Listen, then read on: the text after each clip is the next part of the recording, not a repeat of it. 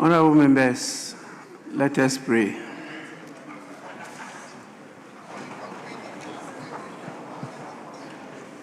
Almighty God, we humbly beseech thee to look with favor upon this Parliament of the Republic of Ghana. Grant that it may perform its high duty as in thy sight. Give divine guidance to the President of the Republic. Endow members of Parliament and ministers of state with discernment and vision, integrity and courage, that through the labors of government, this land and people may be well and truly served, and our good purposes for the common human life be realized in our midst. O God, grant us a vision of our country, fair as it might be, a country of righteousness, where none shall wrong his neighbor, a country of plenty, where evil and poverty shall be done away with, a country of brotherhood, where all success shall be founded on service and honor shall be given to the deserving, a country of peace, where government shall rest on the will of the people and the love for the common good. Bless the efforts of those who struggle to make this vision a living reality. Inspire and strengthen our people, that they may give time, thought, and sacrifice to speed the day of the coming beauty of Ghana and Africa. Amen.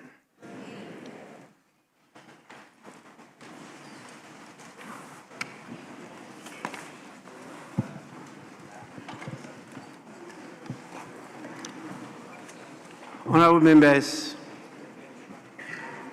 we will take item 5. Item 5.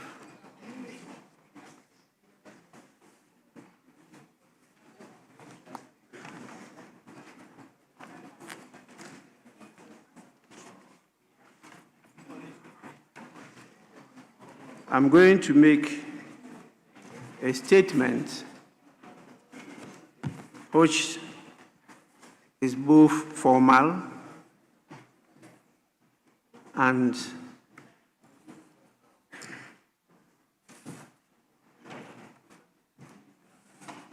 in another sense, parliamentary sense, private.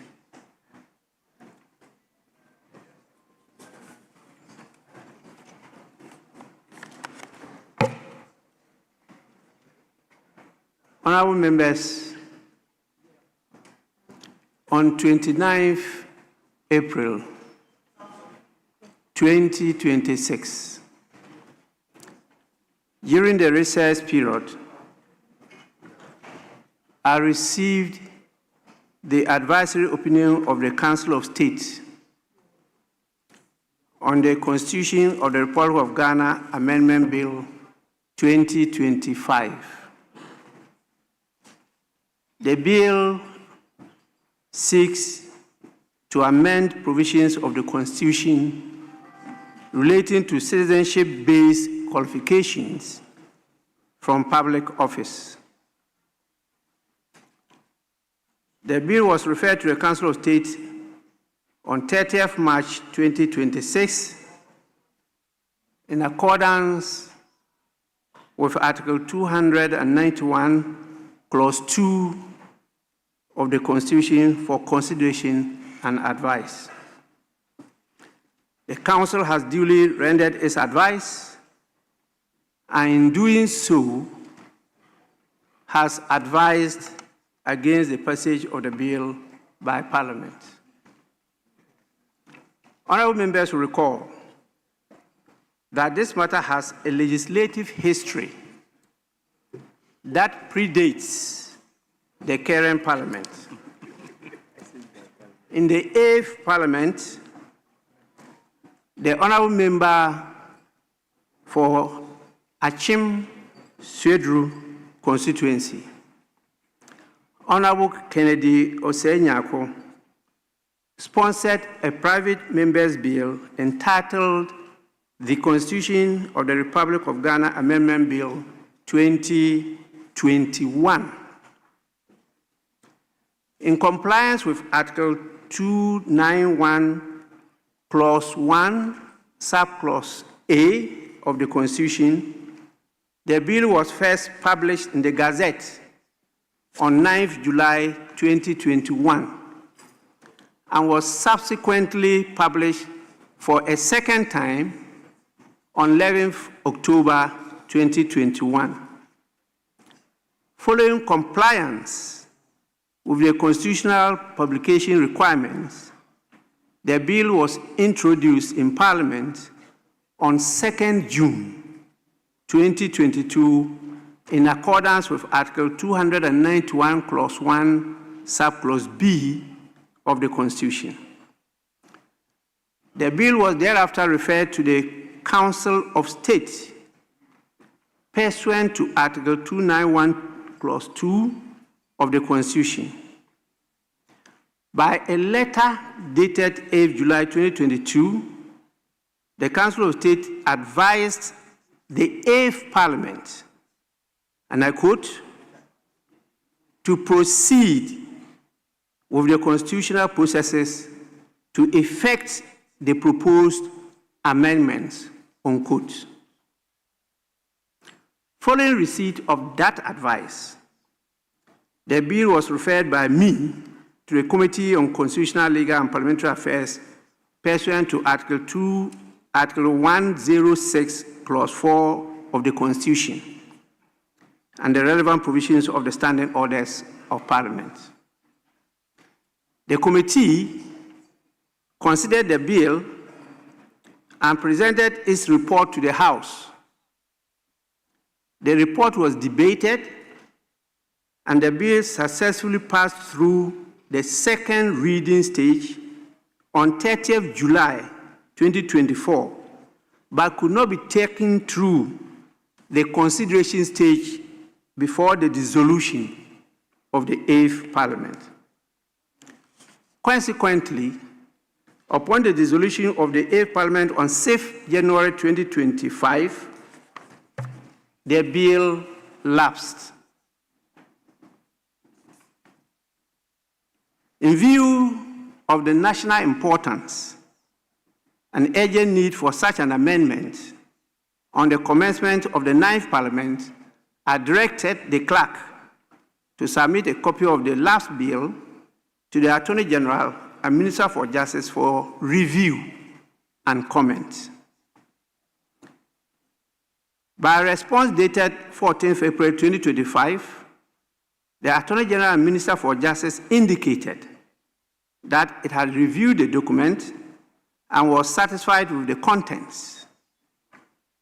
The Attorney General further advised that the copy could be taken through the due process and resubmitted to Parliament for consideration. He also indicated the readiness of government to sponsor a public bill to Parliament should the member no longer wish to pursue it. When the honorable member was contacted, he readily indicated his readiness to resubmit the bill to the House. Thereafter, in accordance with standing orders of Parliament, he requested assistance to redraft the private member's bill to incorporate the concerns raised in the 8th Parliament on the lapsed bill. By my direction, the assistance was offered by the draft department, and the redrafted bill delivered to the member for his attention. Subsequently, by a memorandum dated 12 May 2025, the member, Honorable Kennedy Osei-Nyako, expressed his desire to have other members co-sponsor the bill. The following members accepted to do so. 1.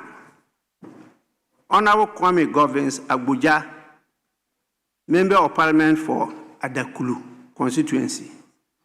2, Honorable Emmanuel Ama Kofi Bua, Member of Parliament for Elembele. And 3, Honorable Davis Ansa Opoku, Member of Parliament for Impraiso.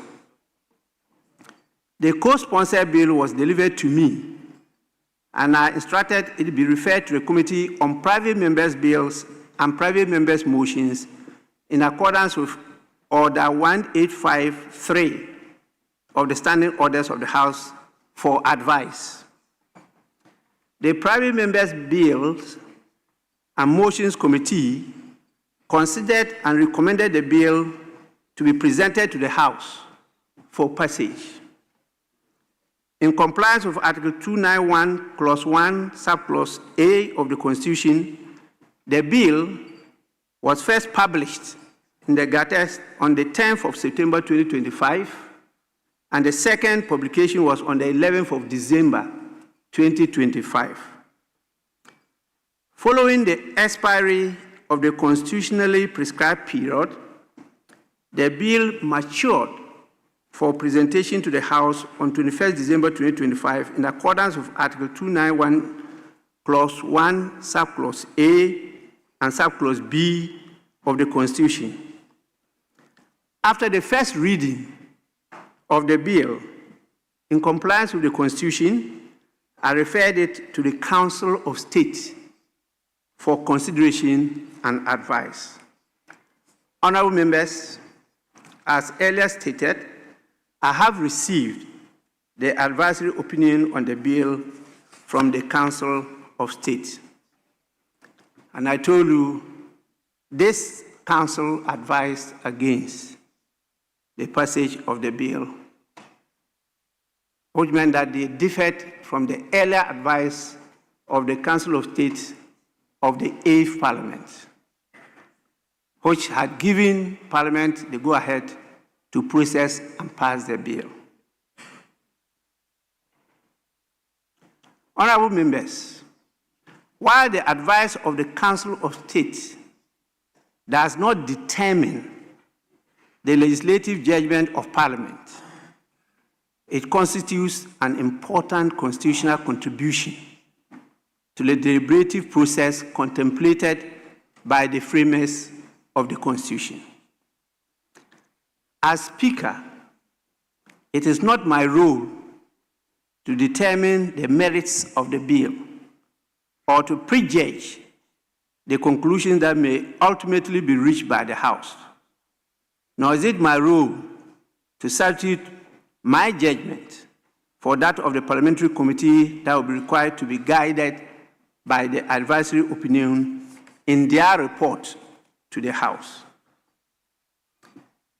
Given the significance of the constitutional issues raised by the Council of State, however, and the potential implications of those issues for Parliament's exercise of its amendment powers under Chapter 25 of the Constitution, I considered it useful to guide the committee and the House with my understanding and appreciation of the constitutional questions raised by the advice.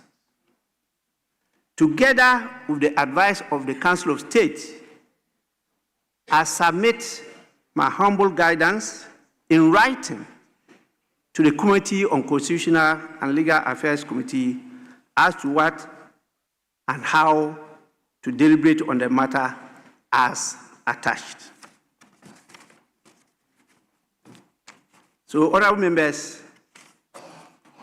my views will be submitted to the committee together with that of the advice of the Council of State. This is a legal matter, and we need to tap all the legal brains to make sure we're doing the right thing. I am clear in my mind that the House is clothed with the powers to amend provisions of the Constitution. Some are allowed to pass through some processes which are referred to as entrenched clauses.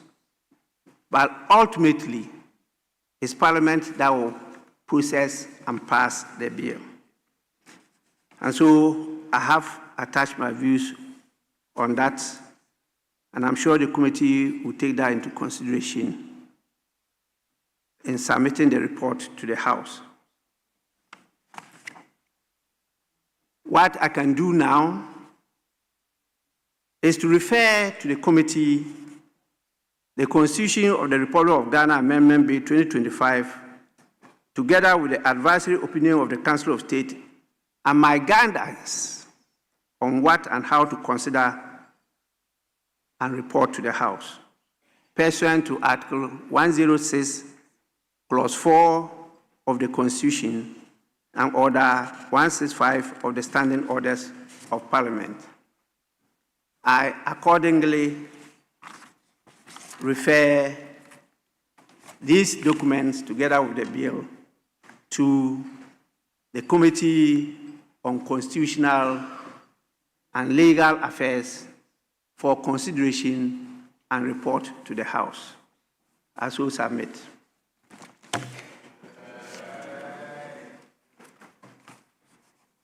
The second statement has to do with the declaration made by His Excellency the President on National General Cleaning Days. Honorable members, I wish to draw the attention of the House to the declaration by the President of the Republic, His Excellency John Dramani Mahama,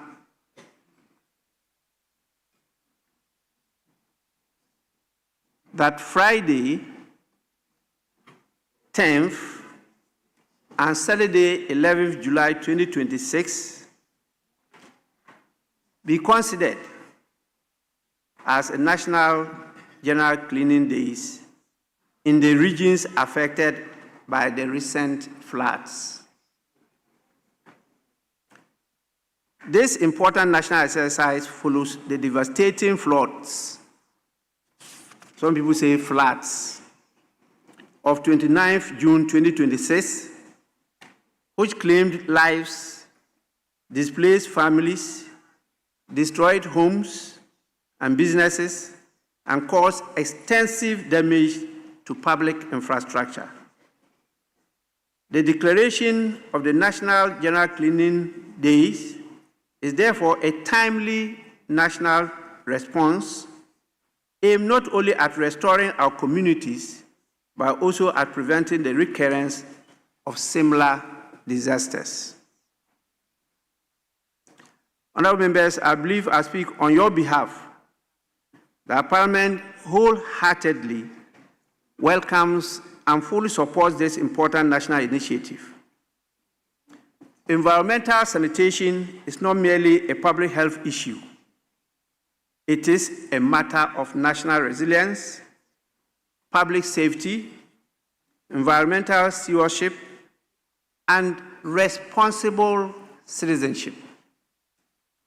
The recent floods have once again reminded us that clogged drains, indiscriminate disposal of refuse, and encroachment upon waterways continue to expose our communities to avoidable disasters. As to whether we still have the Department of Town and Country Planning, I don't know. Whether we still have the decentralized structures functioning is an open question. So addressing these challenges requires a collective national effort involving every citizen and every institution of state. As the legislature, we bear both a constitutional and moral responsibility to provide leadership within our constituencies. Our constituents expect us not only to legislate on matters of national importance, but also to stand with them in times of difficulty and to lead by personal example. Accordingly, I urge every honorable member, particularly those representing constituencies within the 7 affected regions, to actively participate in the National General Cleaning Days and to mobilize our people, metropolitan, municipal, and district assemblies, traditional authorities, religious bodies, youth organizations, civil society organizations, and all relevant stakeholders to ensure the success of this important national exercise. Honorable members, in further demonstration of Parliament's commitment to this national undertaking, I'm inviting leadership of the House, and I did that this morning, to an urgent consultation on the most appropriate institutional response by Parliament.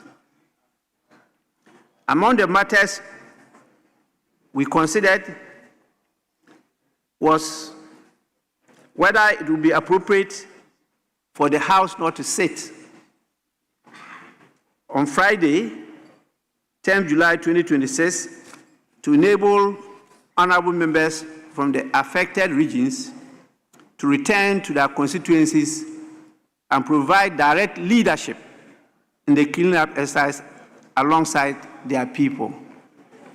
Definitely, it was unanimous yes. And so I direct that this House will not sit on Friday, 10th July 2026. Other necessary arrangements will be communicated to honorable members. Honorable members, beyond our participation in this national exercise, Parliament will continue to discharge its constitutional responsibilities through its legislative, representative, and oversight functions. In this regard, I encourage the following committees, particularly those responsible for environment, local government and rural development, works and housing, sanitation, health, disaster management, and climate resilience, to continue their oversight engagements and collaborate with the appropriate institutions to examine the underlying causes of recurring flooding, assess the effectiveness of existing policy and legislative interventions, and make recommendations that will strengthen Ghana's resilience against future disasters. Honorable members, these periodic clean-up exercises are becoming nothingness.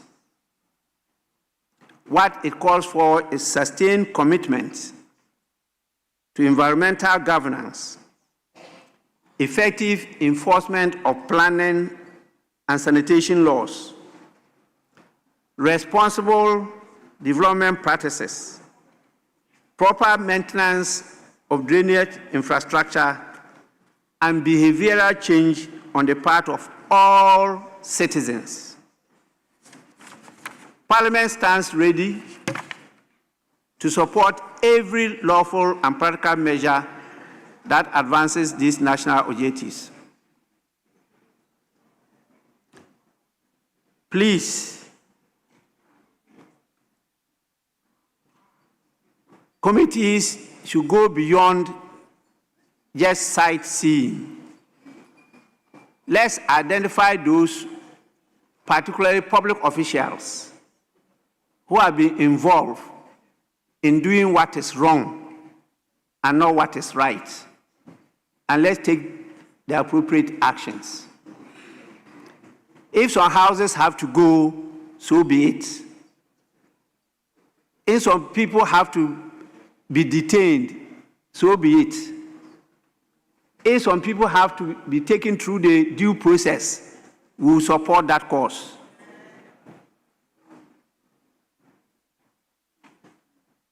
We cannot continue to press the self-destruct button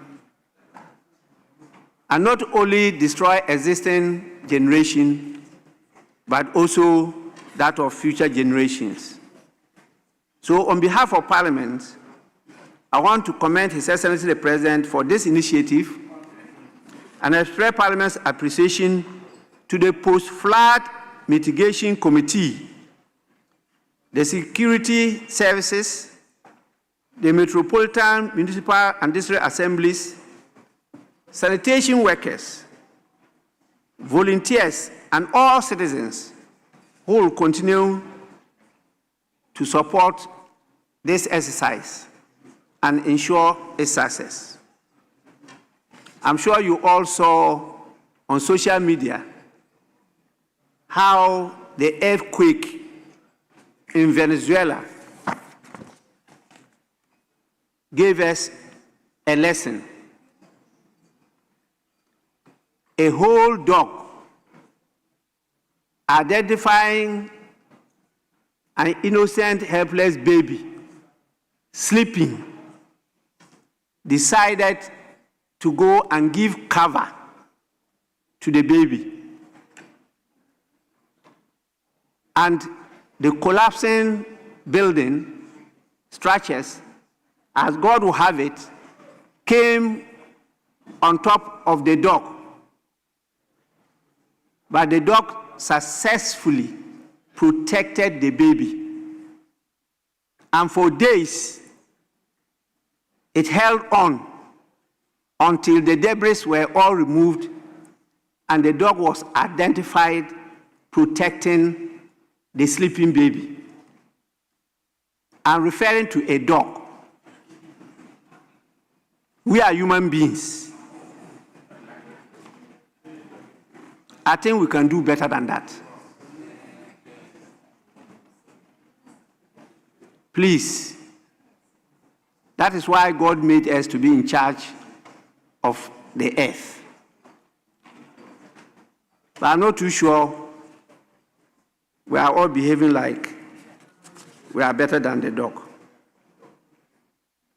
So finally, I call upon every honorable member of this House to embrace this initiative wholeheartedly. Let us return to our communities, work alongside our people, and demonstrate through our leadership that Parliament remains responsive to the needs of the nation, particularly in times of challenge. Together, let us help build a cleaner, healthier, safer, and more resilient Ghana. With this, I thank all of you for your attention. If it is a pleasure of the House, I will allow comments on this second statement. The first one was basically formal, referring the Constitution Amendment Bill to the Committee for consideration and report. But for this, it's a national matter, and I will allow members to make some comments on it. I can see the Majority Chief Whip on his feet. Yes, please. Speaker, thank you for the opportunity. Speaker, by way of guide, we propose that we take 2-2, and then the leaders will close. Speaker. Minority from bench. Yeah, Mr. Speaker, we are in agreement with that. So 2 from each side of the House, and then will take the leaders, one from each side of the House. That's the leaders. So it's 3-3. Who is to set the ball rolling?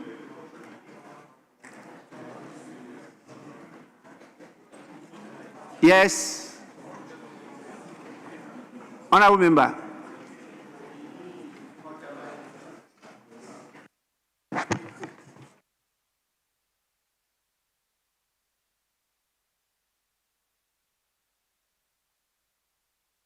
I should start from the minority. Who? Yes. Thank you, Mr. Speaker, for the opportunity to comment on the statement you made regarding His Excellency the President call for us to embark on a cleanup exercise for 2 days. Mr. Speaker, it's quite unfortunate that we have to lose some lives due to the heavy rainfall that engulfed this country about a week ago. Mr. Speaker, we know natural disasters are something that sometimes you cannot control, but we also know, if you look at what happened some days ago, that most of the gutters were choked with refuse, and some of them could have been averted or prevented due to indiscriminate construction around waterways is something that is quite unfortunate. Mr. Speaker, sometimes you can block fire, but for water, it's very difficult to be in the way of water. And as such, this 2-day call might help, but I think we need to go beyond just this 2 days call and have a mindset change as far as environmental issues are concerned. Mr. Speaker, if you travel to places like Europe, especially in Amsterdam, where it rains all year round, and they have water bodies around the cities, you don't tend to see such flooding happening when there's heavy downpour.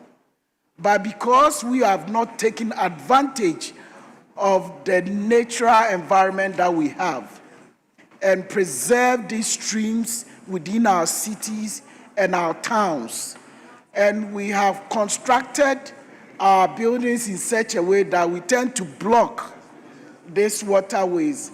And if you are to move around Accra right now, you realize that a lot of waterlogged areas have been redemarcated and redeveloped and try to change what nature has put in place to support us. Mr. Speaker, so this 2-day call is good. We are in support of it.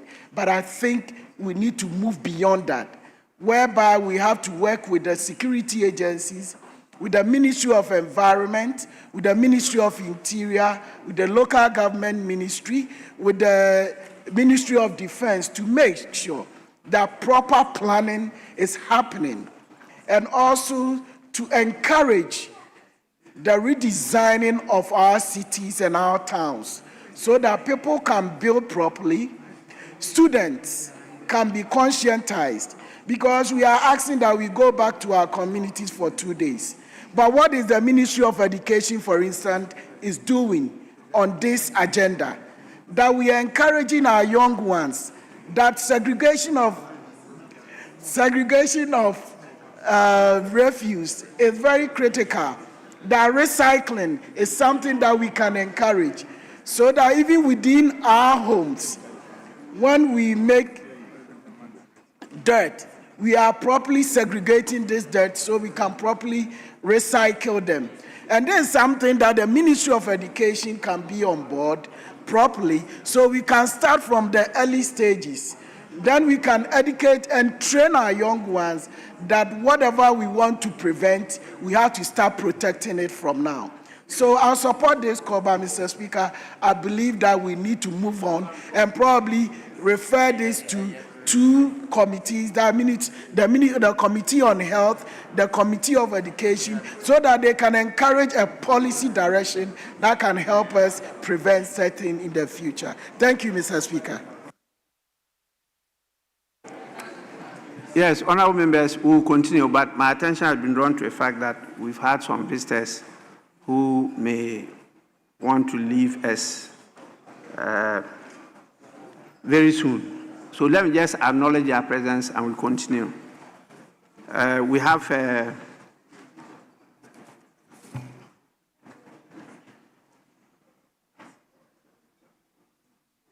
dance ensemble group. I think they call it, is it Agbeyeye? Agbeyeye Dance Ensemble. They are led by, the group is led by Mr. Listowell Agbeli. He is a group leader. There are 67 in number from the Agate Afajato South. They are being led here by the paramount chief of Agate himself, Togega Adom the 10th, and also the Queen Mother herself, Mamaga Adomwa Afefa the First. You can see the dance ensemble group. They definitely are on their feet. Our traditional leaders are well adorned and seated there in front of them. This is to the left side at the public gallery of the speaker. On behalf of the House, I want to warmly welcome you. We are happy that you are here to observe what we do, and I wish that you do that more often and get the opportunity to interact with your members to draw their attention to the code of conduct of a member of parliament or leadership in general. Leadership in general. Once you become a leader, there are some things you can't do. You must change to be a leader. And so I treasure your presence, and I want to thank you for coming. Please, dance ensemble, you may resume your seats. We also have of the paramount chief and Mamaga a number of sub-chiefs, also of Agate. We have Togbe Zebula the Third. We have also Togbe Akole. They are here definitely to support the paramount chief and the dance ensemble. Again, we have some students from a number of communities. The first one is the Amrahia community. The leader is a teacher by name Abalom Nate. This is located in the Adenta constituency, and there are 74 in number. We also have the Liberty Preparatory School, led by the teacher Eric Asari, and they are located at Anya Soutum. They are also 65 in number. And the Stardom Foundation Central, AG, the founder himself is here, Jeremiah Granting. They are located at Tema Central. They are 29 in number. We have a child's play school led by the headmaster, Godwin Asare. They are located at Nsawam, Aduajiri. Please, on your behalf, I warmly welcome all these students, together with the leaders, the teachers, the founders, the headmaster, to Parliament. Please, this is your house. Keep on coming. We pray and we're working towards the future so that when you come here, you'll be better than we are. You'll be more patriotic, more hardworking, to keep the wheels of governance going, to develop faster our country. So you are all warmly welcome. Now, can we take comments from somebody from the majority side?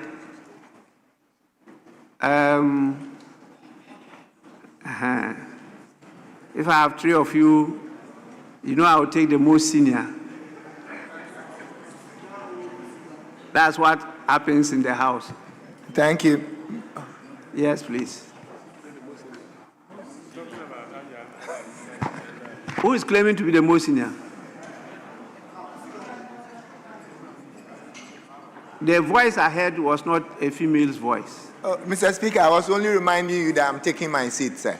Mr. Speaker. Yes. Thank you, Mr. Speaker, for the opportunity to comment on the statement ably made by your good self. Mr. Speaker, this statement couldn't have come at any better given time than today.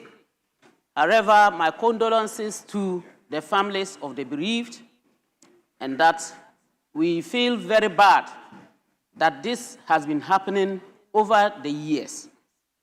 We are here and ready, and we here should ensure that we support especially the bereaved families and then the affected individuals. Mr. Speaker, according to some sources, floods in Accra is not a yesterday's problem. The first floods, Mr. Speaker, occurred in 1935. The second one was in 1955. The third one, 1960. The fourth one, 1973. The fifth one, 1995. And then another one in 2015. Mr. Speaker, unfortunately, for me, as we sit here, the best thing for us to do is to stop lamenting. Mr. Speaker, we need action. We need to work. We need to work more than talk. Let us walk the talk. Mr. Speaker, year in, year out, especially the last time, I think that we had not less than $350 million support to take care of the floods, to mitigate it.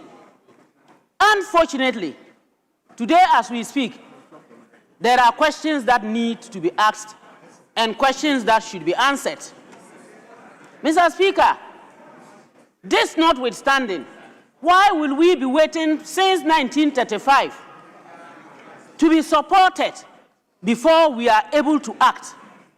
Individuals are the cause of these issues. Mr. Speaker, we build on waterways. We throw rubbish anywhere, choking gutters. I was surprised that on that day when the floods, before even the floods took a very serious turn, some colleague women came out as I watched them on television, dumping rubbish from fertilizer bags into gutters.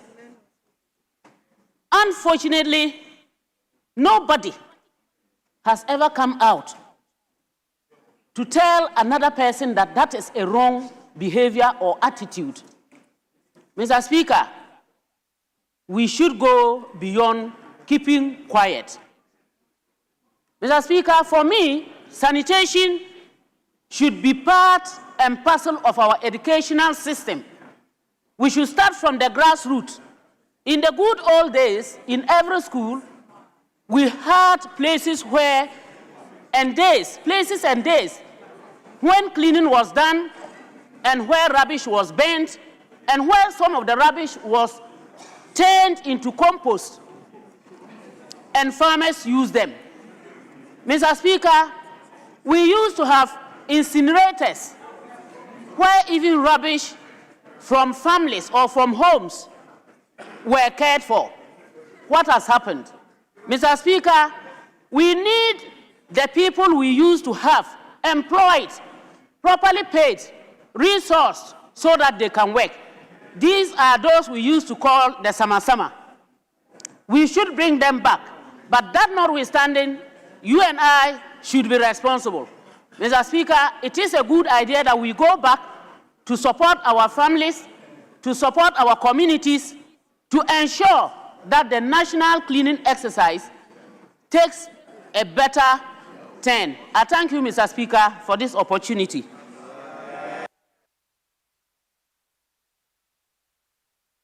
Yes, Honorable. Mr. Speaker, thank you very much for this opportunity. I would like to underpin the call and the statement ably made by yourself and the fact that we need to, as a matter of urgency, put our heads, our energies, our resources together and our knowledge to deal with this catastrophe once and for all. Mr. Speaker, as has been enumerated by my honorable member from the other side who just spoke, it has been occurring as a country, not just today, I think about even 30 years ago. The only difference is that in terms of magnitude, in terms of devastation, in terms of fatality, in terms of life loss, we've never experienced this thing before. Mr. Speaker, I think I would like to use this opportunity and what has happened to advise all relevant stakeholders, especially some of us that we have been given the mandate by the good people of this country to solve problems and develop social policies and frameworks that will deal with some of these unacceptable incidents or events. Mr. Speaker, fundamentally, there are causes. And most of us here know what are the fundamental causes. Number one, to me, is our behavioral patterns as a people, the way we behave. Mr. Speaker, I think we need to be very careful with human-induced land use malpractices in this part of the world, in terms of where we site and locate buildings and how we put them up. Even elsewhere, countries such as Dubai and other countries, they are able to even build on the sea and nothing happens. How come that in our country, just a small stream, because the way we build without engaging appropriate and relevant stakeholders or engineers, we just fill all these places. Oh, go, please. We put up these socially unacceptable behaviors and we ensnare ourselves. And we begin to blame each other. Mr. Speaker, one of the things I've noticed, which has played very well also here, is the way when it happens, depending on where one's interest is, we blame each other. And the most painful thing is, the very time we are blaming each other, we don't seem to conduct the needed research and find solutions. So it keeps on happening. I think we need to deal with fundamentals of some of these problems or difficulties or devastations, rather than always just blaming. But Mr. Speaker, this brings me back to what our President, His Excellency John Dramani Mahama, the illustration, the pictorial evidence of the way he castigated the previous government. I was thinking doing so, he had every opportunity at that time to develop the needed social framework in handling and mitigating the devastation impact of what is happening today. We were insulted, we were attacked, we were bastardized as if our government at that time had no even iota of ability in handling social issues. And today what is happening? In terms of impact, in terms of destruction, in terms of devastation, it has been enlarged by a scale factor infinity. And I think it is an admonishment, advice to all of us, we in opposition and those in government, that we need to put an end to this incident or issues where people just blame without finding solution to it, and they come to power and it confronts them. Even now, Mr. Speaker, my last point is, we are still politicizing this, especially from our brothers from the other side. They are even going to the extent of blaming us that we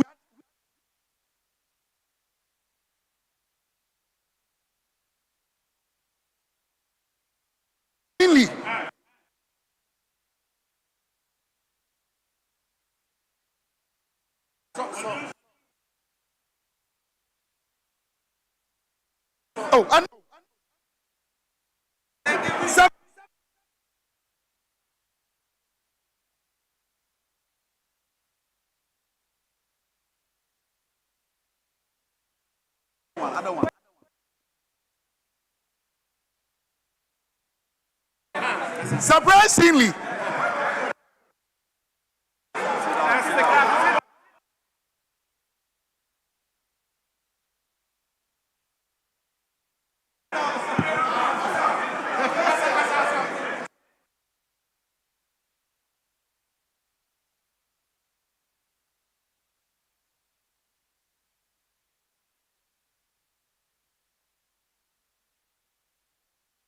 put it off.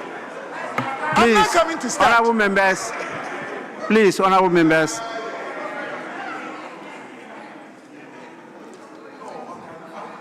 Who is trying to control the time? No interference, please.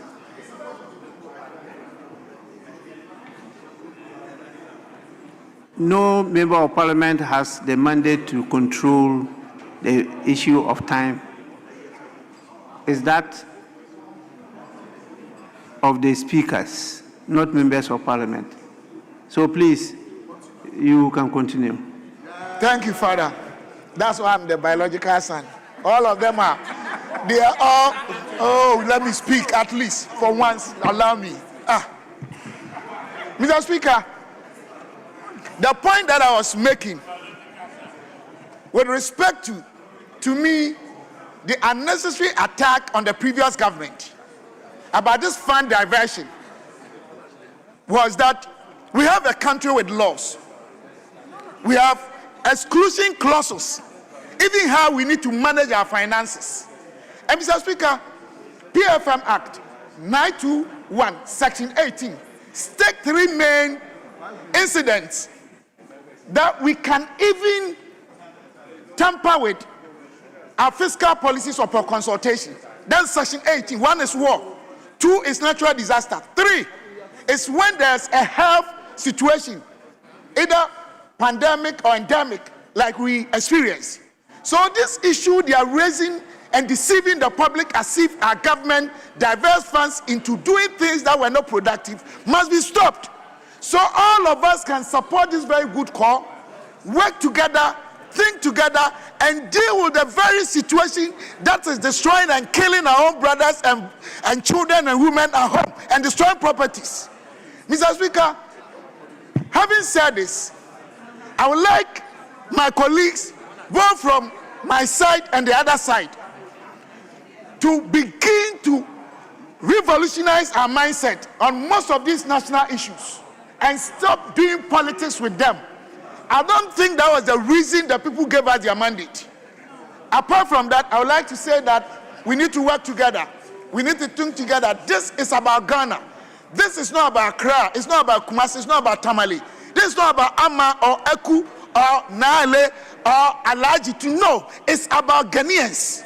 It's about properties. It could have been your relative or my relative. But the question is, are we not going to experience this thing tomorrow, next week, next year, next decade? Another question is that, does it always have to happen under NDC in terms of the velocity, the momentum, the magnitude, the distraction? There's something we need to go beyond physical. Mr. Speaker, I would like to end this and say that we are ready to support this cause. We are going to work together with you and other stakeholders, and we will also educate the people, the masses, to understand the fact that some of the more practices that they put up there comes round to have that effect on all of us. So I think we need to behave well. Thank you, Mr. Speaker. Last from the majority side.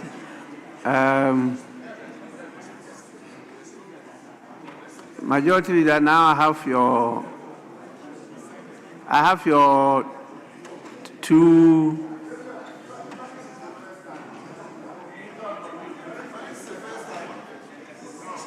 We are looking at the constituencies that were more affected. Which one? Yes, Majority Chief Whip. Yes. The minister at the office of the president stood up, and then also my daughter here. Mr. Speaker, we had agreed that we'll take 2-2 and then leadership by giving the sentiments that your statement, I should say, has generated. Members are interested. I pray that we do additional 1-1 before the leaders, in addition to the 2-2. So it becomes 3-3 before the leaders conclude, Mr. Speaker. That's my humble prayer, so that we can accommodate. Yes, please. Mr. Speaker, as much as I'm not opposed to it, but this application is made based on the fact that he can't give priority to the Minister for Gender. Mr. Speaker, when you were to call their first speaker, you said who is senior. The Minister for Government Communication is a first-time MP. So the Gender Minister is senior. But because he cannot give that priority to the Gender Minister, he is varying to include the Minister for Government. So, Mr. Speaker, we don't have any problem with that variation. So we can add an additional person. But it is a statement of fact that the Minister for Government Communication is a first-time MP. He's a first-timer. Mr. Speaker, my prayer is based purely on the number of members who are interested in making comments. It's purely based on that. It's not because I am unable to yield to the Minister for Gender. So, Mr. Speaker, the mischief that the First Deputy Minority Whip seeks to generate should be glossed over. Mr. Speaker, I pray that we do 3-3 and then the leaders can conclude. I thank you. Yeah, thank you so much. I just gave this opportunity because I didn't know the strategy of the majority side. And due to the limitation on numbers, I didn't know whether they had discussed that the minister at the office of the president will make a contribution or this. And so that is why I gave them the opportunity. So, Minister, you may do so now. Then after that, I'll take the Minister for Gender. Yes, so Minister, Gender, please. Thank you very much, Right Honorable Speaker, for giving me the opportunity to add my voice to the many voices in commending His Excellency, the President of the Republic of Ghana, John Dramani Mahama, for giving this instruction. We cannot continue to behave like ostriches and think that what has happened will go away by itself. It takes a responsive leadership to attend to the issues or the aftermath of the flood. Mr. Speaker, I want to also express my deepest condolences to the bereaved families and also those who have been affected one way or the other, especially the single-headed household by women. I just want them to know that in this trying time, the nation stands with them, and they are not alone. A step after the other, we will together overcome this challenge. Mr. Speaker, in listing the committees, I heard all the committees that have been listed, and I want to make an appeal to you to add the Committee on Gender, to give official recognition to what women do the best. That is when it comes to the issues of sanitation. You know, no one does it better than women. And as women are one of the most affected, I would urge the House to add them to it.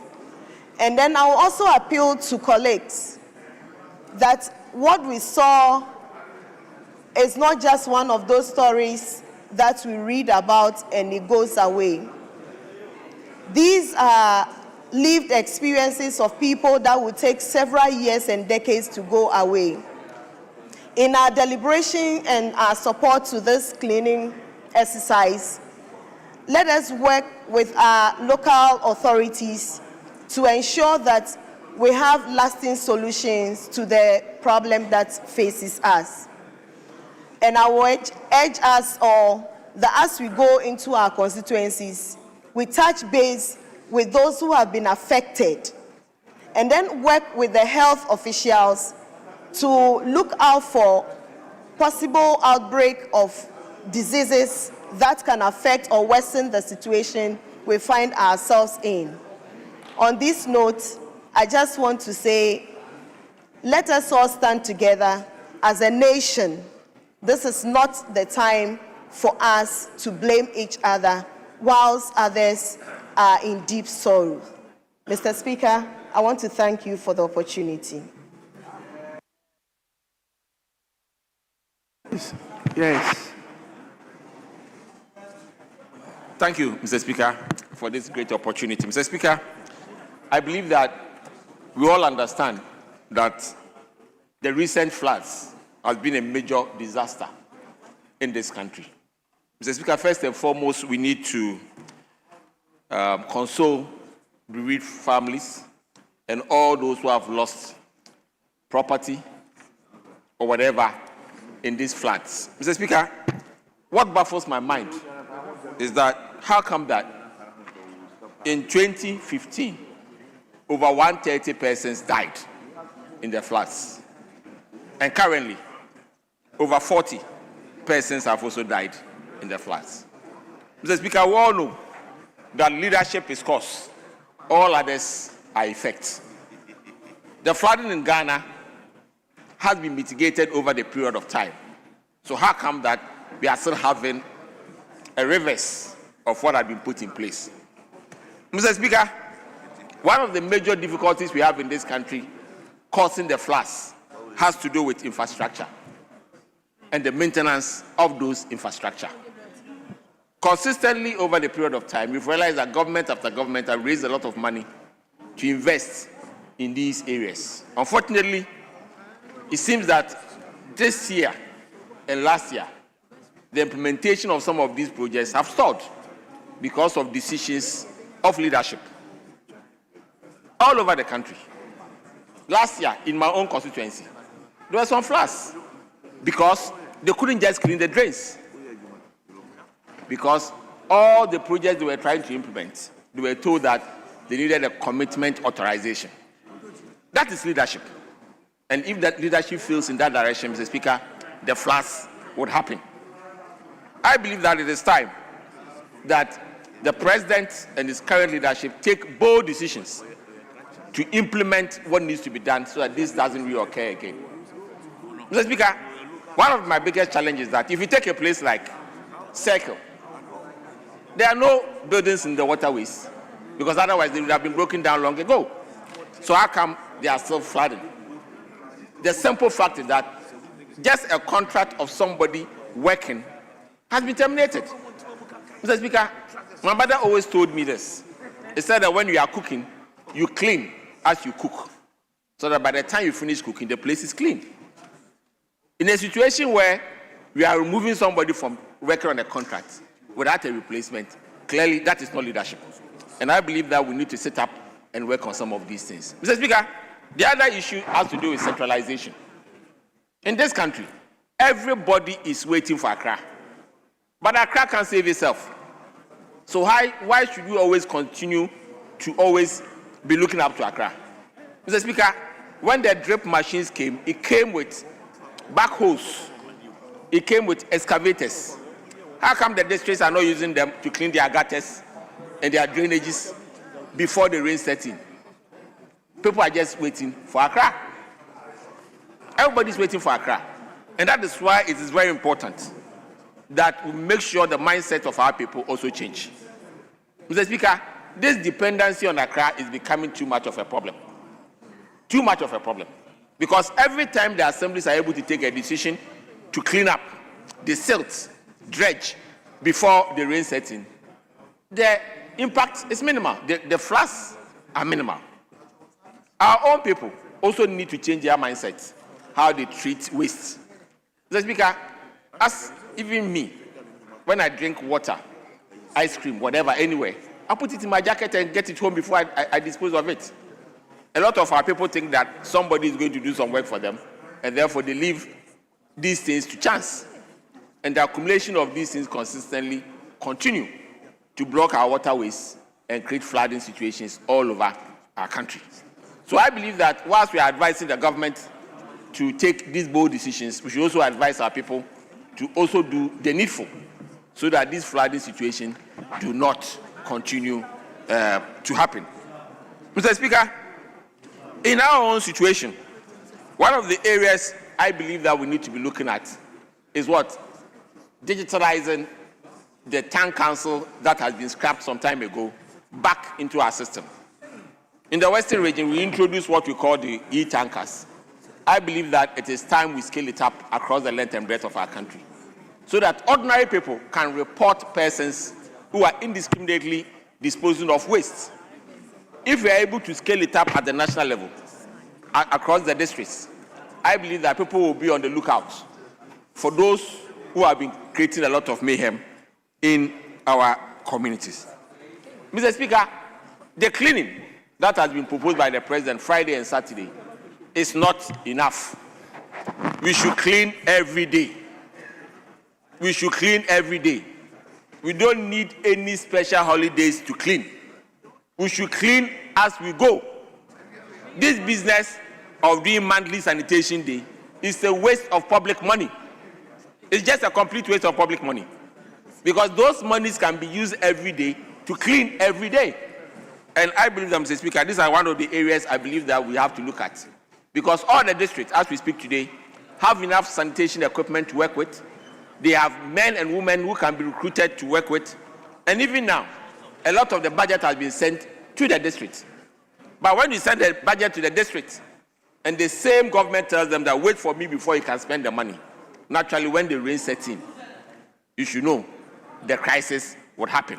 Mr. Speaker, as we speak today, a lot of the assemblies couldn't spend their sanitation money because they were waiting for commitment authorization. And that is where we've had a lot of problems. Mr. Speaker, one other area is that in a lot of the regions, especially the Greater Accra, we are told that the rains come from the mountains into the Accra region. So we need some engineering as well. We need to raise the money to do it. Without raising the money, Mr. Speaker, we will not be able to do some of these things.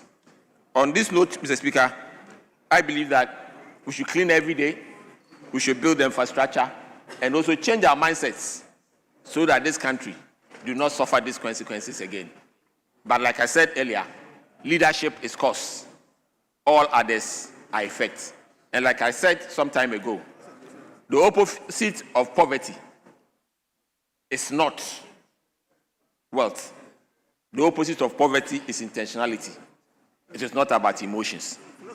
And therefore, if we are prepared to change the course of this problem, we have to be intentional about it. And we have to find the solutions now and create a new reality for the Ghanaian people. With this few words, Mr. Speaker, thank you very much for the opportunity. Yes, Minister. Yeah, thank you very much, Honorable Speaker, for the opportunity. Mr. Speaker, I had the honor of putting out a statement on the authority of His Excellency the President to call on the people of Ghana to set aside this weekend, that is Friday and Saturday, to clean our communities. Mr. Speaker, in doing so, the President was not shifting responsibility from his government onto the people of Ghana. He was merely galvanizing the support of the people of Ghana to address what has become a perennial problem. Mr. Speaker, government can only do so much, but if we do not get the full support of the people of Ghana, there's only so much that can be achieved.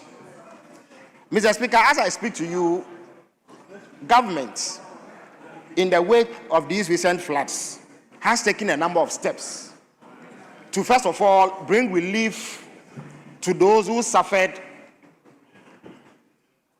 during the floods, and also ensure that we mitigate the impact of future rainfall.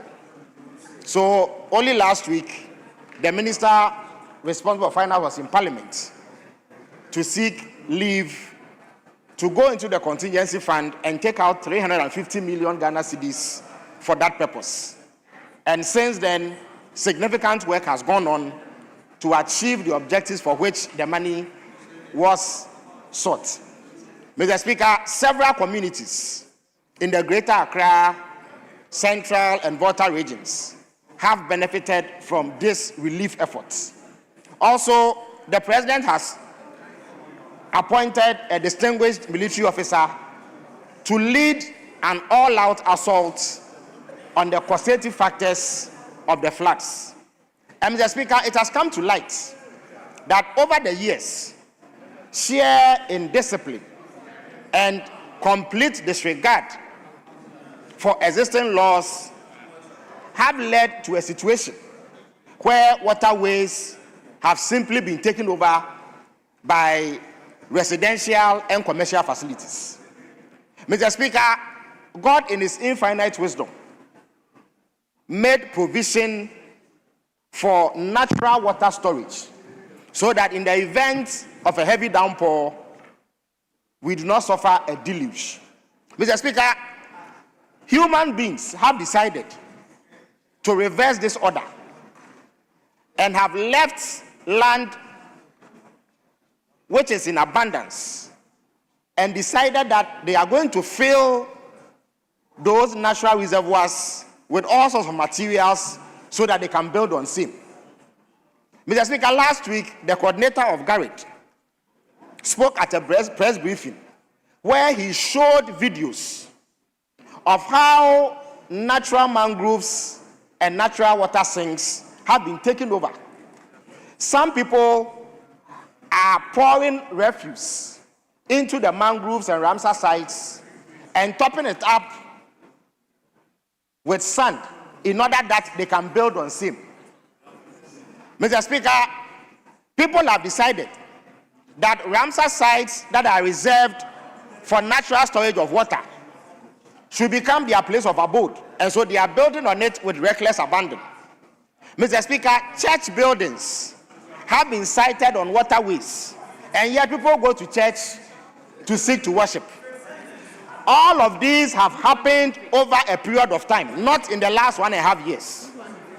Mr. Speaker, to fix it, we must identify the problem. It would appear that our colleagues on the other side get rankled anytime this matter is raised. Mr. Speaker, any Ghanaian who criticized them in their 8-year tenure was entitled to do so. Mr. Speaker, for 8 years, they had access to resources, not least amongst them $350 million under Garrett, to address the problem. For some reason, significant amounts out of that money was diverted into purposes that had nothing to do with flood prevention. So if Ghanaians demand accountability and raise these subjects, they should show humility and accept responsibility rather than seeking to create the impression that it never happened. Mr. Speaker, President Mahama takes full responsibility and therefore will do what is right. But even as he has attempted to address this problem, some very bizarre narratives have emerged. Mr. Speaker, for instance, it has been suggested that because the president was on a helicopter to assess the extent of the situation, he had done something wrong. Mr. Speaker, the president did not go for a jolly ride. Mr. Speaker, the president was not in the helicopter for leisure. As president, he needed to take firm action. And the way to do it is to see the extent of the problem. Mr. Speaker, there are those who, for political reasons, suddenly believe that by merely going to 1 or 2 houses to shake hands, they had done what was right. But the responsibilities of a president are far weightier than that of an opposition leader. Mr. Speaker, I see some very bizarre logic also being espoused. We are told that the NDC was in power in 2015 when 130 people lost their lives. And that only last week there was a heavy downpour that led to the loss of lives of about 30 people. And so something is amiss. Mr. Speaker, you see, there's no room, Mr. Speaker, there's no room for that kind of misguided politicking in this discussion. People have said it here. The Honorable Member for Efia said it. Honorable Kobi Dako said it. Mr. Speaker, the amount of rainfall that we recorded last week or so was 140 millimeters in 1 day, 13 hours. In the whole of 2024, only 56 millimeters of rainfall was recorded. So it is only logical that we were going to suffer a deluge. So those narratives must be expunged. There must be no room for such illogical conclusions. There must be no room for such misguided politicking. When people have died, when indeed the entire West African coast has been submerged, including Cote d'Ivoire, where 59 people died, that is not a time for the sort of illogical, misguided politicking that some members of the opposition are engaged in. The fact that in 2015 people died has nothing to do with what has happened last week. Mr. Speaker, but President Mahama has said that firm action is going to be taken. Mr. Speaker, I recall that in 2007, when Mr. Ajay Blankson was then the AMA chief executive, he began an effort to rid our streets of hawkers. That was in 2007, a year to elections. To my utter dismay, a leading figure of the New Patriotic Party at the time went on live radio and said that that action was going to endanger the party's chances in elections. What I'm referring to is our tendency to allow political calculations to freeze us into inaction. Mr. Speaker, I can bet you that the moment this government starts taking action to clear the waterways of the structures that are blocking those waterways, you will see sections of Ghanaian society labeling government as insensitive. They will demand that a so-called human face be put to the exercise. And if we do not stand firm, we will allow political blackmail and intimidation to stop us from doing what is right. But President Mahama says, enough of that. He will do what is necessary to protect the people of Ghana, so that when the rains come, we do not suffer what you all suffered. Mr. Speaker, so in the spirit of the statement that you referred to, I enjoin all Ghanaians, especially those of us who have had the privilege of benefiting from the votes of the very people whose lives we need to protect, to support the efforts. Let us for once refrain from using political blackmail and intimidation to stop government from doing what is right. Mr. Speaker, that is not the same as criticizing the government for its failures. When you come to power for 8 years and you fail at a task, the people of Ghana have the right, indeed they more than have the right, to lay blame at your doorstep. What you do is to accept that and do better. But don't seek to deflect it with illogical and bizarre arguments about helicopters. That is not the way to go. So nobody can escape responsibility for what has happened.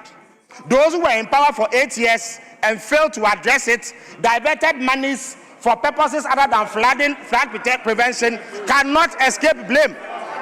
They will permanently come under criticism for that failure.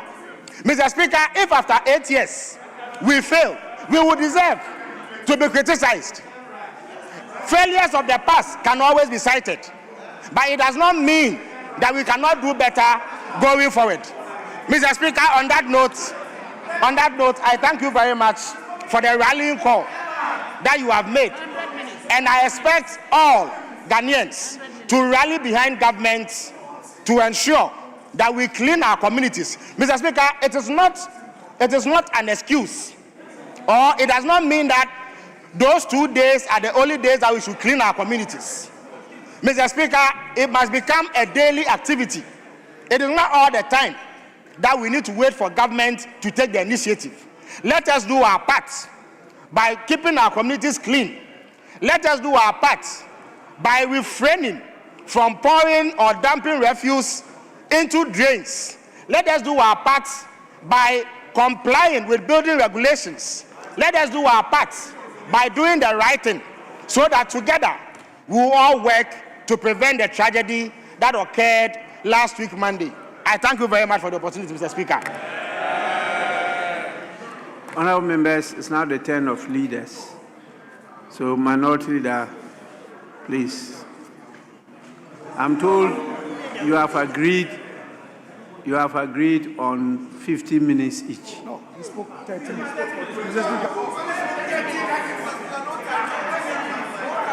Honourable members, please listen to each other. My statement is, I'm told the leaders have agreed on 15 minutes each. And you are attacking this statement. That is a different issue. The leaders agreed that they will use 15 minutes each. 15 minutes each. As to the minutes they use, I granted that. These are totally different things. So you should raise it with the leaders, whether truly they have agreed to use 15 minutes each.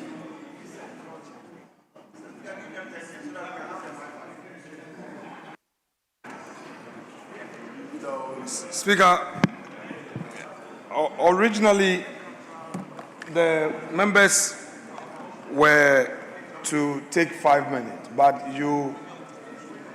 There was no such original decision. Very well, there was no Speaker. decision like Mr. that. Speaker, yes. Mr. Speaker. I consulted you, the leaders, and you said for leaders, you are going to use 15 minutes each.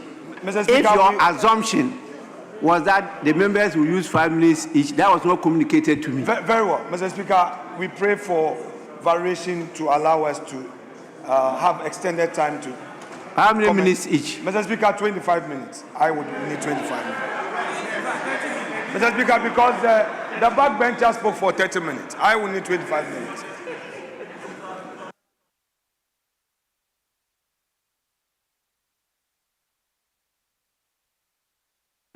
I want to listen to the majority leader too. Yes. Yeah,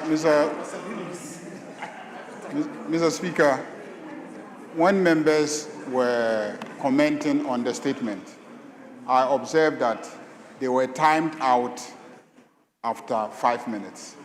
So when the clerk approached me, we had an engagement, and I said, if members are contributing for 5 minutes, leadership could do with 15 minutes. So indeed, I confirmed to the clerk that 15 minutes should be adequate. I think 15 minutes to comment on a government announcement that we should clean our neighborhoods on Friday and Saturday should be adequate. It should be sufficient. It should be sufficient.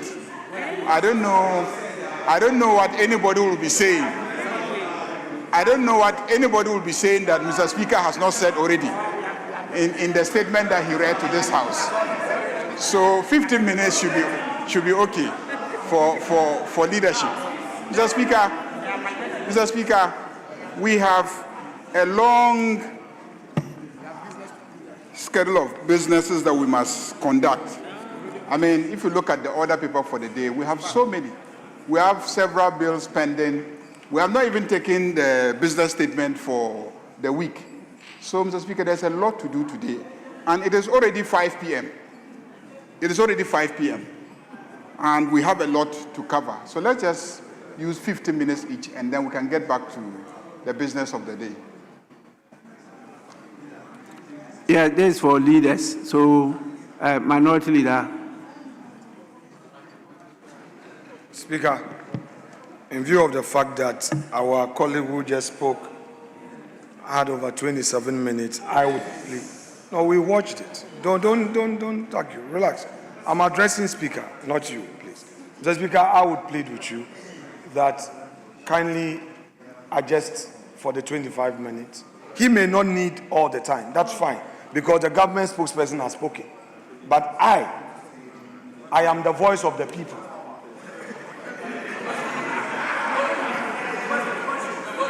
Mr. Speaker, I am the voice of the people. He has had the government spokesperson getting 27 minutes. So, as a leader of government business, he may choose to take just 5 minutes. But, Mr. Speaker, you are here to protect the minority. So, you grant me my 25 minutes. And then if he wants 5 minutes, because that added to the 27 minutes of the government spokesperson, that would be 32 minutes. And who would have just had 25 minutes? Mr. Speaker, as it pleases you.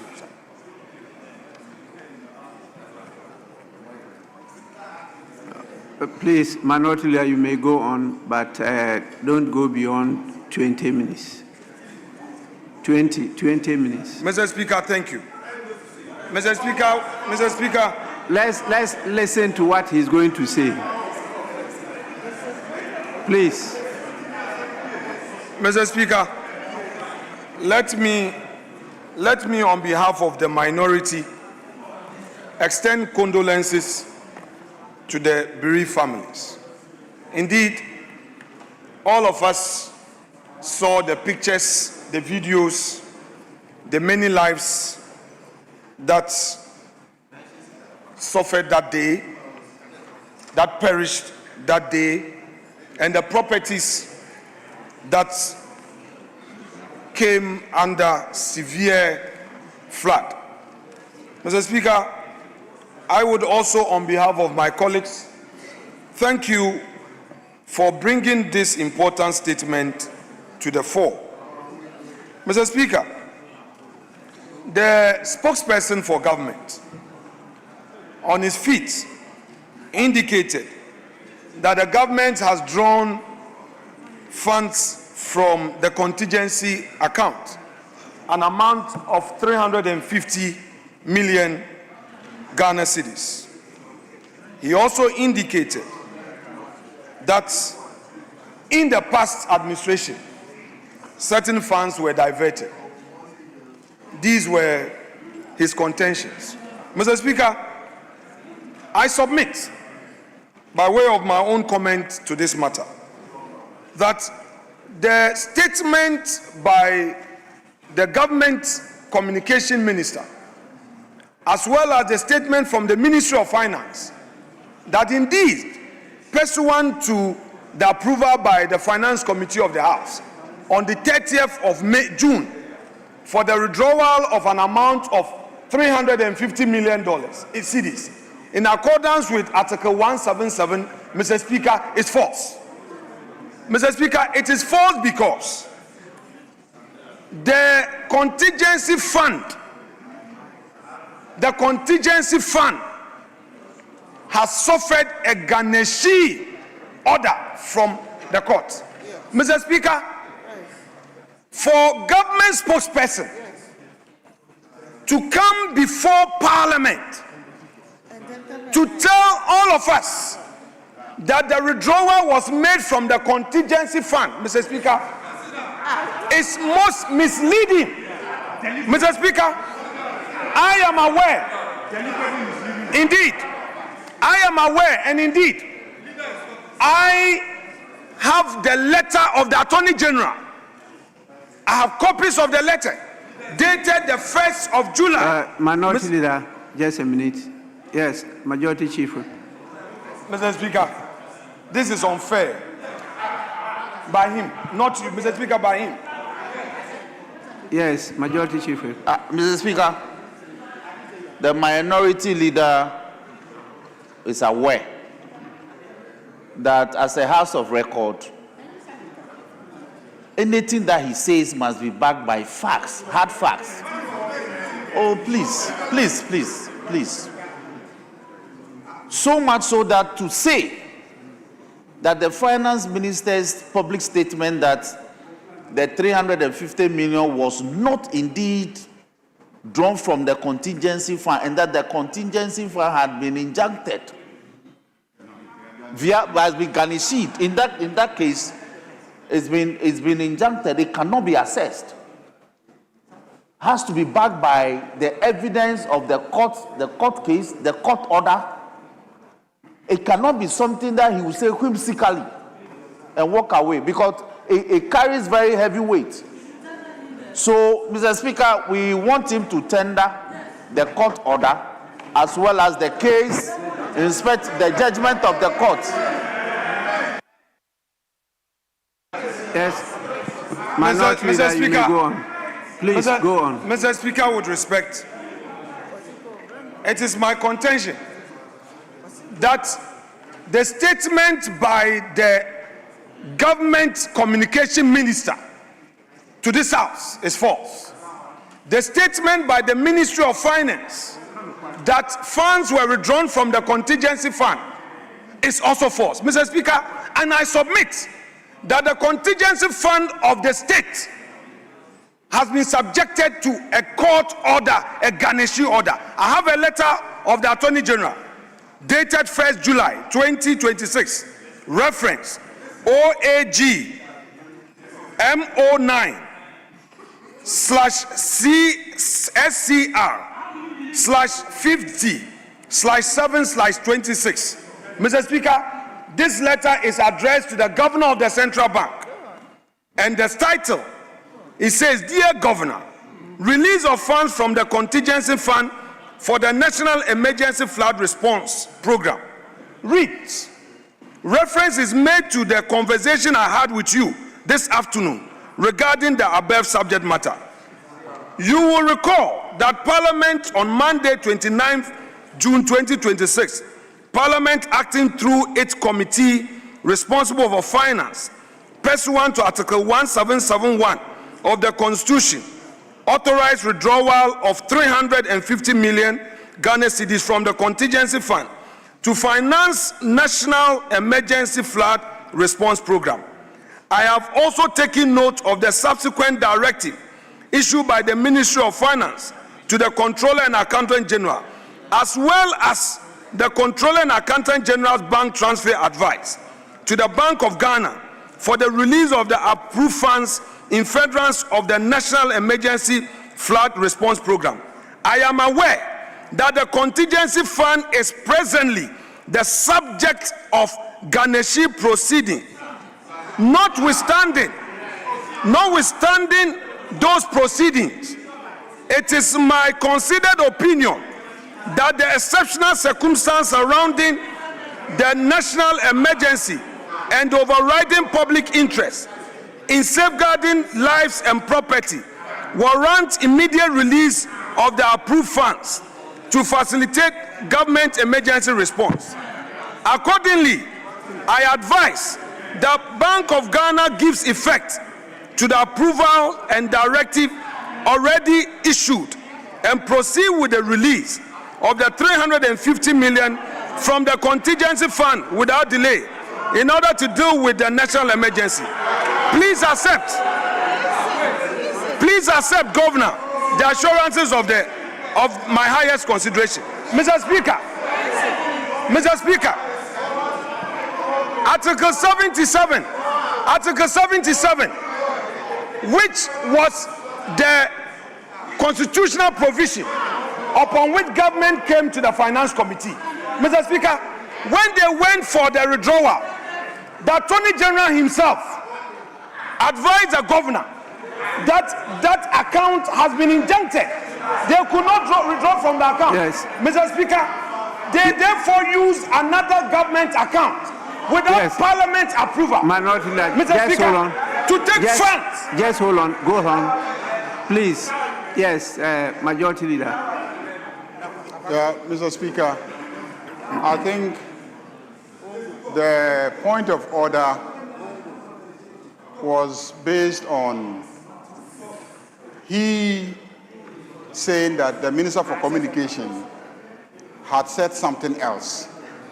What I recall the Minister for Communication, Government Communication saying was that the Finance Minister came to this House for authorization to withdraw 350 million Ghana cedis. And that has been made available to solve the problem. I have listened intently to the communication you have read, and clearly you are admitting that in spite of the Ganeshi order, that the Finance Minister insisted on the money being released. That was advised. Is that okay? So you are now proceeding to argue the legality of the action of the Finance Minister, not whether or not 350 million Ghana cedis was made available for dealing with the flood victim issue. So I think that there is no misrepresentation here. Majority Leader, we haven't reached there yet. He hasn't actually got to that stage. So let's listen to him, and maybe you can come back.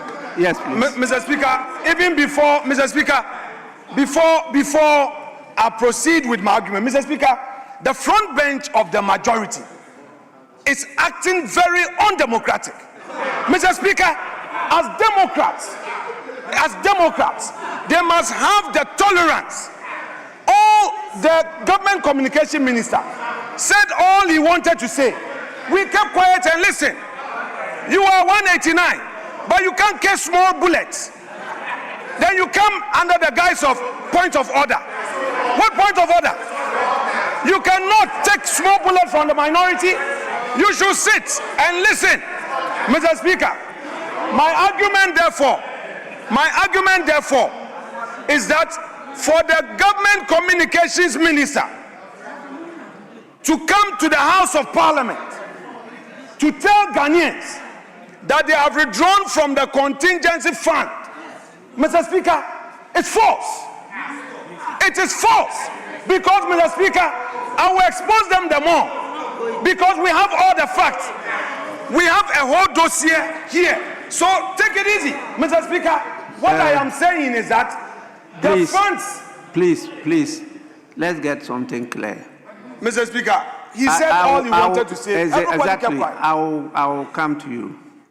What he actually said was referring to the process that took place in Parliament.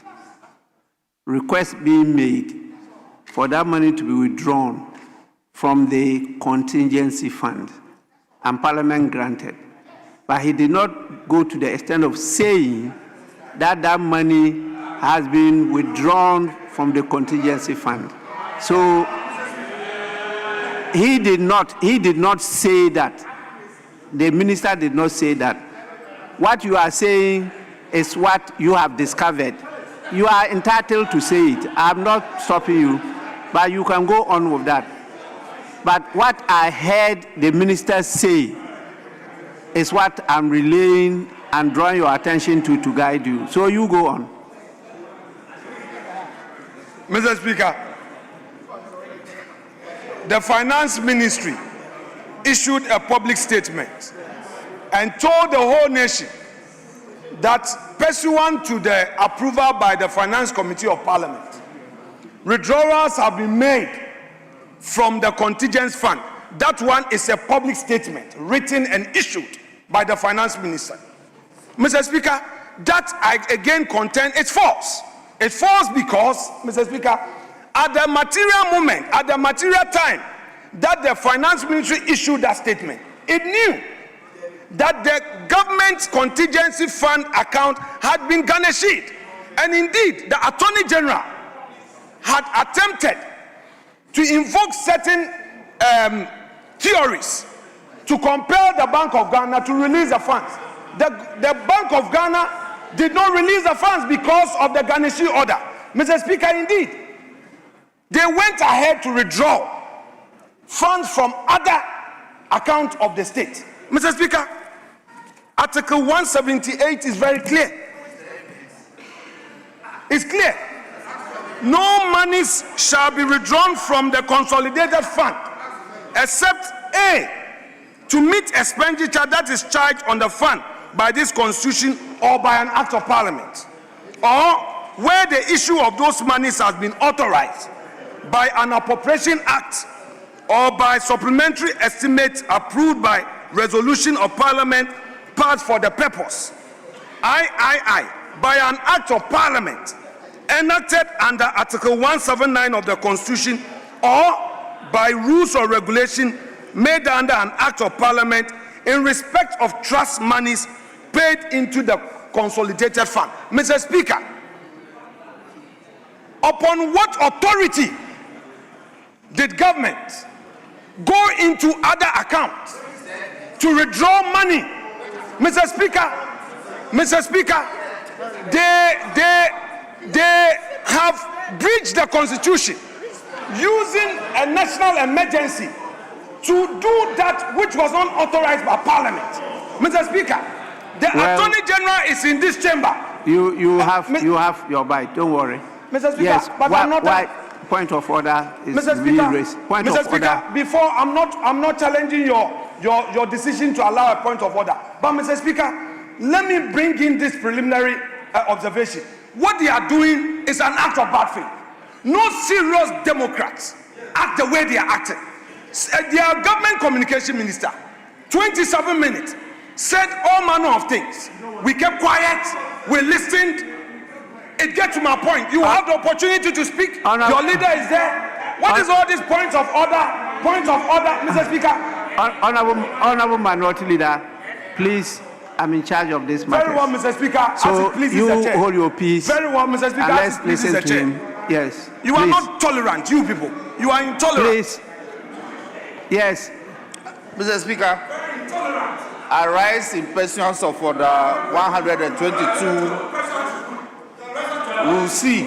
Mr. Speaker, with your leave, it says that a debate may be interrupted by a point of information, elucidation, or clarification. Mr. Speaker,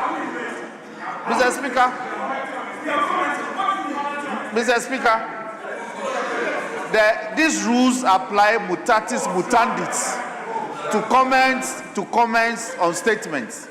Mr. Speaker, the minority leader insists that the statement put out by the finance minister was false.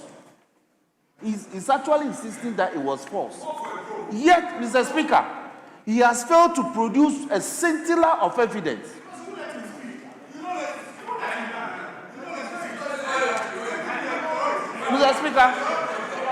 Mr. Speaker, one, he claims, please. I thought you said you are the Democrats. Okay. Mr. Speaker, one, he claims that the monies advanced were paid from a certain account. He has failed to produce evidence of that account other than the contingency fund account. Speaker, number two, he insists that when the Attorney General referenced the matter as a subject of garnishing proceeding, oh please, I am laying the foundation. I'm laying the foundation for moving the house that he is out of order. Speaker, number two, is placing his own interpretation on the phrase that when an account, I am your co-equal. I am your co-equal. I am your co-equal. I am in leadership. I am your co-equal. You are my classmate. I am your co-equal. Be a Democrat. Be a Democrat for once. And listen to the talk. You are out of order. You are speaking hot air. There's no evidence based on what you are saying. A subject of proceedings does not amount to a substantive court order. Here that today. Please.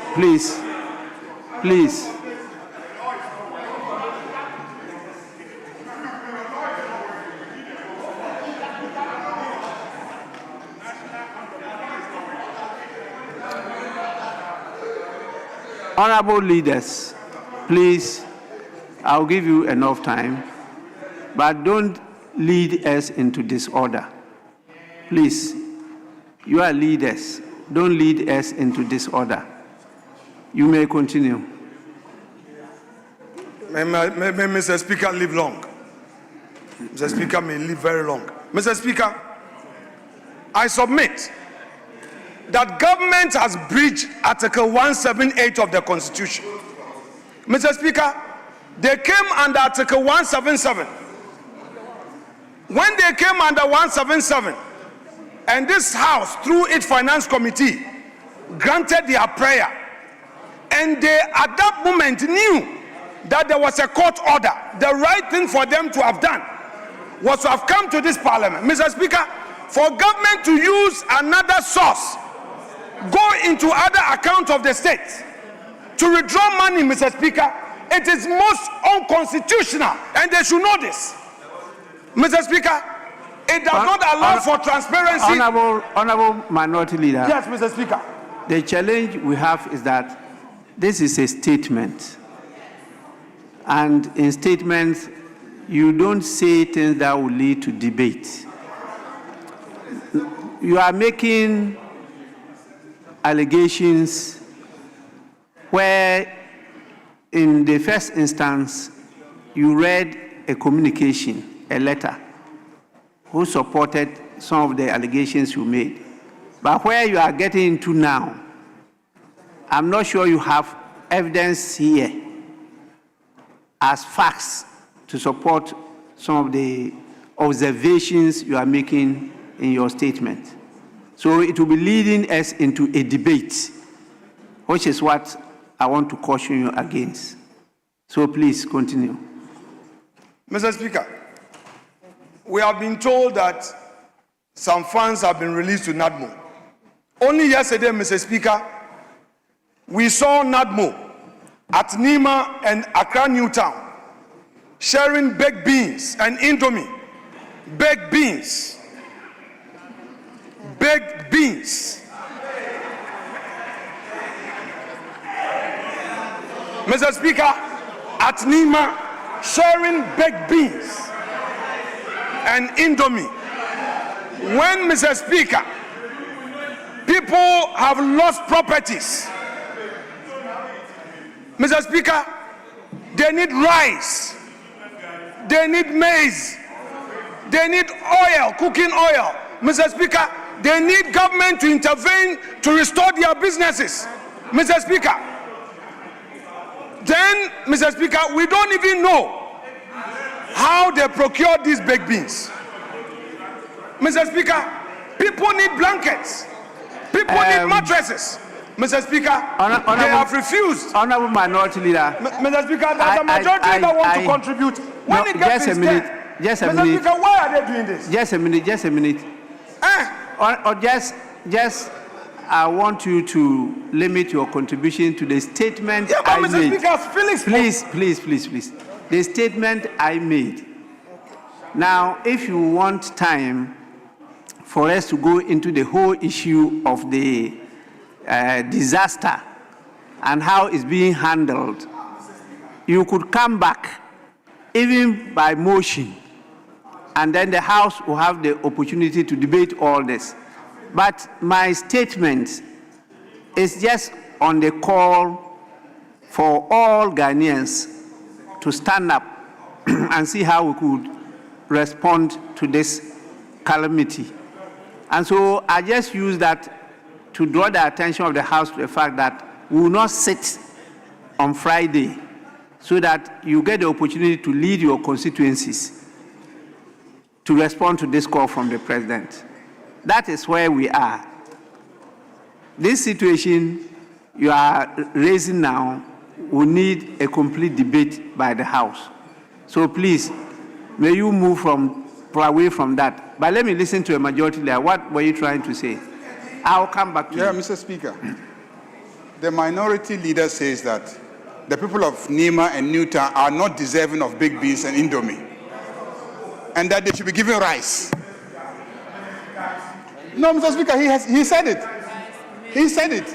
No. That they should be given maize and given rice, and that they are not deserving of baked beans and indomie. So the people of Nima should not be given indomie to eat, because they don't deserve indomie, they don't deserve baked beans. He just said it. And that's why I think he must withdraw. He must withdraw. Majority Leader, you are drawing a conclusion or implying that's what he meant. But to say that he said, he didn't say that. He didn't say that the people of Nima or they do not deserve baked beans. But by implication, you are drawing that conclusion from his submissions. But I think that is not what he said. Please, may you conclude. Because of the interventions, it's Mr. now Speaker. 25 minutes. So I'm still giving you more listen. Mr. Speaker. Yes. Since this flood occurred, we have not seen the president visiting families. We saw him in the air. We saw him in the helicopter. Mr. Speaker, those who lost their lives, we have not seen any government official reaching out to them, their families. Those who lost properties, we have not seen any action from government. What we know is that the president was comfortably in the helicopter in the name of surveying, finding out. But Mr. Speaker, the people who suffered are in their homes. The people who suffered, Mr. Speaker, they are down there. They are not in the air. Mr. Speaker, this call for us to observe a holiday, Mr. Speaker, I am unable to properly ascertain the motive of government, Mr. Speaker, because there's a disaster. People have suffered. Is government taking data of those who suffered? My own Winneba, Efutu, 6 communities were submerged. Jane Janazi, Atachado, Jahazi, Mr. Speaker, interacting with the chiefs and the people, Mr. Speaker, they are in pain. I've spent days with my people. Mr. Speaker, the roads have been cut off. They can't go to their farms, Mr. Speaker. That is the reality. We are talking about Accra. Winneba, 6 communities. Janjansi people cannot cross with Winneba. Jahazi they cannot. Atachado they cannot. Inswechi they cannot. Osbompeyin they cannot. Atetu they cannot. Silver Chrome they cannot. That is the situation. Mr. Speaker, I think, hold the view that, Mr. Speaker, beyond the optics, government must demonstrate serious action. What is the sanitation policy of government? What is the sanitation policy of government? Mr. Speaker, it is not enough to engage in any blame game. They are in charge. They are responsible. They are in government. 1.5 years. Agrobeswa Efianopa. Mr. Speaker, it is their duty to tell the country a clear policy in dealing with this matter. You cannot say that it is leadership problem when you are in opposition, then when you come into office you say it's engineering problem. Mr. Speaker, there must be consistency. There must be some principles. There must be one line argument. They must stand for something. And I don't think they stand for anything. Yes. Mr. Speaker, they don't stand for anything. People have died. And the next day, I'm not against declaring a Thanksgiving Day. But how can people be mourning? And then the next day you are in white, with white handkerchief. What do you know that we don't know? What do you know that we don't know? People die, they are suffering, they've lost their properties. The next day you are wearing white, with white handkerchief. Okay, Thanksgiving. What are you thanking God for? We don't know what you know. Tell us. Mr. Speaker, I support your call as a father of this house that we should observe that day, engage our constituents in this cleanup exercise, keep our environment clean. I support it. But the government must do its side. The local government ministry. Mr. Speaker, if you come into office and you identify irregularities in any contractual obligation, yours is to review. In the process, you don't bring governance to a standstill. For over a year, we've not seen any proper cleaning. Our drains are choked. It's because of government decision. Mr. Speaker, it's because of government decision. Therefore, Mr. Speaker, I would want to call on the majority leader, even as he's about to make his own statement, he should do all he can to comply with the rules of this house, because he who comes to equity must do equity. And Mr. Speaker, the statement by the government communication minister, whose statement sought to attack the previous regime, Mr. Speaker, he talked about the Garrick. Mr. Speaker, I need to respond to him. Mr. Speaker, the Garrick project, the World Bank has come out to state publicly that it is as a result of this government's inability to take concrete steps to give effect to that project. The World Bank Honorable Minority Leader, your time is up now. Very well, Mr. Speaker, I will respect that. Thank you so much. Mr. Speaker, I will respect that. Yes. Thank you. Majority Leader. Thank you, Mr. Speaker. Let me join colleagues to express our condolences to the families of the deceased and our sympathies to those who have lost property. Their houses have been damaged, flooded, and many have been rendered homeless. And I join Mr. Speaker to express our sympathies to all those families. But Mr. Speaker, let me start from the minority leader's constituency. The minority leader says that his constituency is seriously flooded. Minority leader's constituency is not an urban center. A significant chunk of it is rural. So minority leaders' constituencies floods is not as a result of the lack of primary drainage facilities. Neither is it as a result of the lack of secondary drainage facilities. Neither is it as a result of the failure to clean his constituency. Yeah, Majority Leader, just a minute. Is on his feet. Yes, please. Mr. Speaker, a Futu constituency is not largely rural. It's not largely rural. 2, in the past, the Yensu, where we have the intake center at Silver Chrome pumping station, all through to Jahaze, connecting to Inswechi, was desilted. Mr. Speaker, the past 1.5 years, we haven't seen any desilting. Mr. Speaker, in fact, last year, Honorable Mutawakilu, the MD of Ghana Water, had to visit Winneba. There was this issue of, Mr. Speaker, Galamseyes blocking the waterway all the way into the Ayensu. We raised this. The government failed to respond. It's the reason why 6 communities are suffering. Mr. Speaker. Minority Leader, but please, this is not a point of order. It's not point Mr. of Speaker, I need to give him points of information. No, Mr. Speaker, he is misleading the House. Mr. Speaker, Mr. Speaker, don't come into this. He brought himself. He brought himself. You know, I it's won't about come my constituency. Yes, please. Majority Leader, you may continue. So, Mr. Speaker,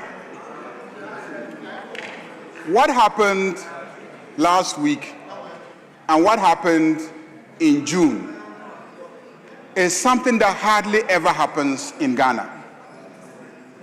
Mr. Speaker, in 2025,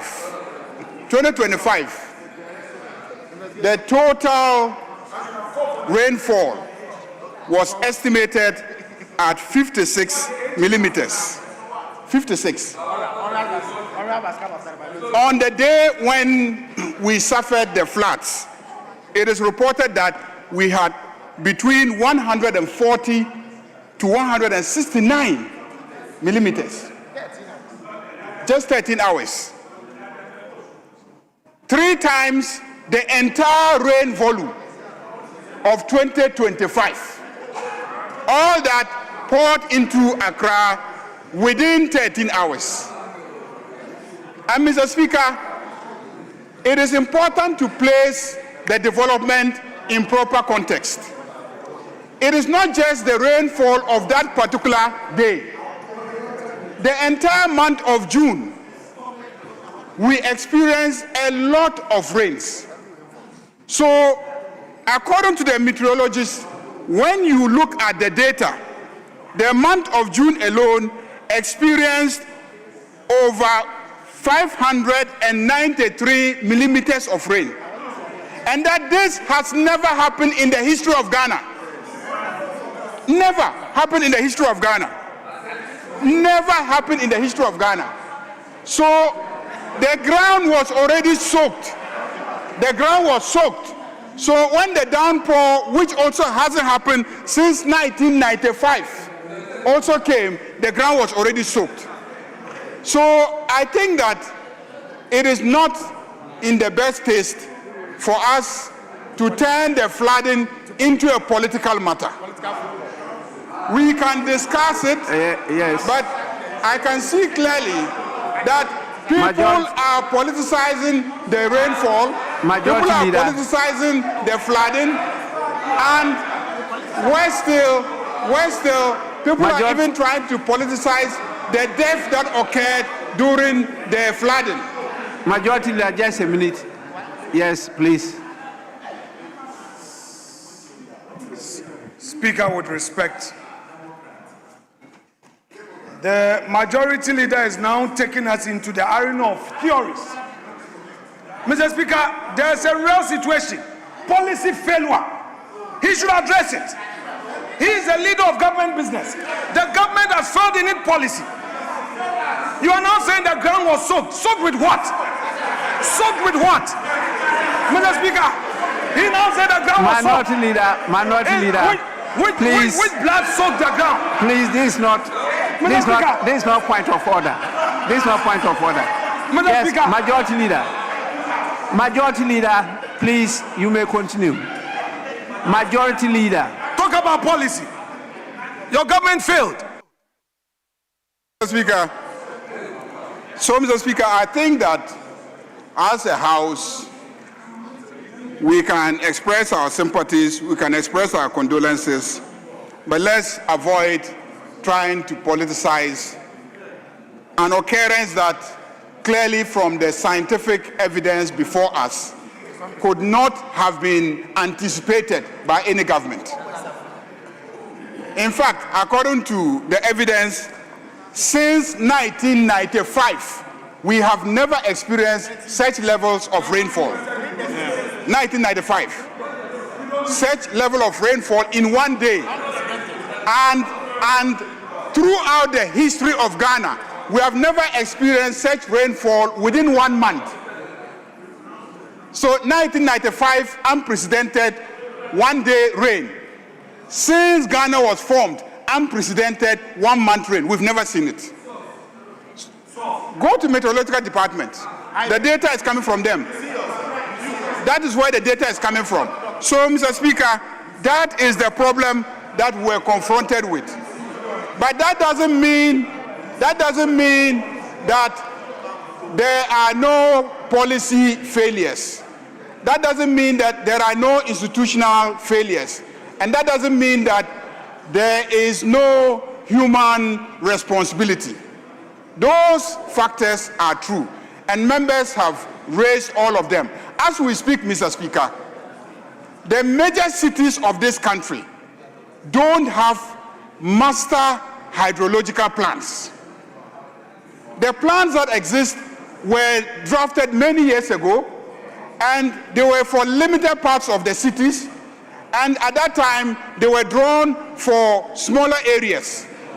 And so if you look at the drainage infrastructure, the master drainage infrastructure, they cannot sustain the sudden expansion of our cities. And we haven't invested in this infrastructure. So there is a fundamental question of, are we making the right amounts of investments? I hear people talking about monies that have been made available by the World Bank, by IMF, and etc. The truth of the matter is that the volume and then the infrastructure volume that is needed, we need far more than what we are receiving. Let's discuss that. Let's debate that as a parliament. How do we mobilize the amount of monies needed for huge infrastructure development by way of the construction of primary drainage, secondary drainage, and then tertiary drainage? How do we invest in sanitation? These are issues that I expect this House to be debating and then making some recommendations. I have several times said that we are not cashing in on property rates. In the neighborhoods, the drains need to be constructed primarily relying on property rates. If you go to Regmanuel, you go to Trasalco, when it is flooding, you don't see flooding there. You hardly see flooding there because within the estates, the primary drainage infrastructure is well constructed. And the property owners are paying for it. When you step outside these estates, the primary drainage infrastructure, they are not constructed. Property owners are not paying property rates to assemblies because assemblies are not also coming to them to demand the property rates. And where do you expect the funding to construct the gutters in front of your homes? So we as Parliament, with oversight responsibility for these agencies, must get them up and doing in terms of their responsibilities. We need to insist that assemblies collect the rates, and that when the rates are collected, we need to insist that they go into the infrastructure needed for drainage in the community, in the neighborhood, so that central government can look at how to invest in the secondary and tertiary drainage infrastructure. But you can't have a central government cough out money for primary drainage, cough out money for secondary, cough out money for tertiary, and property owners are not willing to invest. And yet when the rains come and the floods come, they lose far more than they could have paid as property rates. They lose far more. And then when you ask them why they not paying property rates, they also tell you that the assemblies don't even come to ask for them.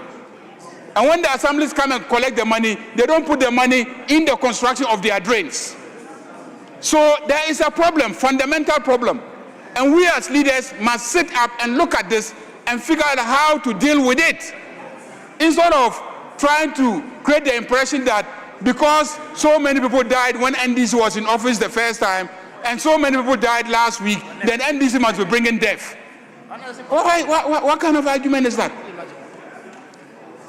And saying that when there is flooding across the country, and the president decides to take a helicopter just to have a clear view of what the situation is, that one is a problem. Why did you buy the helicopters as a government? Why did you buy the helicopters? So that when there is a need to use it to have a proper view of the country, you can do that. How can a president fashion policy if he doesn't appreciate the extent of the problem? So what is ever wrong with a president sitting in a helicopter to go around and see and check if the town is flooded? I am surprised. The president could have walked into a community, but walking into a community does not give you a global view of the problem. And the president deals with the problem generally, a global view of the problem, not micro views of the problem. I'm surprised that such an announcement by the speaker will be greeted with such responses. I'm surprised. But Mr. Speaker, the cleanup exercise is being proposed by government because the whole area has been flooded. A lot of materials have gotten into the drains, and for us to prepare for rains that will be coming, we need to generally clean the place, desil the various drains, gather the waste, and then keep them at a safe distance so that when it rains in the next couple of days, we are sure that the drains will be able to carry the waters that will be coming down. So it is important for us as members of parliament to go back to our constituencies and then assist them, prepare them, mobilize, because in this instance we need to mobilize. We need to mobilize materials for cleaning, we need to mobilize trucks for hauling the waste to a safe distance. All that requires some investment. And as members of parliament, we all have some small common fund which is given to us. I urge you, you can draw on the common funds that have been given to you to support the effort to carry out the cleanup exercises that will free the drains and free the neighborhoods so that we can be safe when the rains come back. And Mr. Speaker, I also want to draw attention to the fact that we must sensitize our communities, because as we speak, whatever actions will be taken are temporary measures. But I urge the various agencies to prepare, and when the rain stops, let us as a country, please, let's face it, let's take the bull by the horns. Those who have built in waterways, we must demand that they account. Assemblies that have failed in their responsibility to safeguard, green areas and then Ramsar sites and areas that should absorb the water, let's hold the various assemblies to account. That is what we should be doing as leaders. If we do that, I believe that the environment will improve. Let's insist that the planning be done. People are building, and they are building in such a way that everywhere is being concreted. Who is approving those plans? Where you build and everywhere is concreted, the rains come and there is no empty soil that will absorb the water. Those are the issues that we should be dealing with as leaders. Planning. And every single member of parliament is a member of an assembly. And all these decisions are taken at the assembly level. So let's offer leadership at that level.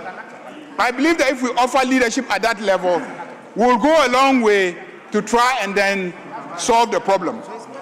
But not to politicize the president sitting in a helicopter just so that he can have an aerial view of the flooding that has taken place. Not to politicize people who have died as a result of the helicopter. And lastly, on the issue of the money, let me address that.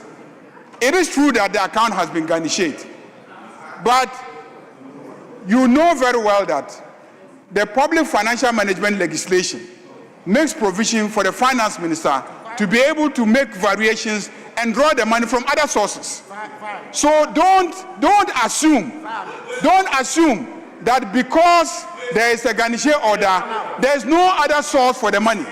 And what the Minister for Government Communications said is that the minister came to this house to obtain permission, and permission was granted for him to draw from that account.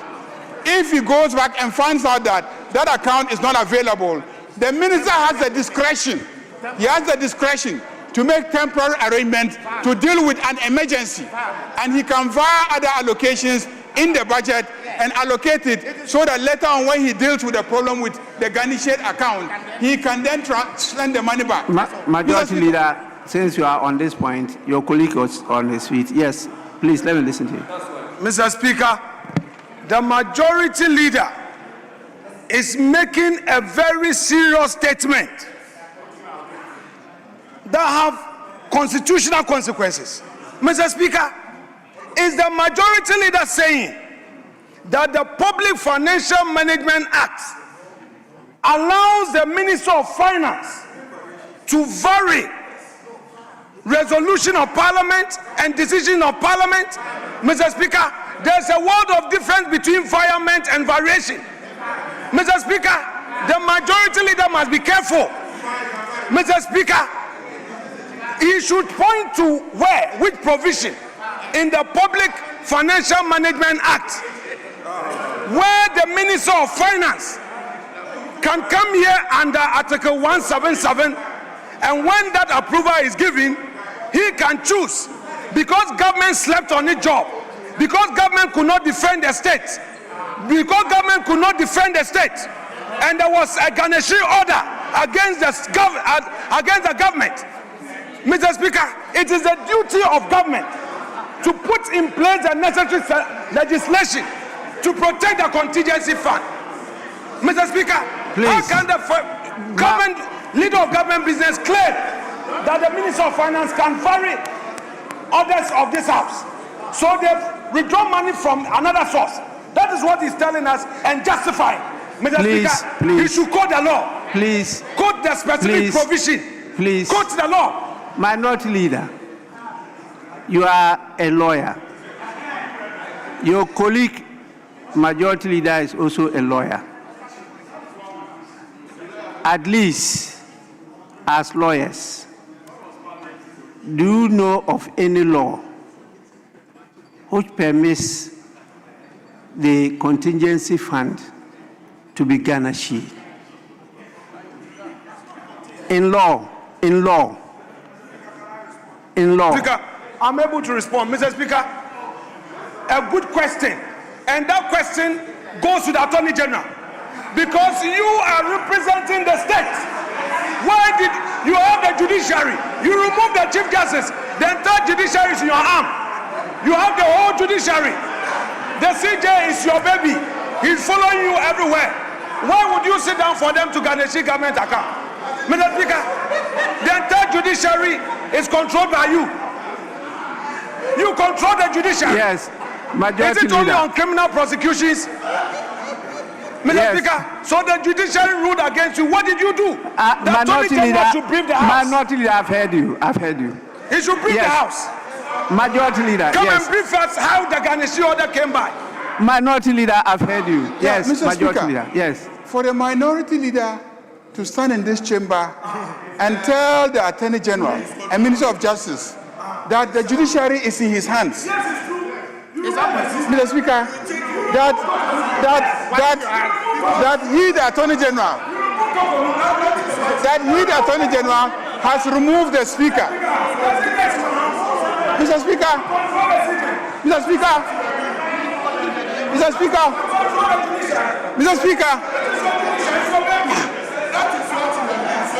Speaker, a lawyer of no mean standing like him is telling this house that when MPP was in power, that the Chief Justice was in his hands. that he was directing the Chief Justice, that he was controlling the Chief Justice. Because unless he has controlled the Chief Justice and knows that Chief Justice is capable of being controlled, he cannot accuse others of controlling the Chief Justice. So he is claiming that when he was leader and when the people was in government, he was controlling the Chief Justice, and that is how he got the Chief Justice to convene a court and then the court to rule against this house sitting at certain times. That's what he's suggesting. So he knows that the Chief Justice can be controlled. So is that what you are doing? Is that what you are doing? Well, honorable members, we have come to the end of the comments on the statement, and we move on to the next items on the agenda of today, which is on the order paper. All what these lawyers have said, you know, is not the law, so we just ignore it and move on. Yes, please. We have used the whole day on just these two items. Now, we will have to take the correction of votes and proceedings, official reports, the business statement, and then go to some businesses, public businesses, before we can take a bow. I know there are some urgent statements. One in connection with the commemoration of the passing away of one of our colleagues. And then also the other is by the second deputy speaker. So we'll get space for that one to be done. But in the meantime, let's go through this in a rather speedy way. Please, item 6, I will go through with you the correction of votes and proceedings in a very speedy manner, unless one or two of you have observed something that is incorrect and you draw our attention to correct it. So the votes and proceedings will start with the one on Thursday, 2nd July 2026. Any corrections?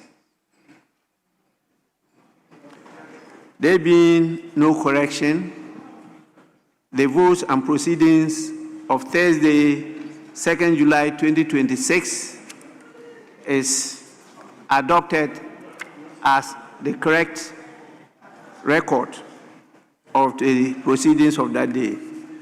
Now we have two reports, official reports dated 24th June 2026 and 25th June 2026. Any corrections? Honorable members, there being no corrections, the official reports of Wednesday, 24th June 2026 and Thursday, 25th June 2026 are hereby adopted as the correct record of the proceedings of those 2 days. We take item 7, business statement for the 8th week. Chairman, Business Committee.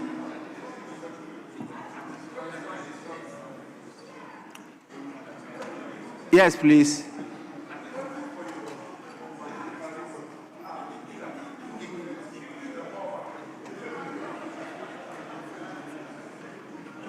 Thank you, Mr. Speaker. Mr. Speaker, your committee met today, Tuesday, 7 July 2026, and arranged business of the House for the 8th week ending Friday, 10th July 2026.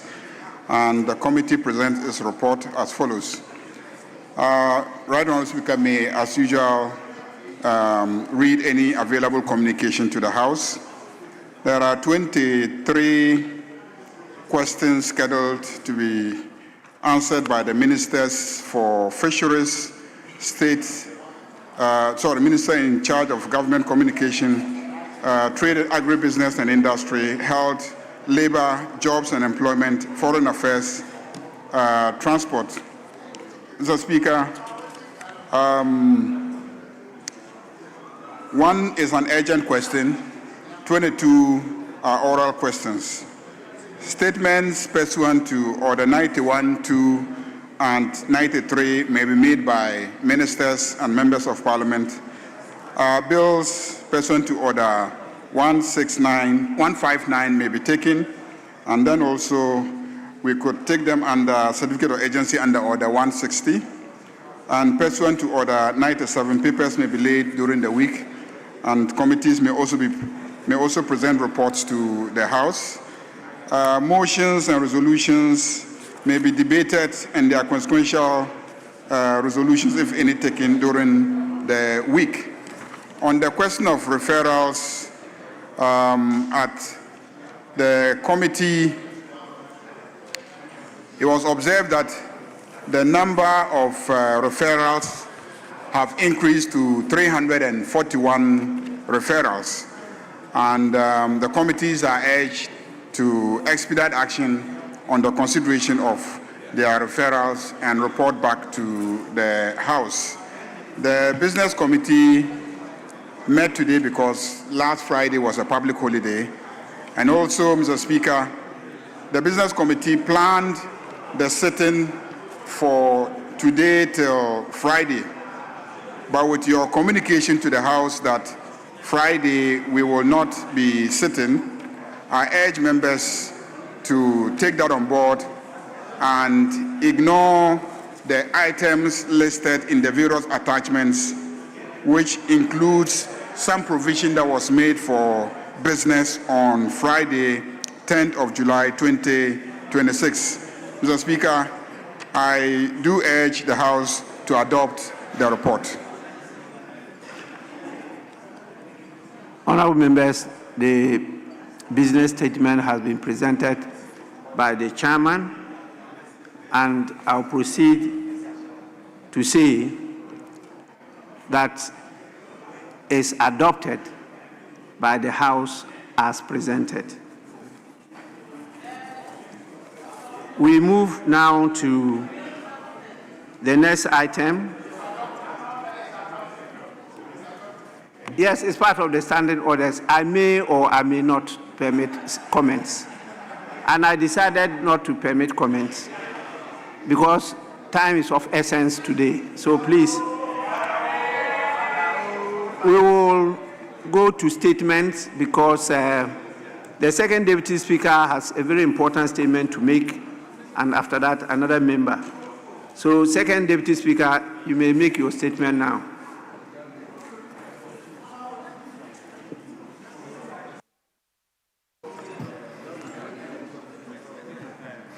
Thank you, Mr. Speaker. Mr. Speaker, I rise today with gratitude, humility, and national pride to present to you and to this august House a statement on the successful hosting of the 4th African Interparliamentary Conference on Family, Sovereignty, and Values. This landmark event was convened in this hallowed chamber of our Parliament under the auspices of the Speaker of Parliament, the Right Honourable Alban Sumana Kings for Babin, from 3rd to 6th June 2026. As chairman of the Conference Planning Committee, I express my profound gratitude to you for accepting to host this unique conference in Ghana. The Planning Committee is also grateful to His Excellency, the President, who was duly represented by the Chief of Staff, Honorable Julius Deborah, for graciously opening the conference. I further extend my appreciation to the leadership of both sides of the Parliament, of the House, the entire membership of Parliament, the Planning Committee, the Parliamentary Service, and all who supported the successful hosting of this conference. Mr. Speaker, the first 3 editions of the conference were hosted by the Parliament of Uganda. By bringing the conference to West Africa for the first time, the Parliament of Ghana has expanded the geographic horizon of this vital conference discourse. Mr. Speaker, the conference was guided by the team, and I quote, consolidating parliamentary consensus, advancing the African Charter on Family, Sovereignty and Values, unquote. This team served as our strategic compass, reflecting an urgent continental imperative to transition from rhetoric to concrete legislative policy. Mr. Speaker, the Accra Conference was an unprecedented assembly of continental leadership, intellect, and civil action. We hosted speakers and presidents of parliament, presiding officers, and high-level parliamentary delegations representing various nations across Africa. Mr. Speaker, the roll call of participating nations was a testament to the sweeping continental resonance of this cause. From West Africa, we were joined by delegations from Burkina Faso, Guinea-Bissau, Liberia, Nigeria, Sierra Leone, and our own homeland, Ghana. The North was distinctively represented by the Kingdom of Morocco, while Central Africa brought forth robust representation from Cameroon, Chad, the Democratic Republic of Congo, and Equatorial Guinea. From the Prince of East Africa came the venerable delegation of Burundi, Kenya, Tanzania, and Uganda. Finally, the presence of the Southern Africa region was felt through the active participation of Botswana, Eswatini, Madagascar, Malawi, Mozambique, South Africa, Zambia, and Zimbabwe. Beyond the legislative halls, the conference drew participation from stakeholders from the continent, civil society, organizations, distinguished academics, professors of law, policy researchers, traditional leaders, and notable members of the clergy in Ghana and beyond. Mr. Speaker, the conference program was designed to balance formal diplomacy with intense interactive sessions. The opening ceremony set an inspiring and resolute tone with welcome remarks, fraternal messages from visiting speakers and other dignitaries, and keynote address by your good self on Africa's own development paradigm. Mr. Speaker, the core of the conference was characterized by scholarly and practical presentations delivered by world-class resource persons across the continent and beyond, including our own Honorable Samuel Nate George, Honorable Rick Poku, and the rest. The experts unpack complex legal and social challenges, including the rising tensions between international aid and state sovereignty and the socio-economic vulnerability confronting African families. They demonstrated that strong and stable family units are the ultimate engine for sustainable economic development, social security, and national resilience. Mr. Speaker, our responsibilities as host extended beyond the walls of the conference plenary. True to our national reputations as the gateway to Africa, the Planning Committee organized, among others, a curated excursion for our international delegates. Delegates boarded GNS Ankobra and GNS Volta and embarked on a memorable voyage on the Atlantic Ocean within the historic Gulf of Guinea from Tema to the point where the Greenwich Meridian meets the equator. The excursion promoted tourism, our rich heritage, artistic expression, cuisines, and hospitalities. Mr. Speaker, the true measure of any conference lies in tangible outcomes, and I am happy to report that the Accra Conference excel in this regard. Delegates deliberated on key issues, resulting in the adoption of the Accra Declaration, the African Charter on Family, Sovereignty, and Values. This historic document outlines a value-based legislative agenda for the continent.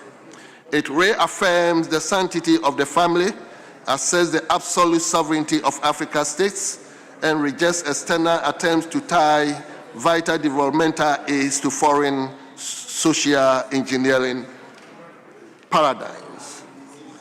Mr. Speaker, the successful hosting of the fourth conference is not an end, but a catalyst.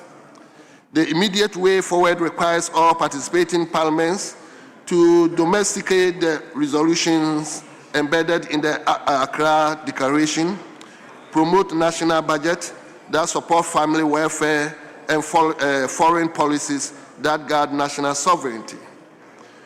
Burkina Faso is to host the 5th edition in May, whilst Eswatini the 6th edition in September 2027. Mr. Speaker, adding to the memorable achievements of the conference was the adoption of an official conference anthem composed and performed by a young and enterprising Ghanaian student, Ms. Esther Addo. The anthem captured the spirit of family, sovereignty, and unity, and shared African values. In conclusion, Mr. Speaker, the 4th African Interparliamentary Conference on Family, Sovereignty, and Values was a monumental triumph for the Parliament of Ghana and a historic milestone for Pan-African legislative unity.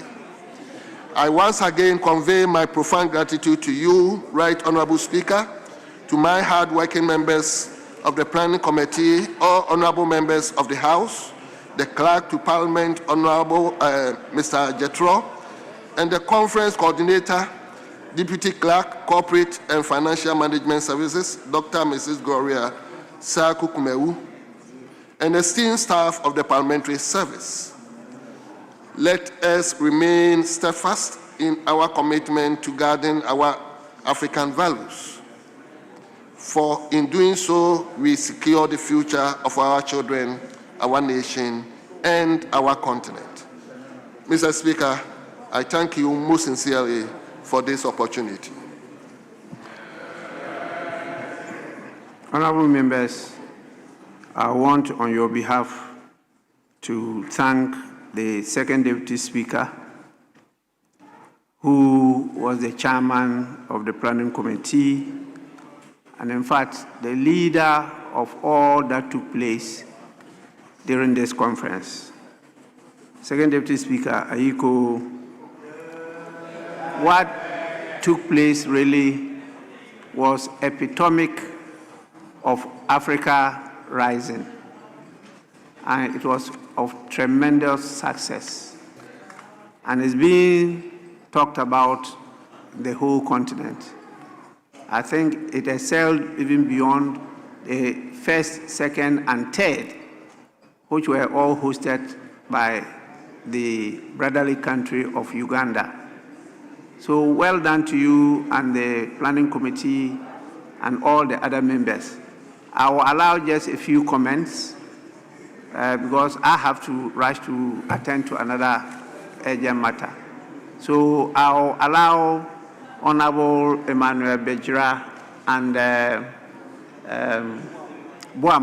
Honorable Boama, who actively participated. There are more members who want to contribute. Then I will allow the Second Deputy Speaker to take the chair, and you can get the opportunity to contribute, because I have to rush to do something else. So, Honorable Emmanuel Bejira, you may set the ball rolling. Thank you very much, Right Honorable Speaker. Right Honorable Speaker, let me commend the maker of the statement, the Second Deputy Speaker, for letting us know what happened really on June 2026. Right Honorable Speaker, this is the 4th edition of the African Interparliamentary Conference on Family, Sovereignty, and Values. And we've had, as you've mentioned, we've had the 3 of the conferences in Uganda, ably convened and sponsored by the president of the Republic of Uganda. So, Speaker, at the last conference last year, we had the decision to bring the conference to Ghana. And I want to commend the Right Honorable Speaker for accepting to host the conference, not only hosting the conference, when every conference hall, including the International Conference Hall, was full, he decided to host the conference right here in the chamber. Mr. Speaker, that alone shows clearly your commitment to the African values and sovereignty that we all know of. Mr. Speaker, the conference was not only on value, but also on sovereignty. We talked about educational sovereignty of Africans. We spoke about even our food sovereignty. We spoke about our clothing sovereignty. We spoke about our languages that we use. Mr. Speaker, with the expose that came from the intellectuals, African intellectuals, clearly shows that we are missing a lot as an Africans. We have given out all that we have as Africans to the Europeans and to other nationals and to other nations. Africa is missing out to the extent that we are now importing the culture and the values of other nations into this country. One of them has to do with what we all know as LGBTQ. Mr. Speaker, that is just a minute part. You ask yourself, what about the GMO foods that we are eating in this country? We have forgotten about our own traditional foods that we eat. But the GMO foods that we eat, that is destroying our seed, the seeds that we know of, are all part of the new colonization that is coming to Africa. Mr. Speaker, if we are not careful, our children will begin to speak languages that they cannot even speak their own dialect. Our own dialect that we know of, the mother tongue, if you are not careful, will be missed out. All because there is a recolonization of Africa. And so for us as parliamentarians to move to the sphere that we wanted to take over sovereignty to ourselves, we want to make sure that Africans are noted for what Africans are noted for. The food that we eat, the dress that we wear, the way we speak. In fact, when we went to Uganda, that was the first time I heard of sovereignty as sovereignty. And I was asking, what is sovereignty? Sovereignty. Only to be told that that's sovereignty. So when they came here, when our colleagues came here, all of them said, sovereignty, sovereignty. So maybe we have to change the sovereignty to sovereignty, Mr. Speaker, on the lectern. Mr. Speaker, but every Friday we can wear our food. Mr. Speaker, to the extent that when the... Honourable members, second Deputy Speaker to take the chair.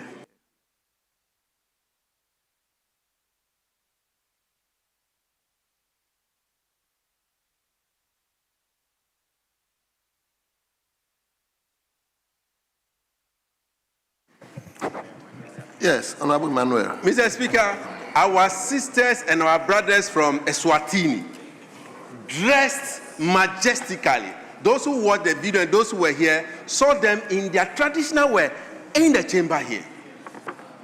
And so when it came for us to select which country that we will be visiting, Eswatini came top.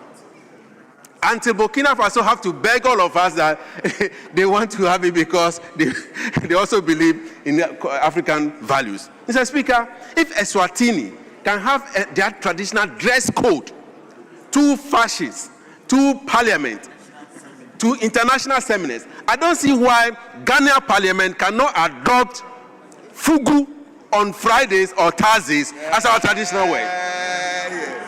It's a way of selling our culture.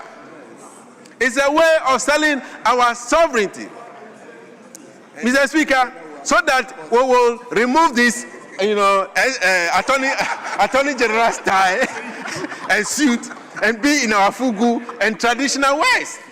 It shows clearly African sovereignty and African value.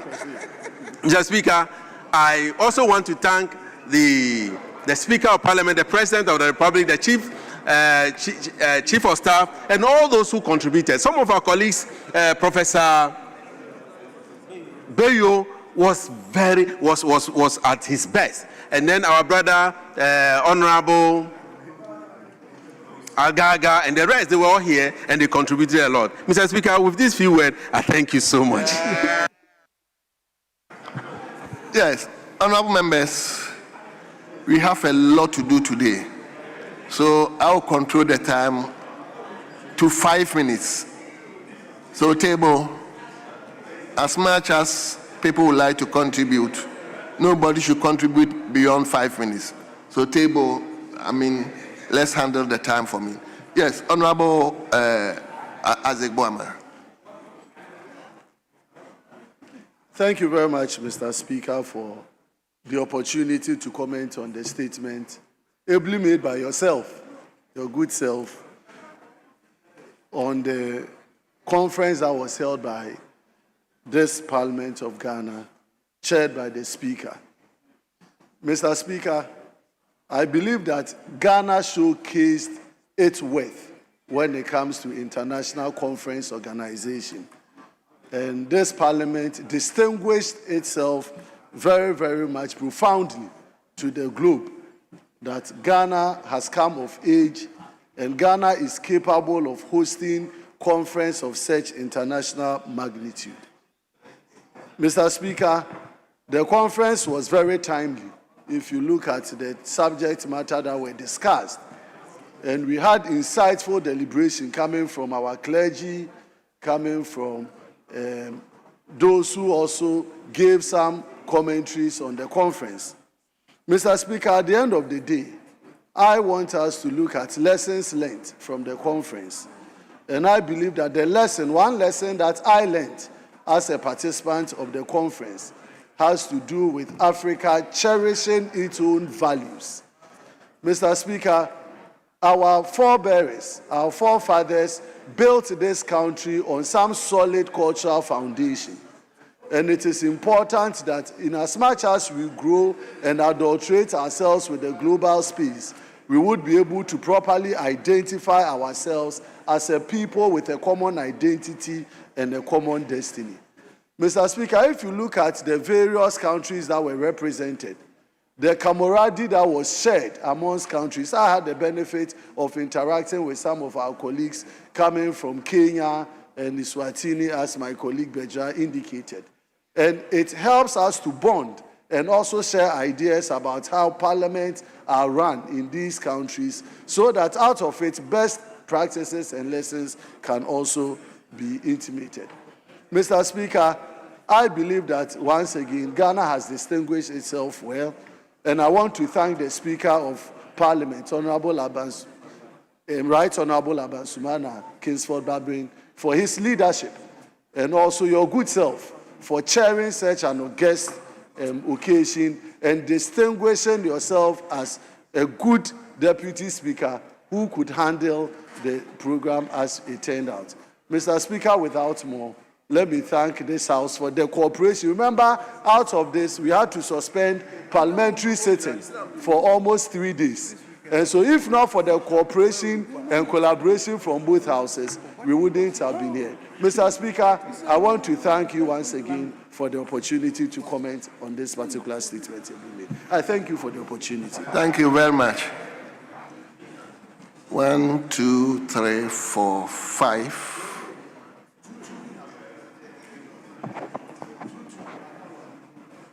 Yes, let me start from the senior most. Thank you, Mr. Speaker, for the opportunity to comment on the statement ably made by your good self. Mr. Speaker, I sincerely wish to thank you for the way and manner in which you handled affairs during the conference. Mr. Speaker, you were around, you participated, and we were very grateful that you were around to lead us. Mr. Speaker, the conference was more or less the reiteration of what our first president, Kwame Nkrumah, had spoken about, the unity of Africa. And if you watched and listened to what transpired in this chamber, Mr. Speaker, you will realize that the conference was worth it. In fact, let me go on to support the statement that was earlier made about our colleagues from Eswatini. They were so beautiful, they were so elegant, they dressed appropriately, they comported themselves as expected, and they more or less showed us that their sovereignty was actually being held by themselves. Nobody was interrupting in anything or whatever they were doing. They were a good example, Mr. Speaker. Mr. Speaker, the presenters, especially led by Honorable Bejra, who has just left the chamber, all made us understand that the sovereignty of we Africans was in our hands, and that it continues to be in our hands. If we want to wash it away, then, but we shouldn't forget that our values, our culture, and for that matter, the various dialects was one of the things that we should uphold. Mr. Speaker, when I went out with colleagues during lunchtime, I admired and appreciated the way organization was done for everybody, at least, and I could listen. I heard how they were happy that our local foods were prepared. They were very happy. Mr. Speaker, let us not forget about one thing.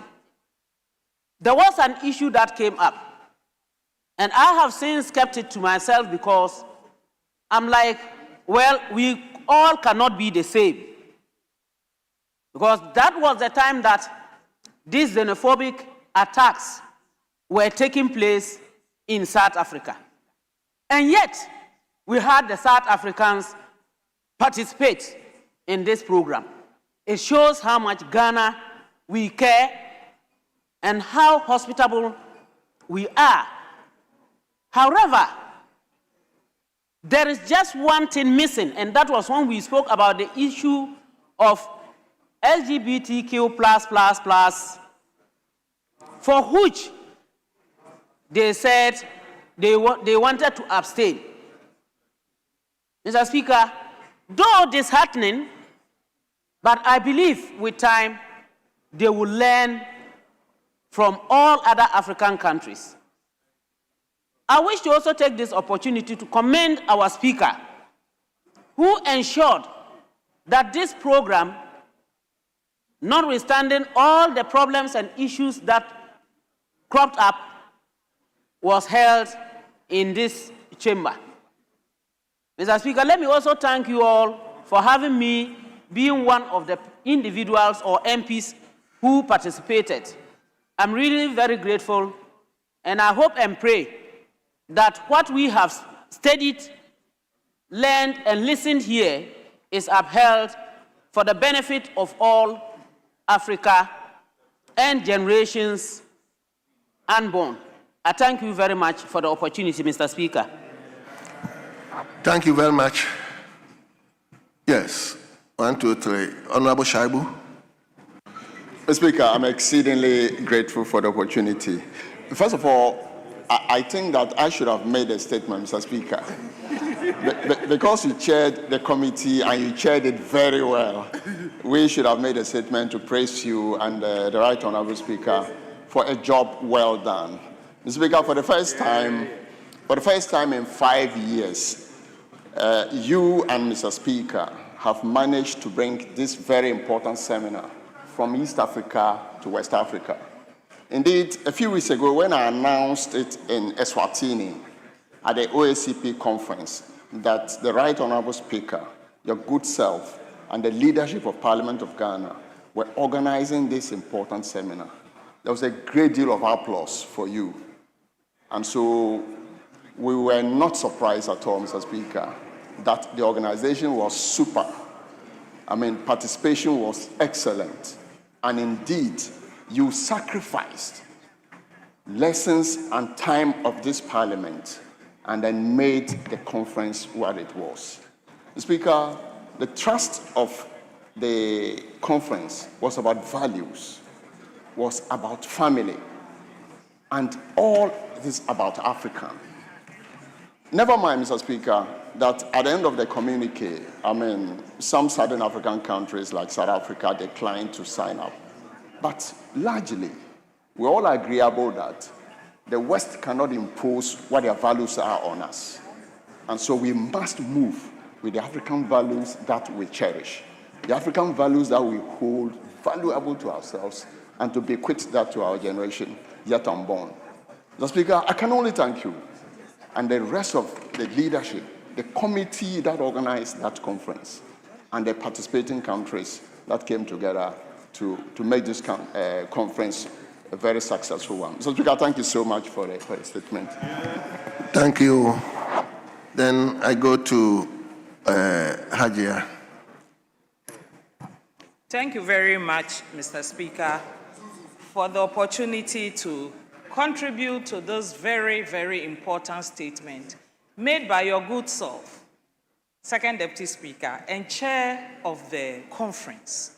Mr. Speaker, it's not every day that you wake up in officialdom and big men are happy to come down to our level. We really appreciate it. And we want to commend you highly for this industry. Mr. Speaker, you chaired the planning committee, and everyone here has attested to the beautiful job that you did. And I want to add my voice to commend you highly. But going back to the statement, Mr. Speaker, 4th African Interparliamentary Conference on Family Sovereignty and Values, held in Accra, 3rd to 6th June 2026. When we talk about African family and values, the first things that come to mind, Mr. Speaker, we are looking at our culture, we are looking at our traditions, we are looking at our value systems. And Mr. Speaker, we are looking at our festivals, our clothing, and our food. This is Africa when we talk about African family.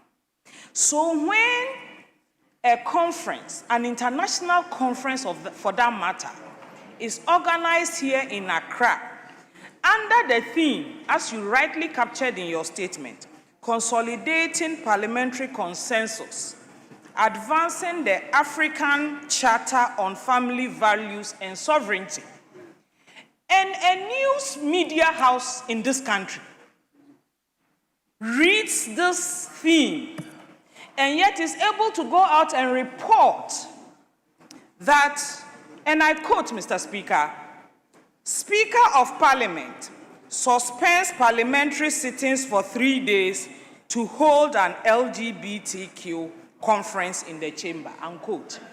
Mr. Speaker, this alone takes away from the beauty of this otherwise very important conference. Mr. Speaker, I want to quote Chantal Mouffe, whose theory of antagonistic democracy stipulates that democracy is built on consensus. And that consensus should not eliminate the public sphere. So when we gather here as Africans, African parliamentarians representing the people of Africa, we speak for the people of Africa. We speak in line with the agonistic democratic theory of Chantal Mouffe.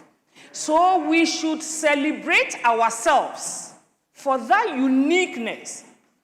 As my senior, Hajia Ladi, MP for Pusiga, indicated that this was a continuation of the vision of the founder of this country, the great Osajifo, Dr. Kwame Nkrumah.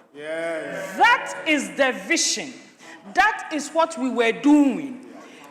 Some of us were not in Uganda, But we were told that when Ghana came up for nomination to host the 4th conference, all the countries were added in. Everybody agreed that Ghana should host the conference. Yeah. That alone is a moment of pride for us. Today, thanks to that singular act of Ghana, the next conference is going to Burkina Faso. So we are still keeping the conference in West Africa. What is more beautiful than this?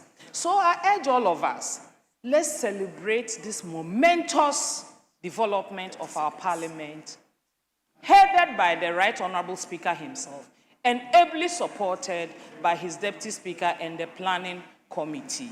Mr. Speaker, there was a lot that was said here. But at the end of the conference, we had the tourism part of it, and we went on the boat to sail across the Atlantic. Mr. Speaker, I put a picture on my constituency platform. And you know, that was at the height of the Israeli-USA-Iran war. And they asked me whether I was on the Strait of Hormuz. That I needed to declare my exact locations. But that was the beauty of it. Unfortunately, Mr. Speaker, your parliament, only 3 MPs.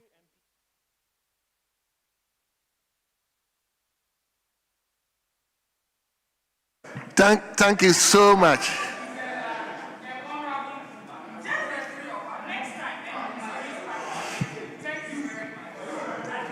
So I'm left with 2 people. Honorable Professor Bayo. Thank you very much, Mr. Speaker, for the opportunity to contribute to the statement eloquently delivered by your good self. I would want to join my senior colleagues and earlier speakers to celebrate your sterling leadership at the committee level, the organizing committee level, and for giving us the opportunity to serve on it. We also want to once again thank the Right Honorable Speaker for the role played in us having a very successful conference. Mr. Speaker, in celebrating your leadership, I celebrate you in particular for giving opportunity to young parliamentarians like myself to have participated in this conference. Not only participate, but I was also nominated as one of the speakers at the conference, and I did not take that lightly at all. I was asked to speak on negotiating health sovereignty in global health governance, an African value-based perspective. And I cherish that opportunity to discuss with the academia and other intellectuals here on that topic. And I would want to emphasize a bit that this conference also emphasized on the health sovereignty.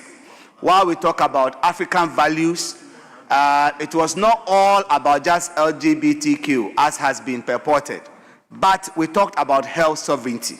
And from the speakers across the globe, we looked at health sovereignty to include us determining the health priorities, our own health priorities as Africans, and determine what is good for our health, and not having other people to set the agenda for us. We looked at Africans having a national pride in the fact that we are able to take care of our citizens. If we can provide health care for our pregnant women, if we can provide vaccines for our children, and fund these and not rely on external funding and donor funding, and when those funding dwindle, then our population is left unvaccinated and at risk of preventable illnesses, then we realized that this conference was of value. And it followed after the vision of His Excellency John Dramani Mahama when he launched the African Health Sovereignty here in Accra and came up with the Accra Reset, which emphasized on health sovereignty, that Africans should be able to raise funds to be able to cover the gap that is created by donor funding. And I think we are in that line. On that score, I would want to call on all African nations, especially those that have the capacity to produce vaccines, let's consider local manufacture of vaccines on the African continent and do pooled purchasing to ensure that we can protect our children and vulnerable groups.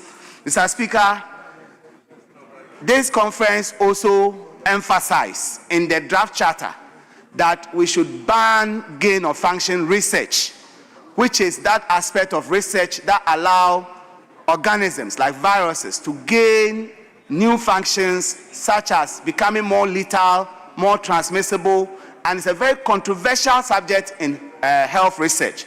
And I will urge that the conference came up with a roadmap, and that roadmap is that the charter that was agreed on here should be forwarded eventually to the African Union for adoption. I'll urge the leadership of the Interparliamentary Union to push this agenda so that the deliverable, the key deliverable of this conference is not left behind. To conclude, Mr. Speaker, I'm glad that the next conference is being hosted in Burkina Faso. And as an MP whose constituency borders Burkina Faso, I'll use the opportunity to extend a welcome to members that on your way to Burkina Faso, stop in Hamile so that we can show you around what is in Lambuse. Thank you very much. And by this, I hope that I'll be on that delegation. Thank you, Mr. Speaker. Thank you. I'll take the last one, then, yes, Honorable Kumar. Thank you, Mr. Speaker, and thank you for the statement. Accept my compliment for the ones that my colleagues have given. Mr. Speaker, my takeaway from the fourth African Parliamentary Family Sovereignty and Family Values was that education without moral and spiritual values produce intelligent criminals. I should come again. My takeaway, or one of the takeaways from that program, was that education without moral and spiritual values produce intelligent criminals. Aside that, Mr. Speaker, our educational system must build character, not just career. That was another takeaway I got. Mr. Speaker, African family today, which is a proud institution under unprecedented digital assault, was also another issue that came up. What is this bringing about? Mr. Speaker, from the conference, we got to realize that 7 hours average daily screen time is what our children spend in watching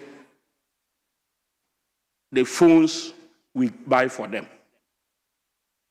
Additionally, 62% African children are exposed to pornography online. 62% of our children, the phones we buy for them. The conference revealed this during the presentation by our own Minister of Education, Communication and Digitalization. Mr. Speaker, another issue I learned from the conference is that there's 40% drop in family meal time due to smartphone usage.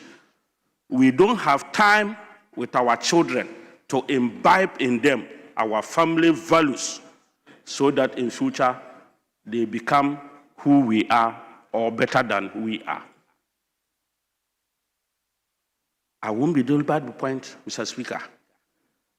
We learned also that a $1 we spend on another man's product by way of the suit we wear, the so-called my suit is better than yours, it's a $1 we are spending to sponsor the foreigners and not Ghanaians. And so I go by the proposal that we should eat made in Ghana, wear made in Ghana, dress made in Ghana, and our economies will become what we need. Thank you very much, Mr. Speaker. Thank you very much. Leadership, will you say something? Well. So, honorable members, we thank you. I think we have another statement, but that will be taken tomorrow, eh?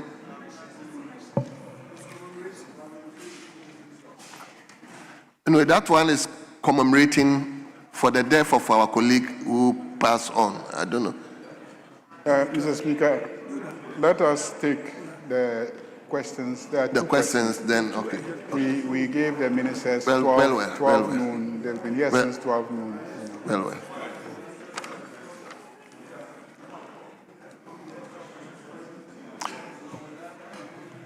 May I respectfully invite the Minister for Fisheries and Aquaculture to take the.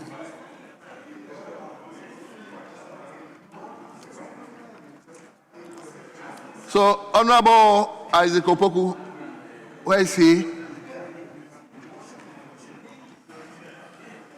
Yes, Honorable Dr. Isaac Opoku of Finso South, Member of Parliament. Honorable, you have an urgent question, and the Minister is now ready to respond to your question. So may you read the question now, please. Thank you very much, Honorable Speaker. Speaker, I rise to ask the Minister for Fisheries and Aquaculture what measures the ministry has put in place to prevent the use of unapproved and harmful preservatives, including the use of formalin, for the preservation of fish and fish products to ensure that fish and fish-related products on the markets are safe for human consumption. Thank you very much, Mr. Speaker. Yes, respectfully, Honorable Minister.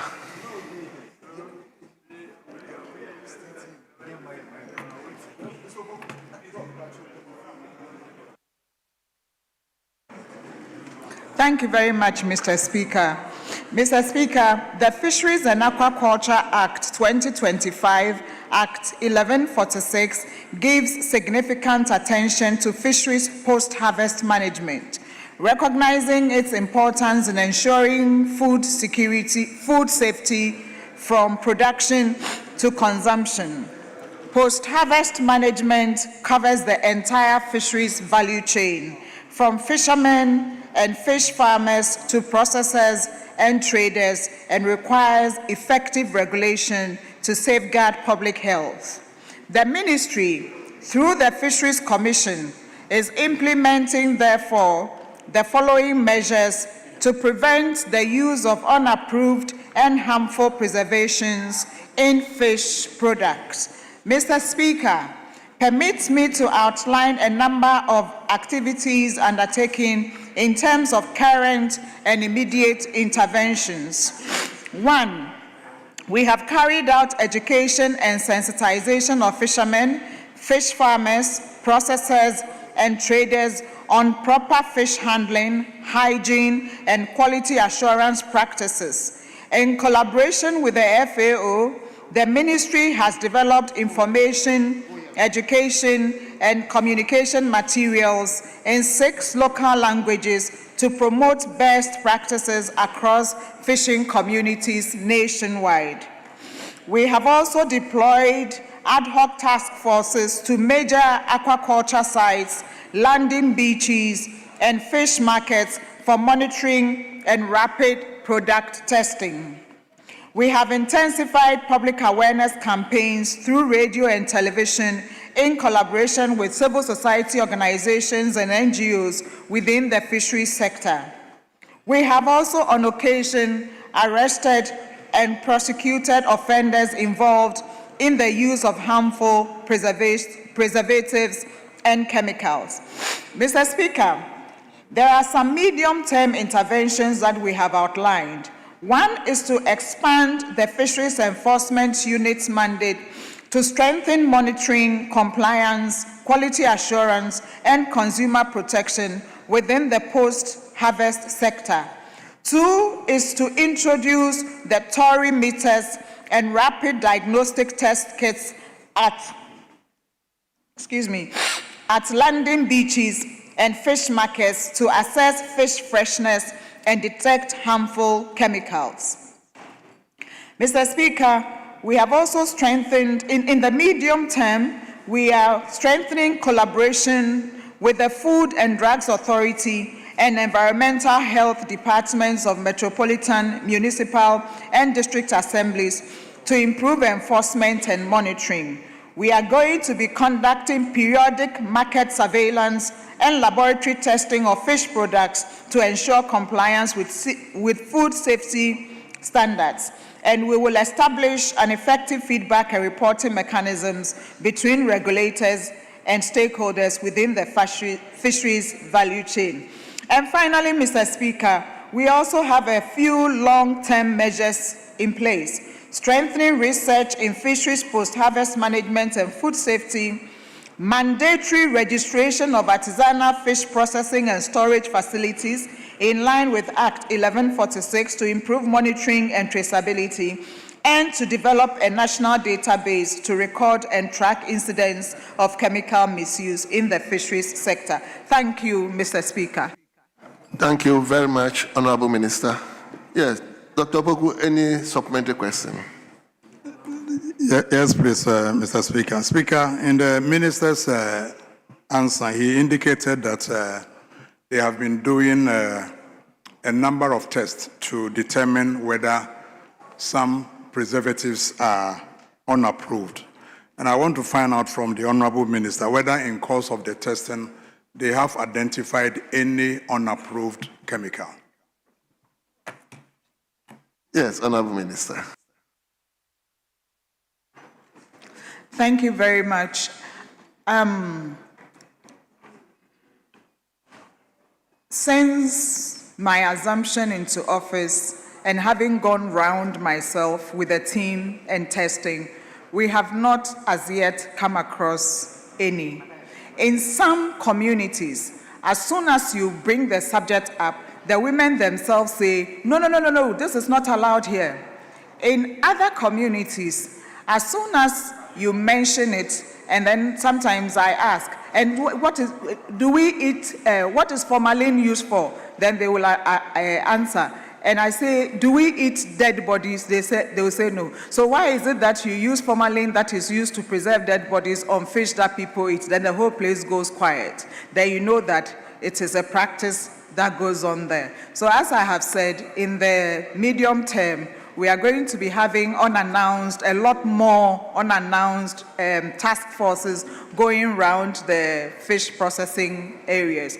The test, a simple test is, if there are no flies on a fish, don't buy it. Yes, Honorable Member. Thank you very much.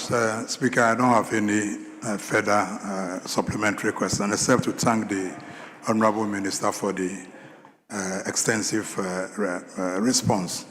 And I also want to urge the Honorable Minister to intensify the education, because of late, as he indicated, the salted fish is not attracting flies, which is a source of worry, for fish consumers. So, Honorable Minister, I thank you very much for the comprehensive response. Thank you so much, Honorable Member, for ranking on agriculture and fisheries. So, on that, do you have any questions?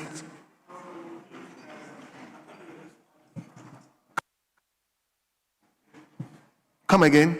We're going to do the next urgent question, which is 8B. Well. If you are done with it.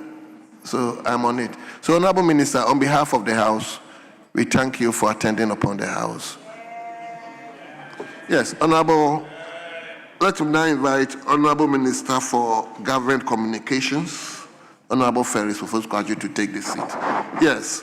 So on that note, I will invite Honorable Mrs. Mavis and Council Board member for Fijakwa East to ask her urgent question. Thank you, Mr. Speaker. The constituency is the Fija-Secretary East constituency, no Fijakwa East. Fija-Secretary East. Fija-Secretary East, yes. Yes, please. Thank you, Mr. Speaker. I rise to ask the Minister of State in charge of government communication what specific implementation milestone have been achieved under the government 24-hour economy program since its launch, and what measurable outcomes have been recorded so far. Thank you. Yes, respect for Honorable Minister. Thank you very much, Honorable Speaker, for the opportunity. I wish to begin with a small preamble.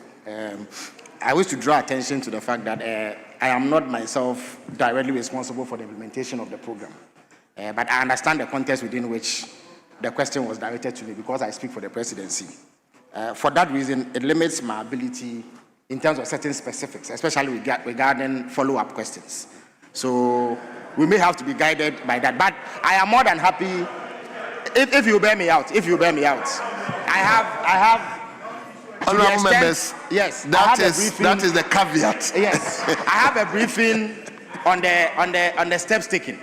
But in terms of specificity, because it is not my daily schedule, I am more than happy to facilitate an engagement between Parliament and the Secretariat itself for further details to be shared on some of the more specific matters.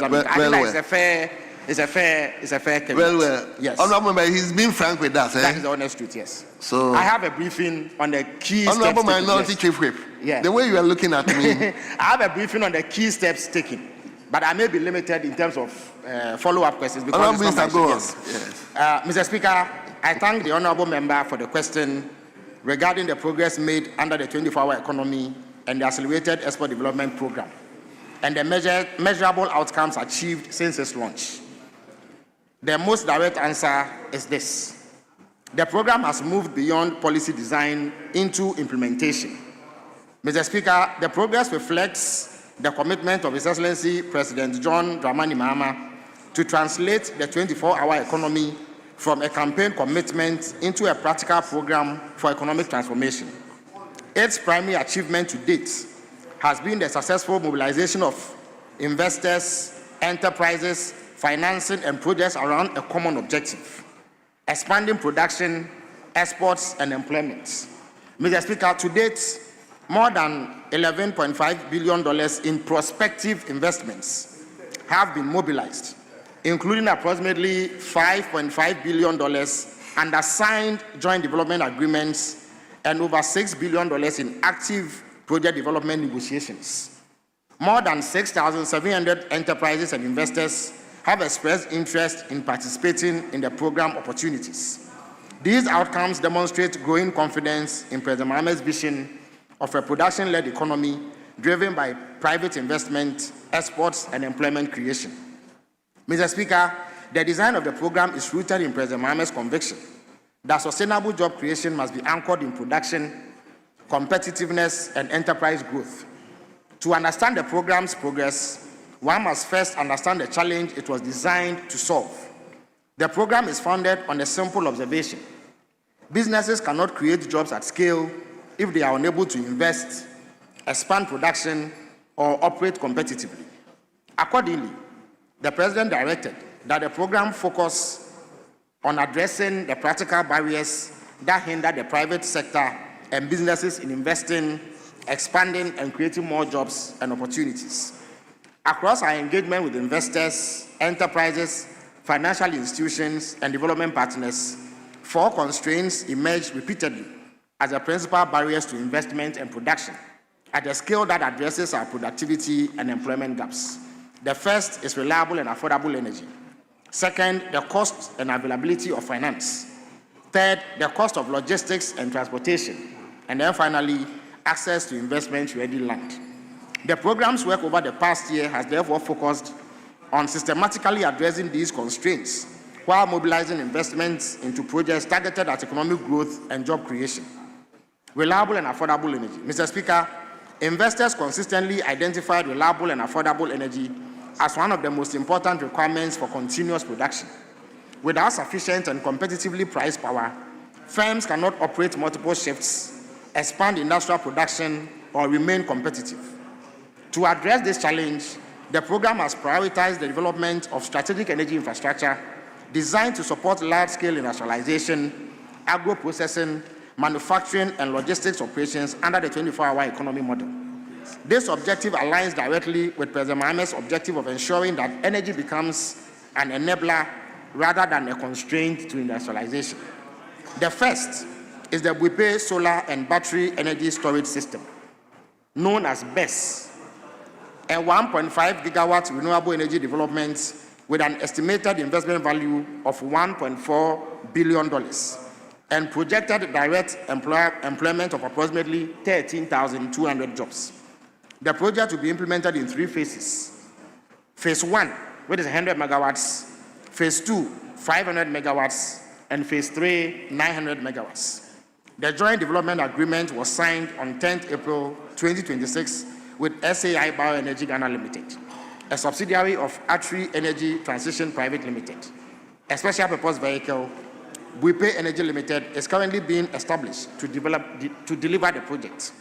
The Buipe project exemplifies the type of strategic infrastructure investment envisaged by President Mahama to support continuous industrial production under the 24-hour economy.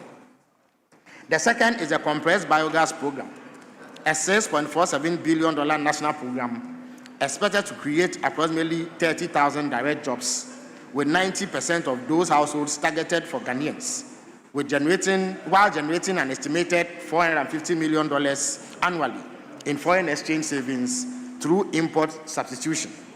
Joint development agreements for the first 2 modular plants at Buipe and Damanko were signed on 5th May 2026, marking the commencement of the program's national rollout. Strategic investors are already engaged and implementation activities are underway, with special incentives currently being processed under the applicable exemption framework.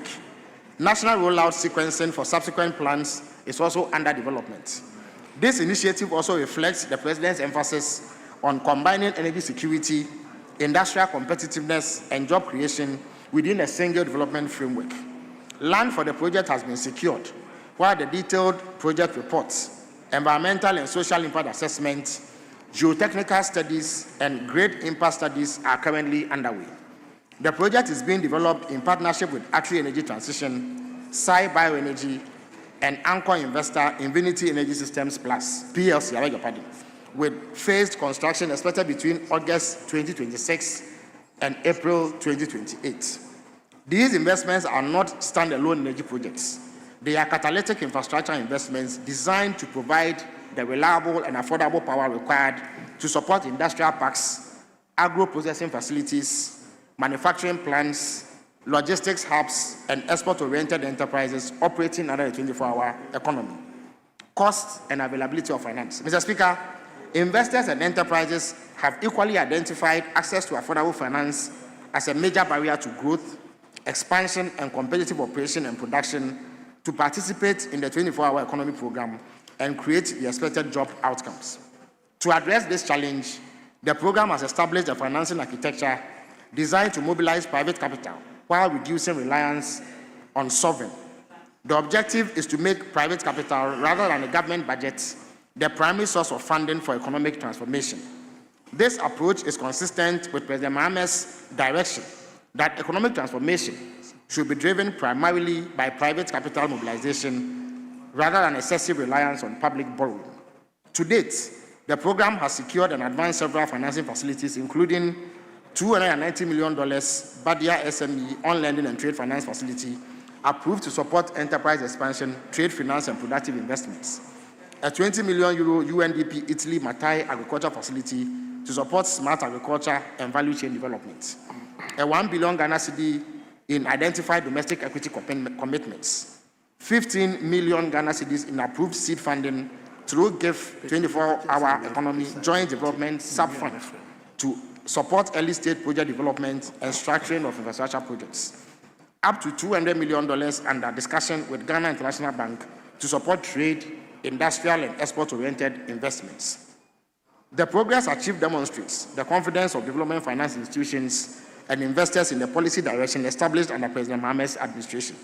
In addition, the program has developed a number of catalytic financing instruments designed to crowd in private capital and improve project bankability, which includes a viability gap funding framework, including climate finance, to support strategic infrastructure and productive investments whose national economic benefits exceed early commercial returns. 2, a project preparation facility concept currently under development to finance feasibility studies, environmental assessments, engineering designs, and financial structuring required to bring projects to financial close. Recognizing that financing constraints are not only about the availability of funds, but also about the ability of enterprises to access them, The program is working with the Bank of Ghana to develop a broader financing ecosystem for productive sectors.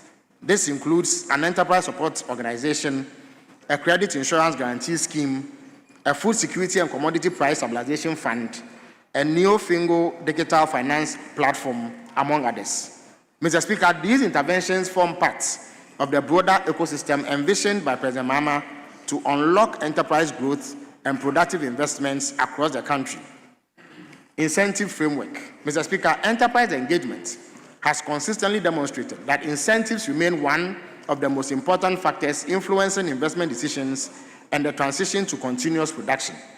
Recognizing this reality, President Mahama has consistently emphasized that businesses must be supported to expand production and create jobs. Analysis of enterprises that have formally expressed interest in the program indicates that approximately 90%, including identify incentives as critical to expanding production and moving to continuous multi-shift operations and creating employment. The proposed incentive framework is currently under consideration by the Ministry of Finance. The framework has been designed as a targeted, performance-based intervention that is accountable, time-bound, and linked directly to employment, production, and value addition outcomes. Key measures under consideration include: 1, reduce corporate income tax for qualifying enterprises; 2, 100% first-year depreciation on qualifying plants and equipment; 3, zero rating of VAT and selected levies on qualifying machinery and productive assets. Unlike previous incentive programs, participating firms will be required to sign performance agreements tied to measurable employment, production, and value addition targets. Beneficiaries will be publicly disclosed and subject to periodic review. The objective is not simply to reduce taxes, but to incentivize production expansion, investment, exports, and job creation.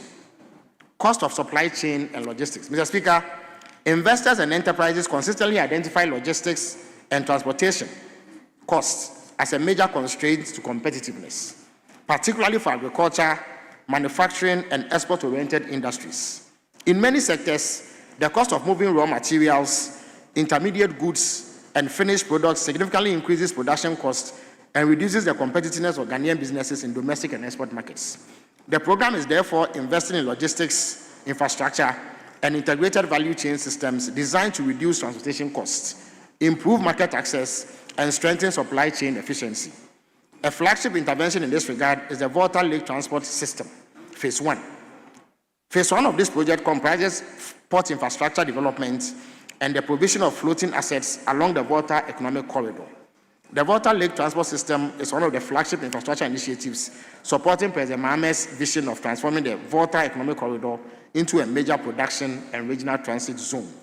The project has an indicative investment value of $710 million and is expected to create direct and indirect jobs for over 200,000 people by 2028, while reducing carbon emissions by an estimated 500,000 tons through the movement of cargo by water rather than road.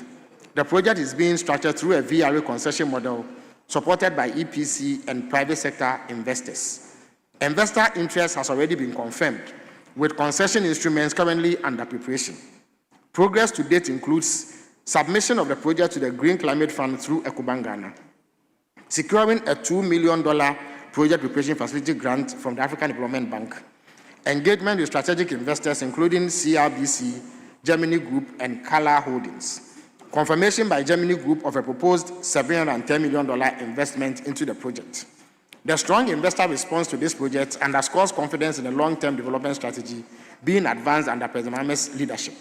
The objective of the Volta Lake Transport System is to create a lower-cost logistics backbone linking production centers, agro-industrial parks, manufacturing zones, export facilities, and domestic markets along the Volta Economic Corridor and into the Sahel as a regional transit route. By reducing transportation costs, improving access to markets, and strengthening supply chain connectivity, the project is expected to improve the competitiveness of enterprises operating under the 24-hour economy program and support the expansion of production, trade, and exports and employment. Mr. Speaker, more broadly, the program's logistics investments, including the Volta Lake Transport System, Tamale Air Cargo and Export Hub, integrated trading platforms, and corridor infrastructure, are intended to address one of the most persistent barriers to industrial growth, the high cost of moving goods within Ghana and to export markets. Reducing logistics costs is therefore not simply a transport objective. It is a competitiveness objective that enables firms to produce more efficiently, access larger markets, and create more jobs. Access to investment-ready land.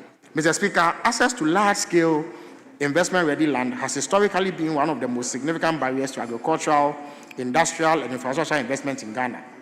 Investors consistently cite land acquisition challenges, fragmented ownership structures, lengthy negotiations, and tenure uncertainty as major obstacles to project development and financial close.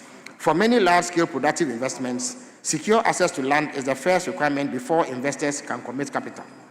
To address this challenge, the program established the participatory land access model, through which over 605,115 acres have been mobilized while preserving community ownership, participation, and benefit-sharing arrangements.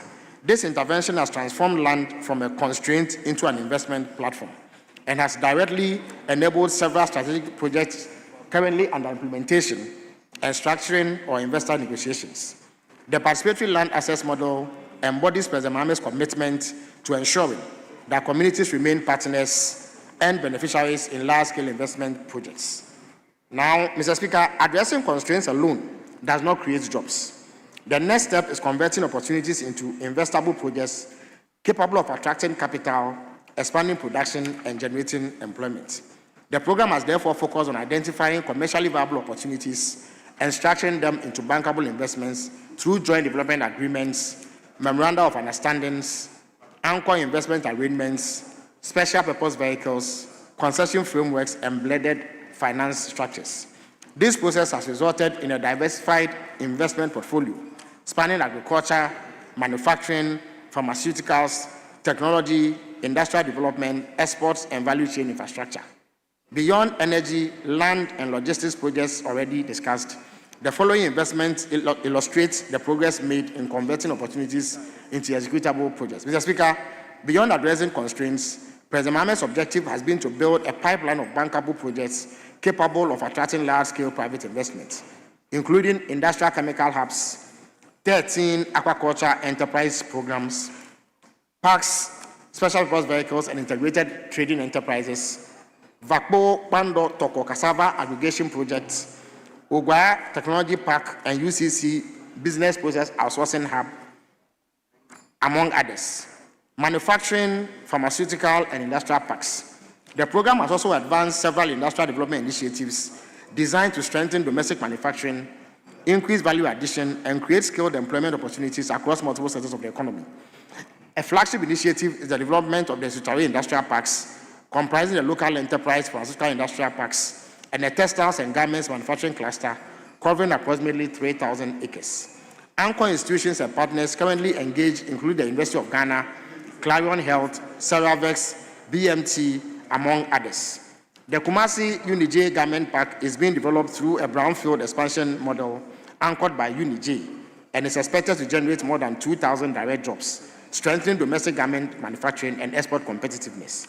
Similarly, the Kumasi MIT Park has been structured in partnership with KNUST and prospective industrial partners, including B5+. The project is expected to generate approximately 3,000 direct jobs and 9,000 indirect jobs, while supporting machinery, manufacturing, industrial engineering, and TVET integration. Mr. Speaker, these projects demonstrate that the program has progressed beyond concept development. Across the portfolio, investors have been identified, land has been secured, agreements have been signed, financing structures have been developed, and implementation arrangements are being established.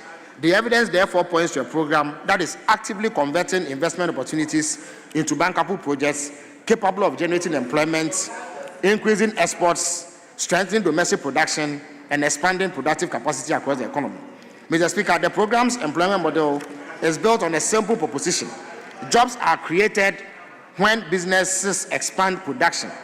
For businesses to expand production, they must first be able to invest.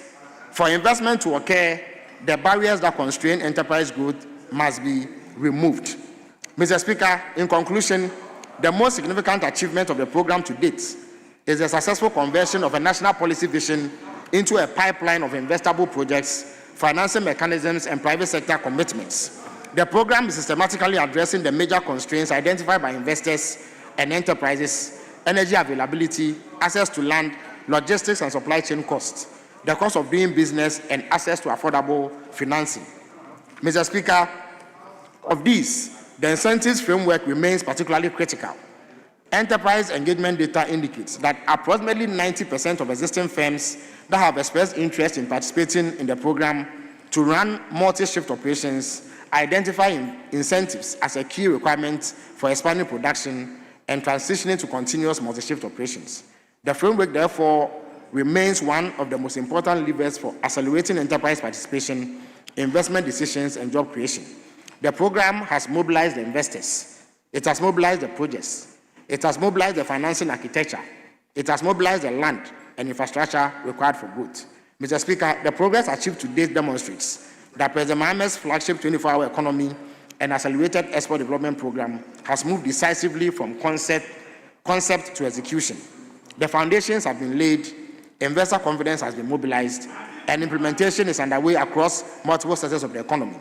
The task before us now is to accelerate implementation and convert this momentum into productive enterprises, sustainable employment, increased exports, and long-term economic transformation for the people of Ghana. I thank you, Mr. Speaker, for the opportunity. Thank you very much. Yes, Honorable Mavis Nkansa. Thank you, Mr. Speaker. First of all, the reason why I directed this question to you is because 24-hour economy is not captured under one specific ministry. It cuts across. So then I deemed it fine to ask you. Secondly, I wanted to find out from you. During the electioneering period, the president made us understand that the reason why the three-shift system was coming into place was to cure the problem of unemployment. I listened to you extensively. I didn't hear. This is almost 2 years into President John Dramani Maham's administration. I want to find out how many jobs, indirect and direct jobs, have the 24-hour economy brought about. Thank you. Yes, Honorable Minister. Thank you very much, Honorable Speaker. I think that the Honorable Member is right on point when she notes that this is not something that is restricted to a particular sector. It's a multi-sector activity. It is precisely the reason why the President set up the Secretariat to coordinate the activities of all the agencies that are required to be able to move this forward. And the presentation I just made shows the kind of work that they have done. All that I have said points to the fact that the building blocks, the foundation is being laid, because it's not an event. It is a continuous program that is designed to transform our economy. First of all, to create jobs, to create economic expansion, and ensure that we develop rapidly. In terms of job creation, there is available data since we came to power about the creation of hundreds of thousands of jobs, particularly in the private sector. There are government agencies that run a three-shift system. Indeed, one of them is the Ghana Publishing Company Limited, which is under my office. They have currently instituted a three-shift system under which hundreds of Ghanaians are employed. There's currently a three-shift system at the ports, which has enabled the employment of a number of Ghanaians. But as I indicated, it is a policy that is being rolled out. Once it is fully implemented and its objectives are achieved, there's no dispute about the number of jobs that will be created. Thank you very much, Honorable Speaker. Thank you. Yes, Honorable Mavis. Thank you very much, Mr. Speaker. So then I just wanted a little contribution. The reason why I asked this question. Over the years, I believe that governments have assumed that it is their role to create employment. But that is not the case. Most of the time, it is government's responsibility to create that enabling environment for the private sector, to create that opportunity for you. And that is why, particularly, I was excited about the 24-hour economy, but it seems that it has just been bankrolled to a slogan. Please, let me make my point.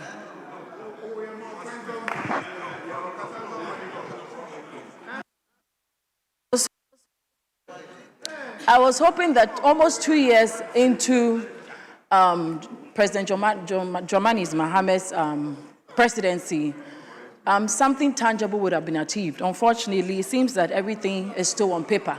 I'm hoping that in the next year, something much tangible can be achieved that most Ghanaians can see. Thank you. Yes, Honorable Felix.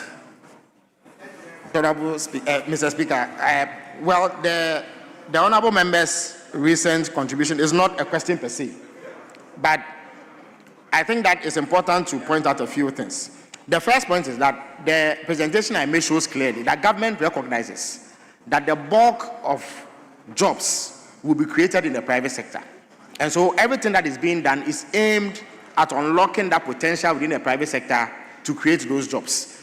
I've spoken about an incentives regime, the need for affordable energy, the need to ensure that the necessary logistics are provided, the need to ensure that the necessary infrastructure exists for the private sector to piggyback on in order to create a job. So there's no dispute about what government makes of who has to create the jobs. It is the private sector. It is also inaccurate to say that nothing tangible has been achieved. You see, we have drawn lessons from the past where ad hoc policy making resulted in unsustainable programs that collapse with the if you like, the coming into power of another government. This is a program that is intended to last beyond this government and stand the test of time. For that reason, the building blocks have to be carefully laid. Whatever policies are implemented must be done such that they are sustained over the period, so that the gains that we seek to make are made consistently over the long term, as opposed to a short-term activity intended only to carry favor with the electorate. So we fully understand what needs to be done, and substantial work has been done. At the right time, further briefing will be provided to Parliament so that we see exactly where we are. But most of the things that I have highlighted, which have gone on record and have been captured by the Hansard, shows that substantial work has gone on, and very soon we'll begin to realize the fruits thereof. Thank you very much, Mr. Speaker.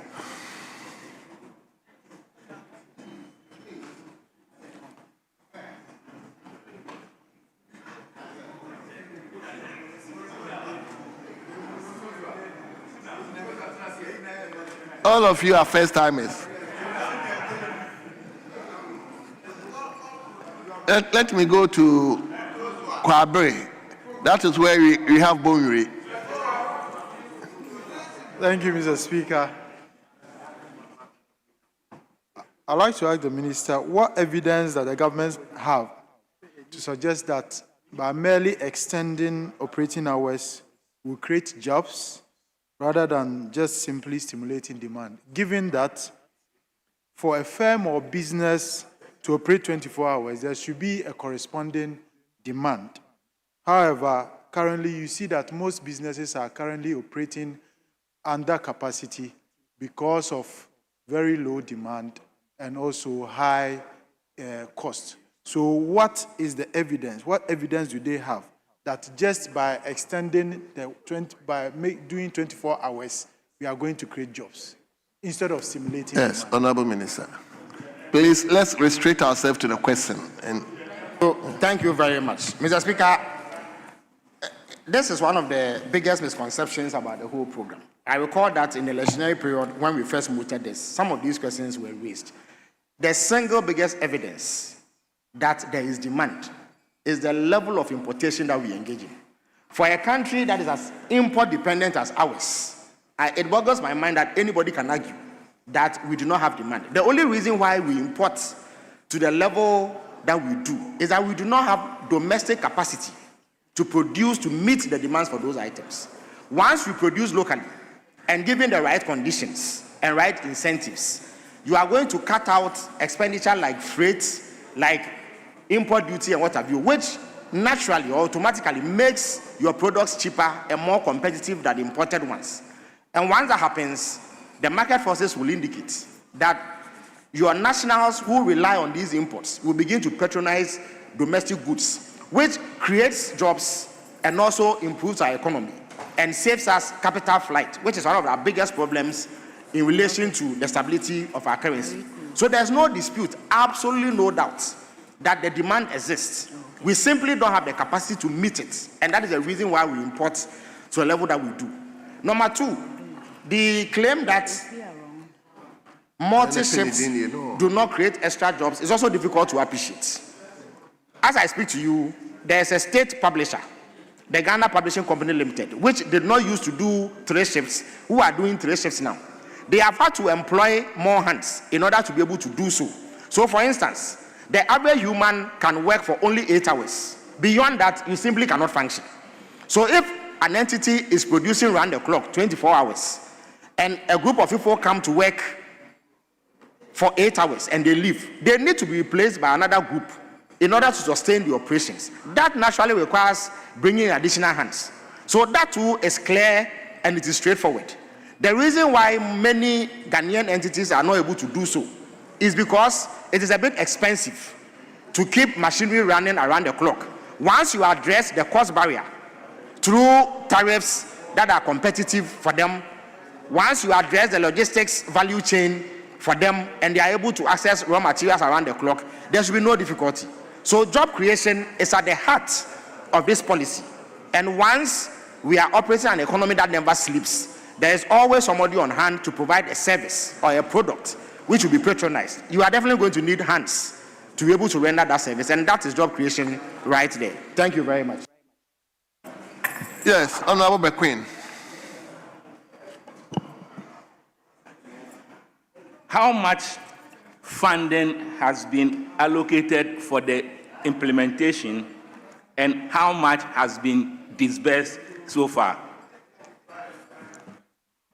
Yes, Honorable Minister.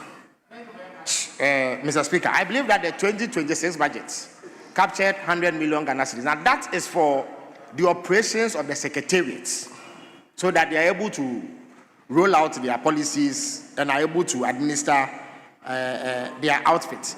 That is separate from what is needed for purposes of incentivizing the private sector, for purposes of providing credits, for purposes of providing cost-efficient tariffs and what have you.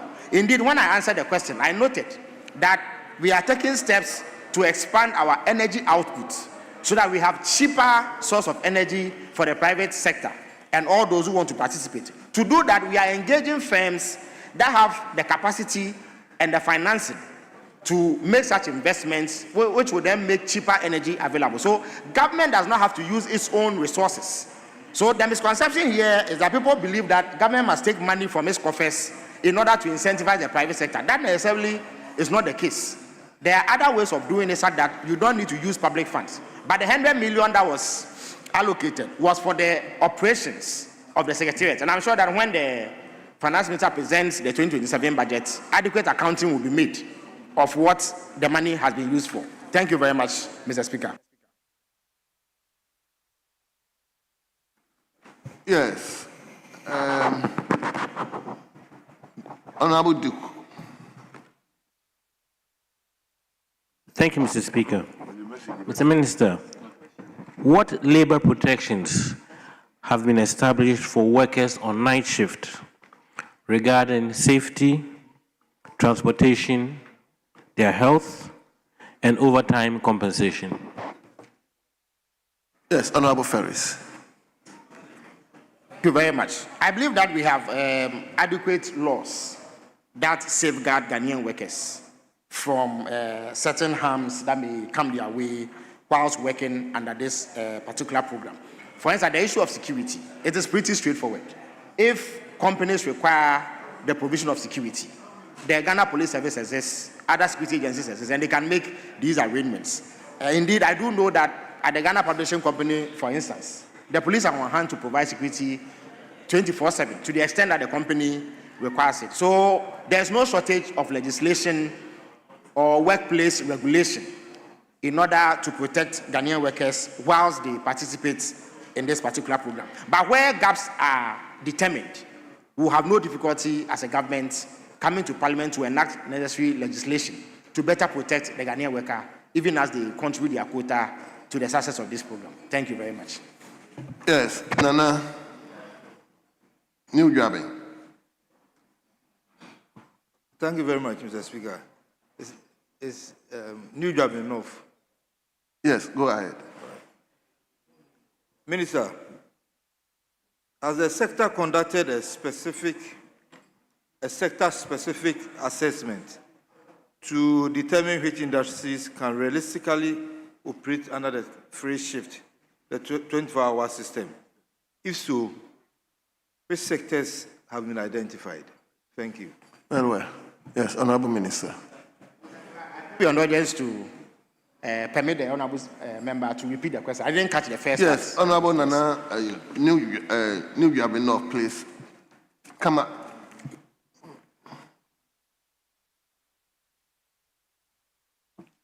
Minister, has the 24-hour Secretariat conducted a sector-specific assessment to determine which industries can realistically operate under a free shift, the 24-hour system?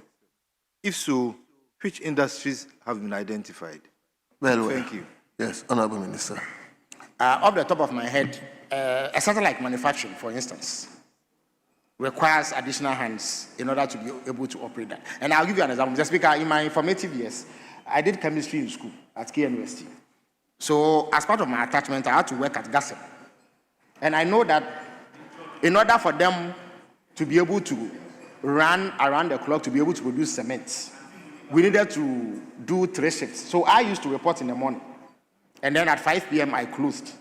My job primarily was to test the chemical components in the cement. So I'll go fetch it, test it on an hourly basis. When I leave, somebody replaces me until I come the following morning. And that is a typical example of how manufacturing concerns operate. It is known that if you run around the clock, it is cheaper in the long run in terms of energy use and what have you than having to stop and start machinery all over again. So manufacturing is one sector that requires this sort of intervention in order that they are able to keep pace with the demand that we have. But as I indicated, I am more than willing to facilitate an engagement between the relevant committee of parliament and the 24-hour economic secretariat.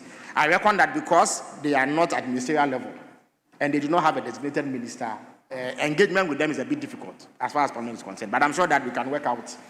I believe they've come here as part of the budget cycle for 2025 to brief parliament. Maybe another opportunity like that should be given them, and they will shed even more light on the many things that they are doing to implement this program. Thank you very much. Yes. Nana. Thank you, Mr. Speaker. Mr. Speaker, I'm referencing page 53, paragraph 211 of the NDC manifesto. The Speaker, they mentioned the 24-hour economy will focus on selected public institutions with large customer base such as ports and harbor, customs, passport office, DVLA. The Speaker, I want to ask the minister, has these institutions that have been mentioned by their manifesto started implementing the 133 shift? And then secondly, the initiatives that he mentioned, is there any timeline? Can you look into the face of the Ghanaian youth and tell them definitely when they are going to, Yatiti will go to work in the morning and then close in the afternoon, and Captain Smart will come in the afternoon before Sami Jemfi will do the night shift? Thank you. Honorable member. Yes, Speaker, I think that, of course, whilst appreciating where the honourable member is coming from, it's important that we don't trivialize the conversation. It's a very important question that the honourable member asked. I mentioned the ports, for instance. Several months ago, I think sometime last year, if I'm not mistaken, they publicly announced that they had begun a 3-shift system. Again, I'll refer to the Ghana Publishing Company. It's a state entity. They do printing. They fall under me directly. They've written to me, indicated that they've started. I've gone there myself to observe their operation. So it's an ongoing program. And eventually, when all is set, all relevant public sector institutions will come on board. The Passport Service, DVLA, and all those service providers who rely on constant engagement with the public. Again, the issue of timeline is one of the things that bog down and causing our public debate. Is this tendency? Honorable, please address Mr. the Speaker, chair. he has a question. I forgot. I'm sure that's why he prompted me. Thanks for the prompting. So, Mr. Speaker, one of the things that causes our public discourse is the way that we consign ourselves to certain kinds of debates. In all the period that we campaigned about the 24-hour economy, we made it clear that is a policy that we intend to permanently push our economy towards expansion. So the talk about timeline appears to suggest that the 24-hour economy has to be implemented at a certain time, otherwise it cannot be implemented. We think that it is proper to do the necessary spade work, do the heavy lifting, put in place the foundations, and ensure that it is a robust policy that stands the test of time. For that reason, we are being methodical about it in order to ensure that it does not die the sort of death that other ad hoc policies have died because of the way that they were rushed in their implementation. So, Mr. Speaker, I believe that in reasonable time, certainly before the tenure of President Mahama, the 24-hour economy will be in full flight, and its benefits will outlast his tenure as president. Thank you very much. I'll take the last one from the Minority Chief Whip. Speaker, let me commend the minister who elects to give us detailed answers. Speaker, I have a couple of questions for him. First one, I'm very familiar with the Green Finance World Bank project, and he referenced the 2 million that has been raked in from the World Bank. I'm sure he's aware there is a counterpart deliverable, counterpart funding that government is supposed to provide in government's bid to secure the $2 million. Can the minister tell us how much of the counterpart funding that this government has paid so far in dollar terms? Do you have any other questions? Hold on. Then take them so that. Well, that would be the first one. Yes. Second one,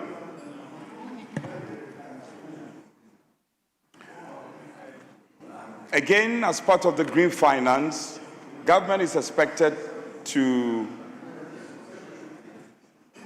engage in renewable infrastructures across the country. I'll give you two examples. One, in Saum St. Martin's, government is supposed to put out some solar panels at that school. Then in Saum Municipal Assembly, government is supposed to put out solar panels there, and some other second cycle institutions in the Central region, for instance.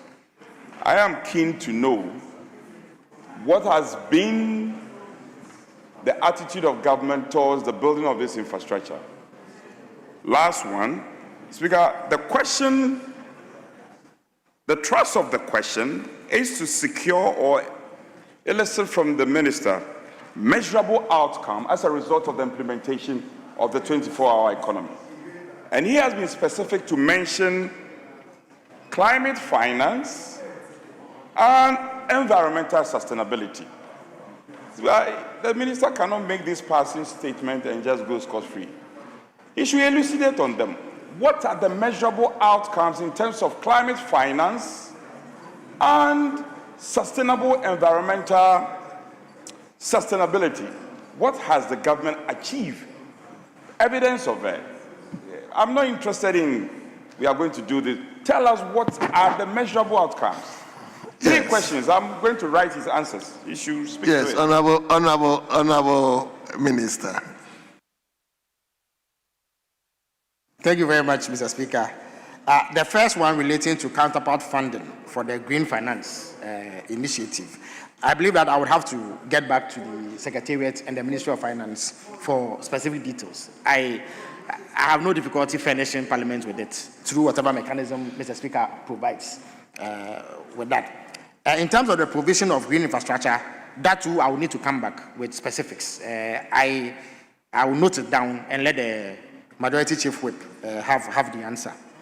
And then, in terms of the measurable outcomes for climate and sustainability initiatives, I believe that I mentioned some of them. But if he wants to drill down to specificity, I'm able to do that in the shortest possible time, just so that we do not take too much of the time of Parliament. It was not possible to speak to every single thing that has been done, but I sure will come back with specific answers to the questions that he has provided, 3 of them. Thank you very much, Mr. Speaker. Thank you. Fair. I will be fair. He elected to speak to 2 million finance from the World Bank. It's a reasonable question to ask him that if you are talking about 2 million from World Bank, then you must also know that the World Bank project of 2 million comes in its wake a certain expectation to build renewable infrastructure across the world, and I'm sure he knows about that. He should be able to provide answers. But to be fair to him, he says you go back and come back. Speaker, we have media on 23rd. When is he going to give answers to us? Media is just 23rd. So Honorable... He should give us some timelines.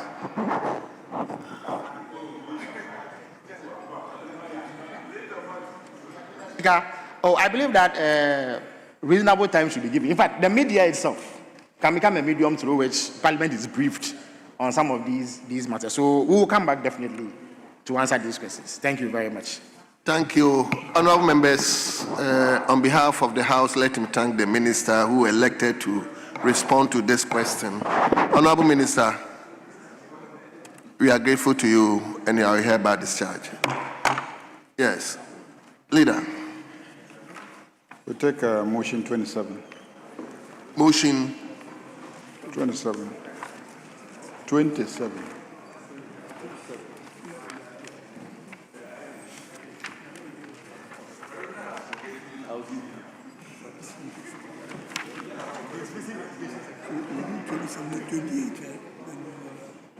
Yeah, we'll do 27 first, and then we'll take 28.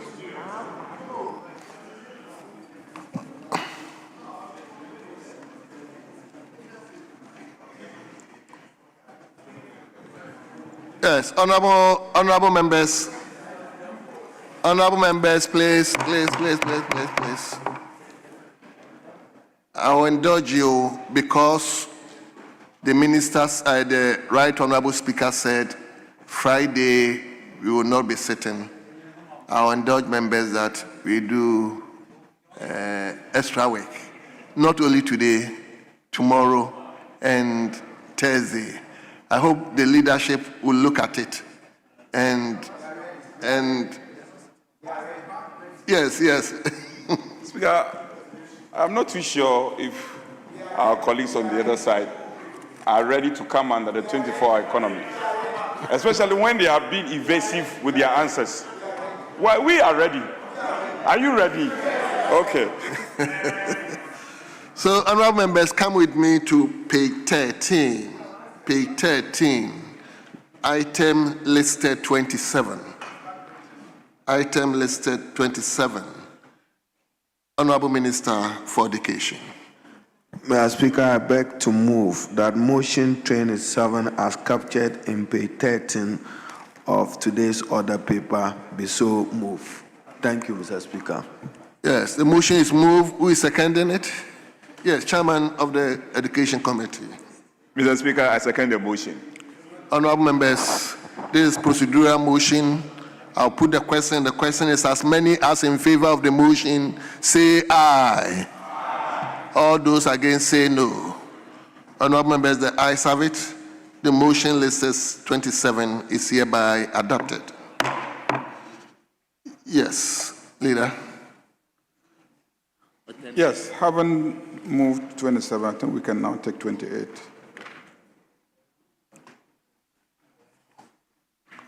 Yes. Mr. Speaker, let me thank you for the opportunity to move the motion that the National Defense University Ghana Bill 2026 be now read a second time. And Mr. Speaker,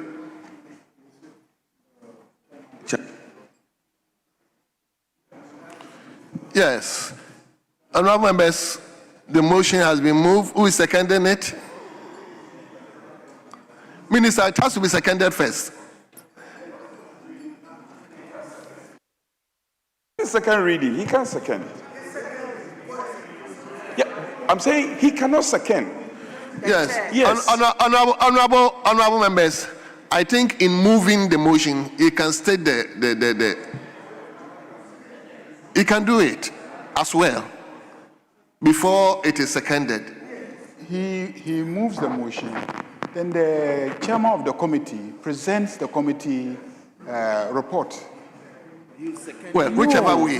But I don't think the minister would be wrong. Motion for second reading is not seconded. It's in the rules. It's not seconded. You just move it, and then the chairman will present the report.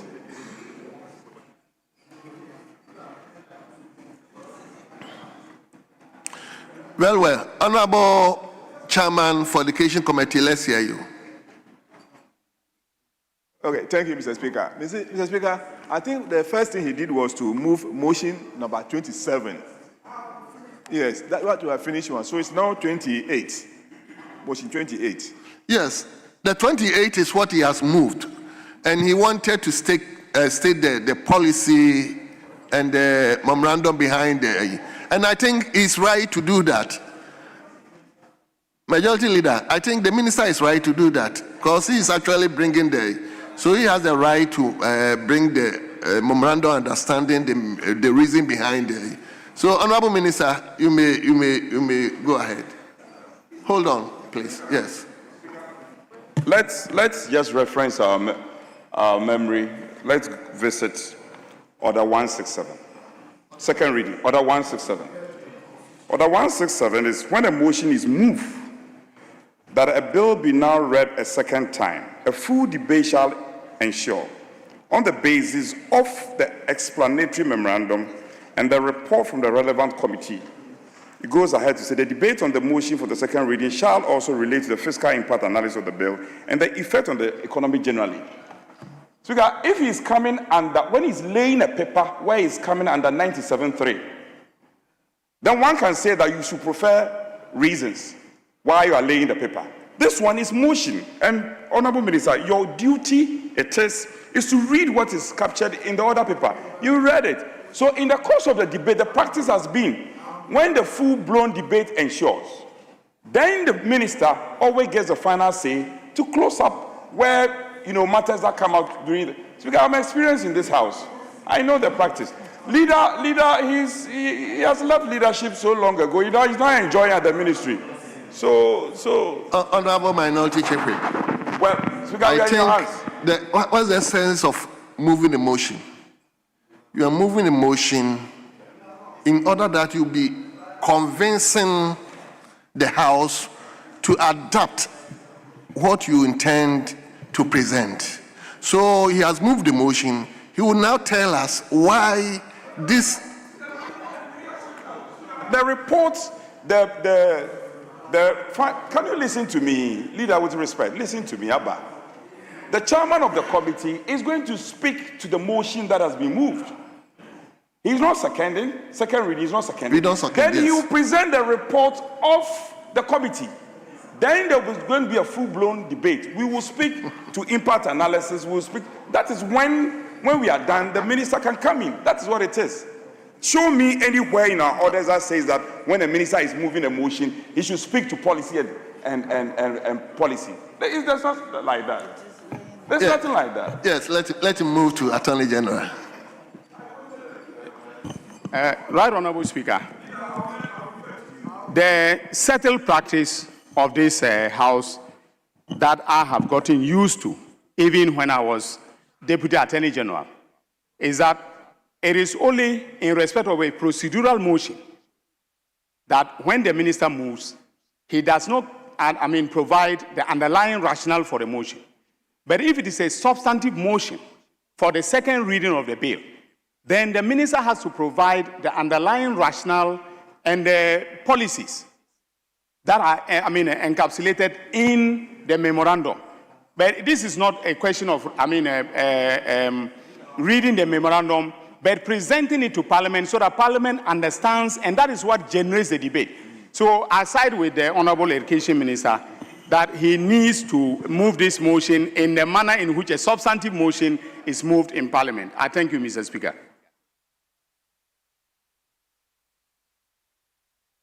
Speaker, I suffered this a lot until you know how this is. Mr. Speaker, we changed the procedure with the new rules. Yes. In fact, under 105, if you read under 105, so I had to take my time to read and read them. So it says that a motion, unless moved at the second reading or consideration stage of a bill, shall be seconded. So in interpretation, this is how we are taught to read. A motion shall be seconded, and if not seconded, shall not be debated or entered in. So once we are moving the motion at the second reading, the secondment is debated. So if we had the first deputy speaker here, we would have, raised certain issues. So at second reading, we've been told that we don't second. The chairman of the committee will just zoom. No, yes, but he moves the house. He moves, if in his absence, any other minister could have done this on his behalf. And then the chairman for the committee would have risen to present the report. It's the presentation of the report that is then seconded.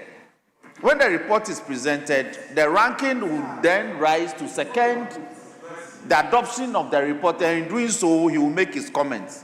So I believe that this is what the new rule suggests. So, Mr. Speaker, I believe that we can make progress. Yes, Honorable. Let me listen to the majority leader. I don't intend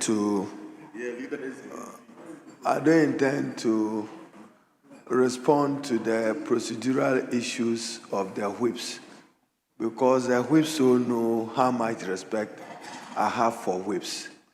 But, Mr. Speaker, when it comes to matter of procedure, let me remind the two whips that the standing orders of the Parliament of Ghana is not superior to the Constitution of Ghana, the Constitution of 1992. And therefore, not even that.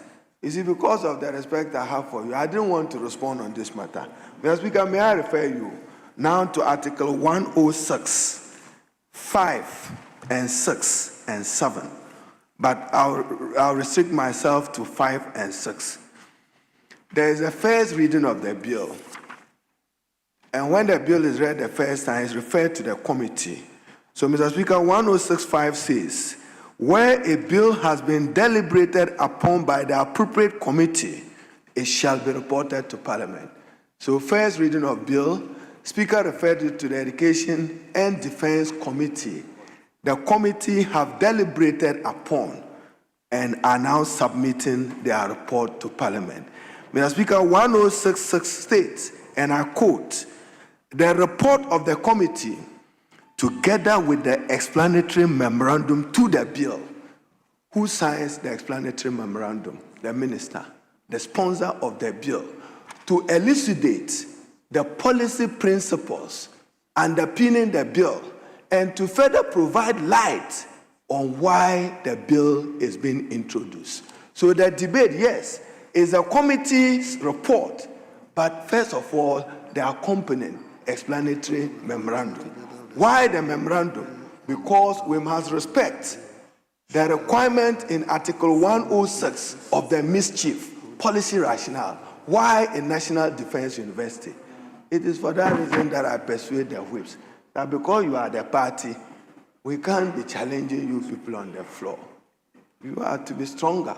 But procedurally, Mr. Speaker, with respect, the whips are wrong. Your standing orders is not superior to the Constitution of Ghana. The Constitution of Ghana provides, as the learned Attorney General reminded you, when he said practice, he was referring you to precedent. What has been the precedent in this House? The minister moves the motion. Indeed, Mr. Speaker, for them to learn further, even during first reading, the promoter of the bill can be questioned to provide justification for the introduction of the bill in Parliament. But, Mr. Speaker, my life is not in Parliament now. It's at the Ministry of Education to introduce a bill on a National Defense University. If they gave me just 3 minutes, I'll point out a few policy issues to inform whether we should proceed or not, seconded by it. So, Mr. Speaker, I indulge you that the whips, I didn't want to respond to you because my mother said I shouldn't make new enemies again.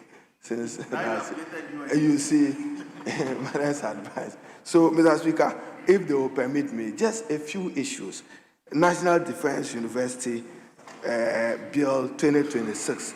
And Mr. Speaker, is the decision of President John Dramani Mahama to establish the National Defense University of the Ghana Armed Forces to consolidate and coordinate the tertiary education programs to give an intellectual edge to the military, and for that institution to become a strategic national security academic institution for the training of not only men and women in uniform, but civilians. Mr. Speaker, it is the intention of this bill to convert the constituent colleges of the Ghana Armed Forces Command and Staff College, the Kofi Annan International Peacekeeping Training Center, the National College of Defense Studies, and the military health institutions, and more importantly, the military academy, to constitute a new National Defense University. Mr. Speaker, the Ghana Tertiary Education Commission, referred to as GTEC, granted under the previous government a presidential charter for this National Defense University. What I'm seeking to do today is to provide for a legal framework for the establishment of a National Defense University at Teshi, with its constituent colleges being the institutions that I have so mentioned. And Mr. Speaker, to state emphatically that rigorous standards will be required of this institution on matters relating to accreditation and the courses that they will run. But Mr. Speaker, throughout the world now, war is not about the traditional way of conducting war. In the age of artificial intelligence, we need to situate our military academy and to clothe them. Mr. Speaker, the focus will not just be on national security studies, but to boost civil and military relations. Mr. Speaker, one of the contentious issues as I sat through the committee's sitting is who chairs the council of this university. Should it be the Minister for Defense, or should it be a retired Chief of Defense Staff or a retired academic of the Ghana Armed Forces with good academic standing? Mr. Speaker, I beg to move that the National Defense University of Ghana be now read the second time. And in so doing, Mr. Speaker, to state that the United States of America has one, India has one, the UK has one. Ghana is only establishing this to strengthen and provide for the academic training of men in uniform and civilians using the specialized constituents college of this institution. I so move. I thank you, Mr. Thank you very much. Now, the chairman of the committee may read the committee's report. Thank you, Mr. Speaker. Mr. Speaker, I want to present the report of the Joint Committee on the Education and Defense and Interior on the National Defense University Bill 2026. Mr. Speaker, I urge the Hansa Department to capture the entire report as having been read as I go through the introduction, acknowledgement, and then conclusion. But before that, Mr. Speaker, 2-0 acknowledgement.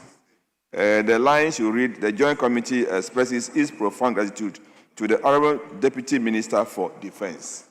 So I now present the report. Mr. Speaker, the National Defense University Bill 2026 was presented to the House and read for the first time on Thursday, 25th June 2026, by the Honorable Minister for Education and Member for Tamale South, Mr. Haruna Idrisu, pursuant to Article 1064 and 5 of the 1992 Constitution of the Republic of Ghana.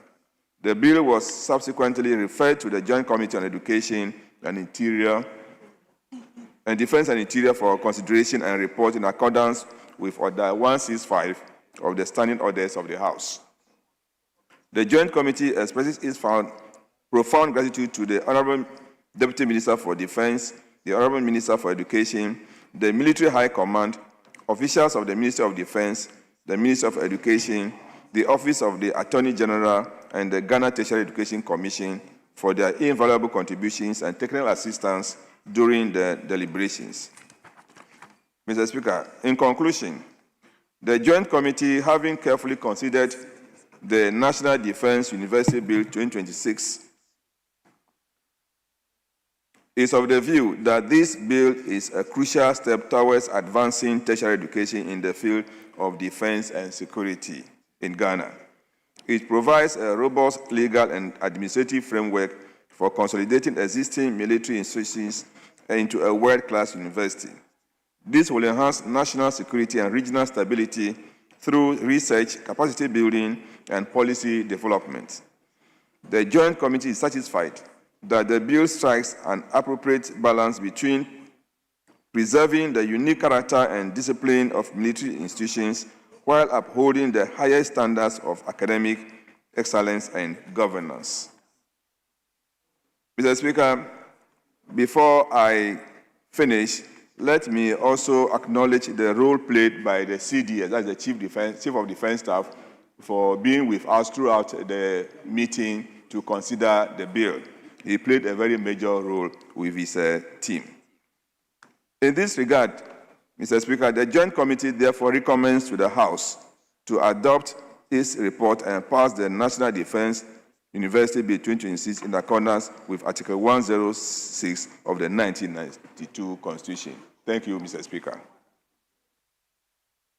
Thank you very much.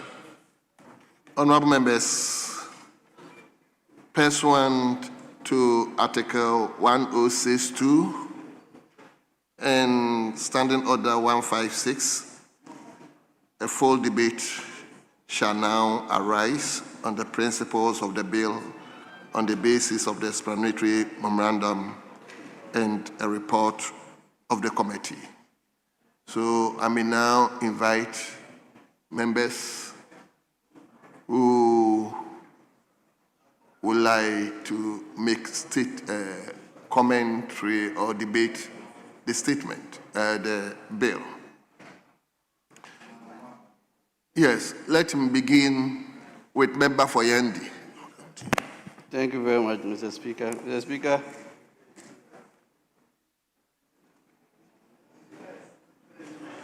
Honorable Member, I have called you. Yes, yes. Honorable Member for Yendi, I have called you, so yes. Thank yes. you so much, Mr. Speaker. Mr. Speaker, thank you for the opportunity to contribute to the reports currently before the House.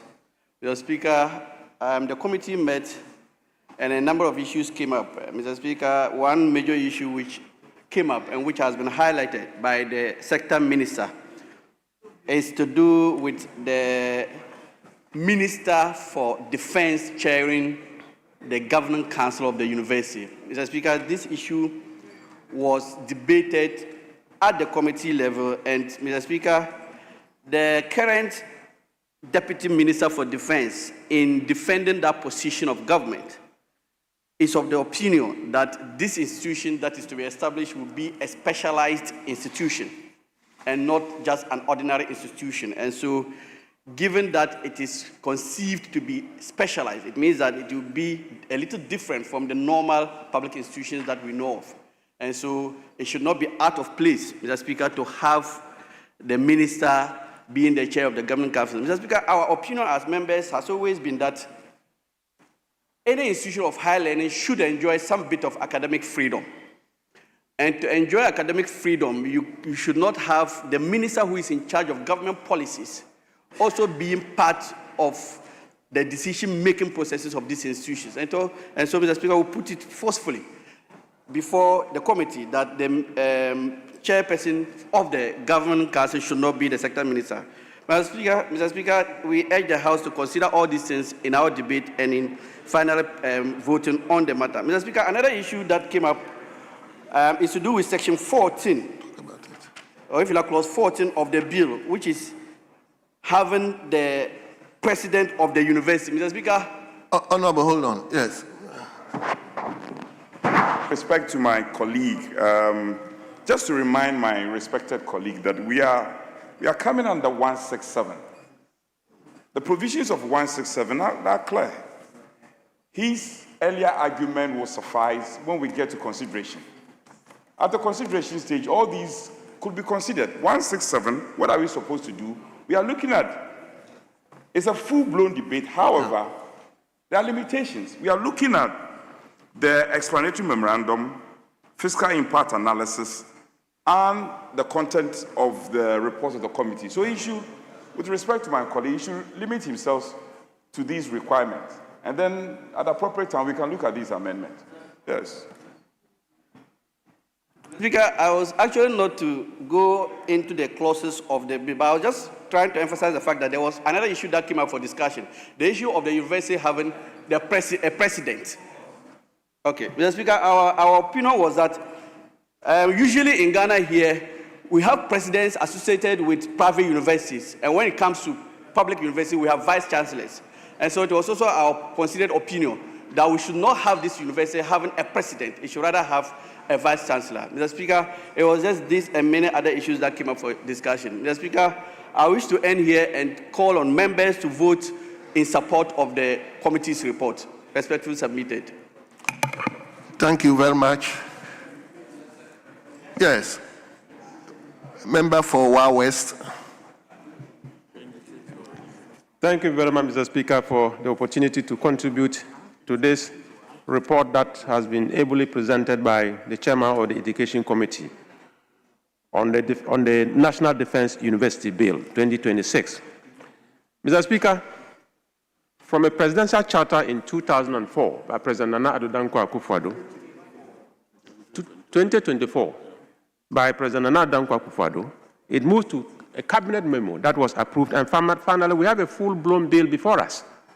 Mr. Speaker, when we're discussing the bill as a joint committee, it became so clear that the university, the National Defense University, is going to be a public university under the control of GTEC. Mr. Speaker, it is important to look at the background.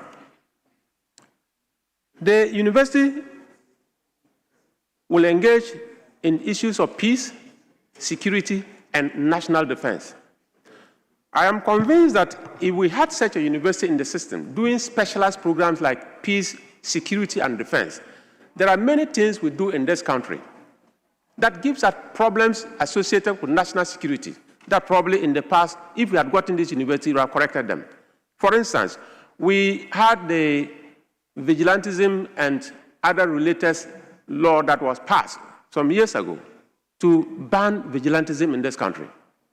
But because we do not have specialized institutions like this to train people, it will surprise you to note that as at yesterday, from the ashes of Bulgar bulldogs, we are not talking about the lions of the MPP, virtually you can say Bulgar lions.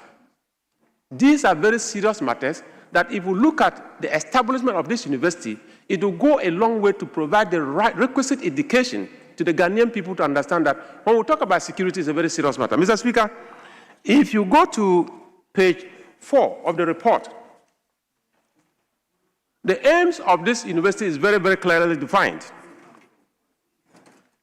It's a special research institution offering higher education with emphasis on strategy, peace, security, defense, and international relations.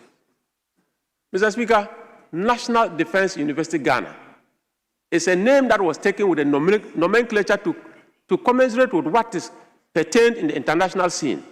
We have National Defense University Kenya. The name alone brought a lot of confusion during the debate. People were saying we should name it National University of Ghana. National Defense University of Ghana, but we didn't want it to conflict with the University of Ghana. So we said National Defense University, period, Ghana. But this name was chosen because it is going to be to having an international character.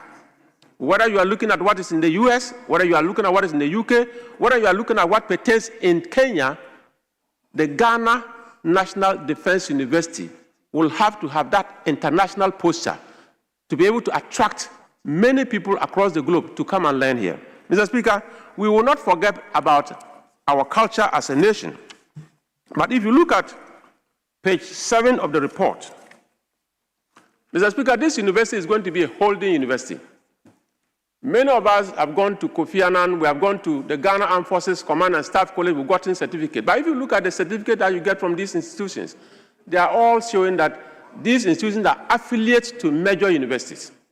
Major universities are mentoring these institutions. Now we are going to have a full-fledged university that is independent, autonomous, capable of offering their own, or probably awarding their own certificate, their own diplomas, their own degrees and PhDs.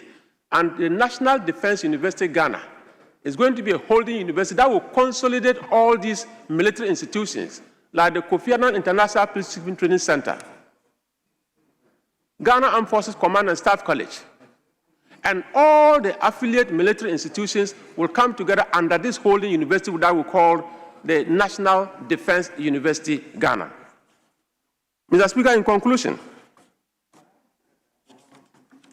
I want to pray that this House supports this report presented by the chairman, and we should look at having this bill passed very soon, so that at least the Ghana Armed Forces, supported by the civilian population, will have a university that is befitting of its status, a holding university that we call National Defense University Ghana.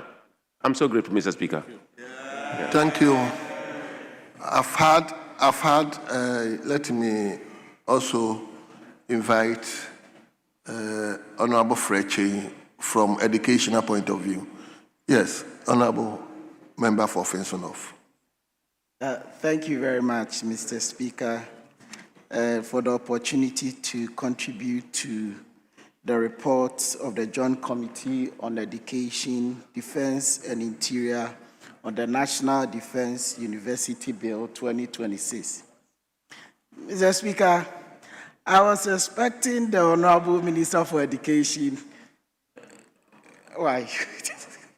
to have acknowledged the good work that was initiated by His Excellency President Nana Akufo-Addo and the Vice President.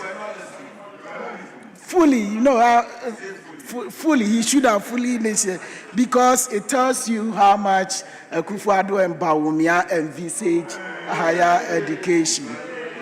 Mr. Speaker, it's not by default that with the passing of Act 1023, which is GTEC and other institutions were established through the Education Regulatory Bodies Act to improve on regulation of education.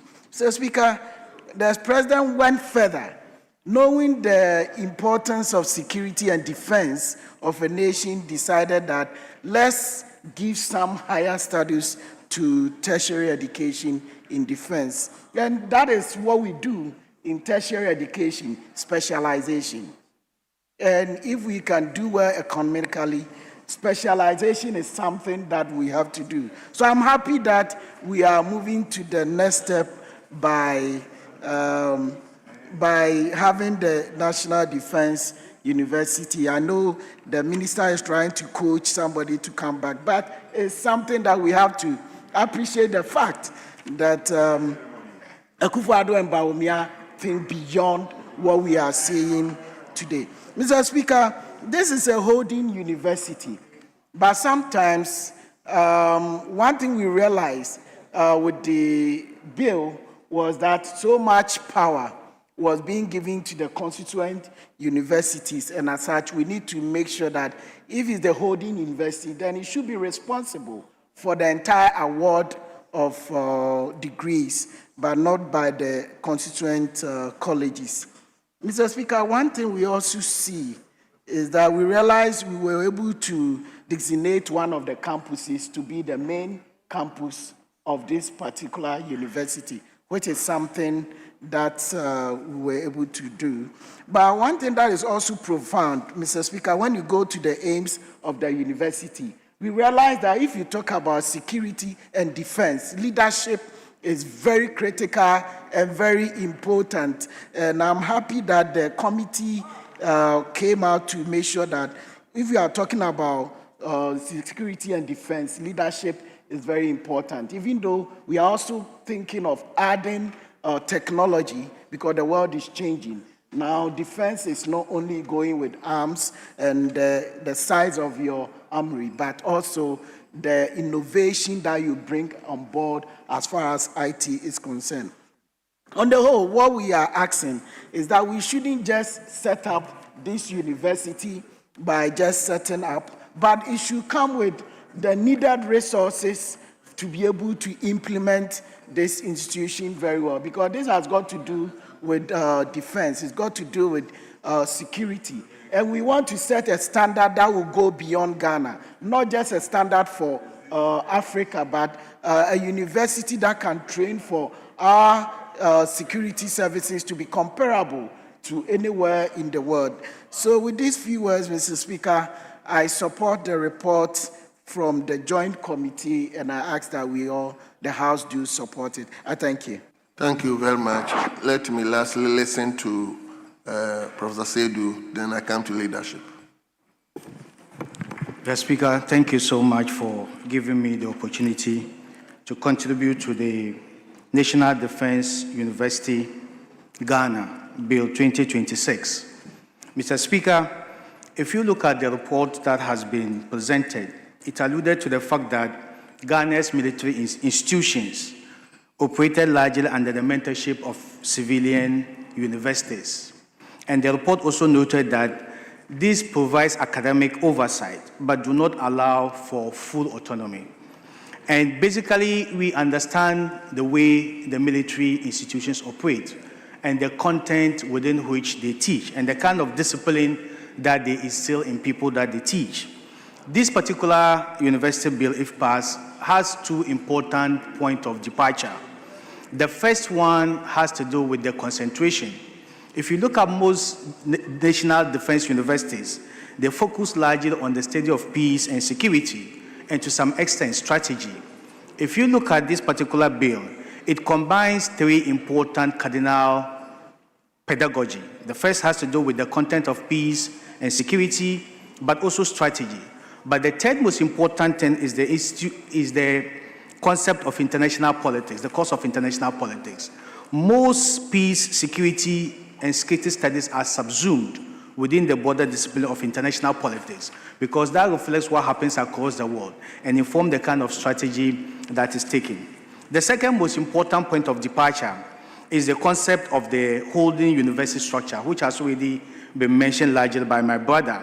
If you look at the Ghana Armed Forces Command and Staff College, for example, it has been attributed as one of the best institutions across the sub-region, not just in Ghana. If you go there, you see military officers, senior military officers from across the continent. They all come there to learn and to study and to be disciplined and trained. So largely, if we are going to put not just the Ghana Armed Forces Command and Staff College, but the Kofi Annan International Peacekeeping Center and the Additional College of Defense and other security institutions that exist under this particular structure, is going to make it so robust and so comprehensive. But Mr. Speaker, what will it save us? Largely, because these institutions operate separately, there's likely going to be there are going to be multiple allocation of resources. So a holding university structure will combine these resources and put them into an efficient use. Second, there's likely going to be a lot of different things that are taught across different countries. A holding university structure will synergize the different mode of delivery in pedagogy, the different teaching skills and the different teaching methods into a holistic one that will make it more attractive and more respected.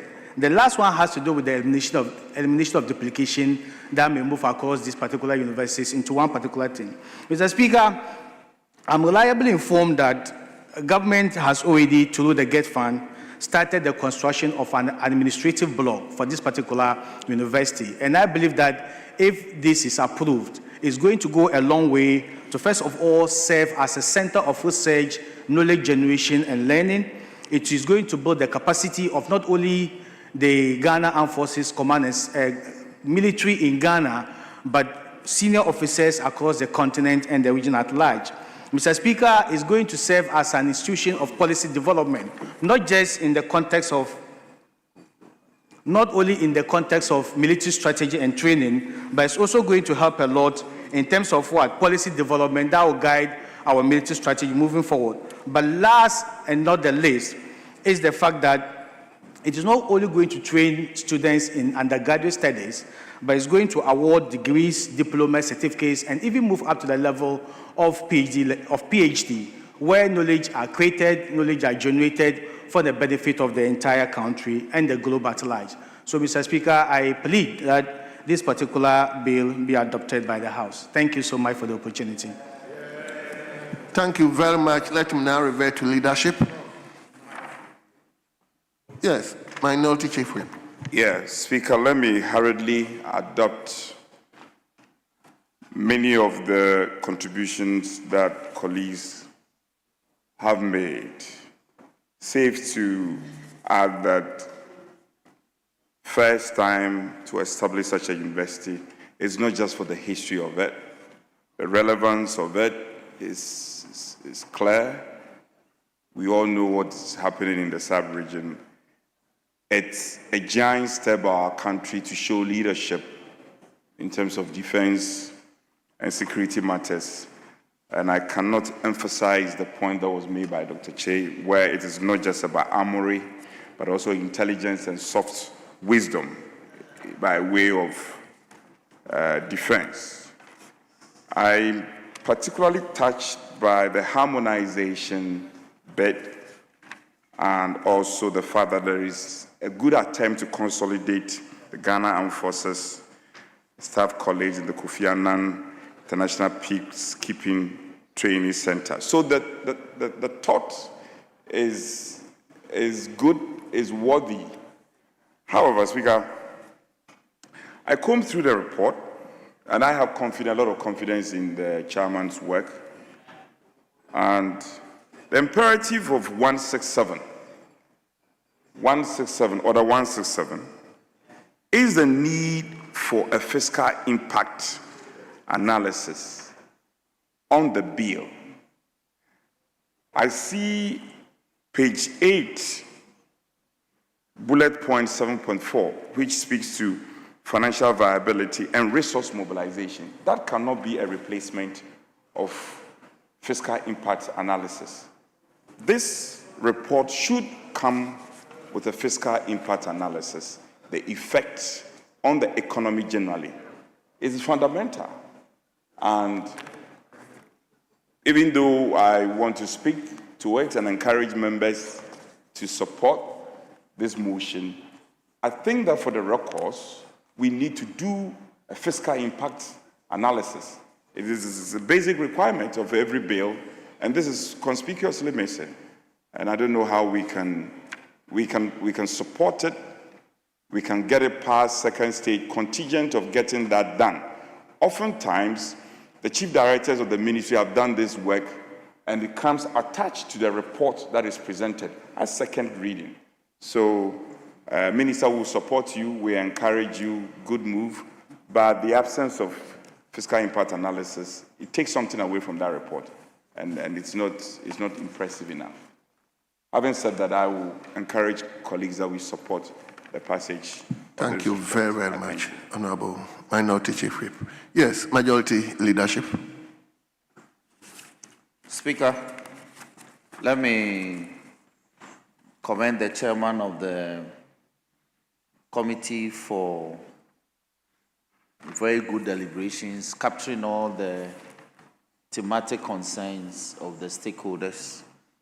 Speaker, especially if you read paragraph 2 and 3 of the report as contained on page 3 of the report, it says that the university is envisioned as a premier center of excellence for defense and security education, research, capacity building, and policy development. Speaker, it goes further to say it will offer diploma, undergraduate, postgraduate, and PhD programs for both military officers and civilians engaged in national security and defense matters in Ghana and across Africa.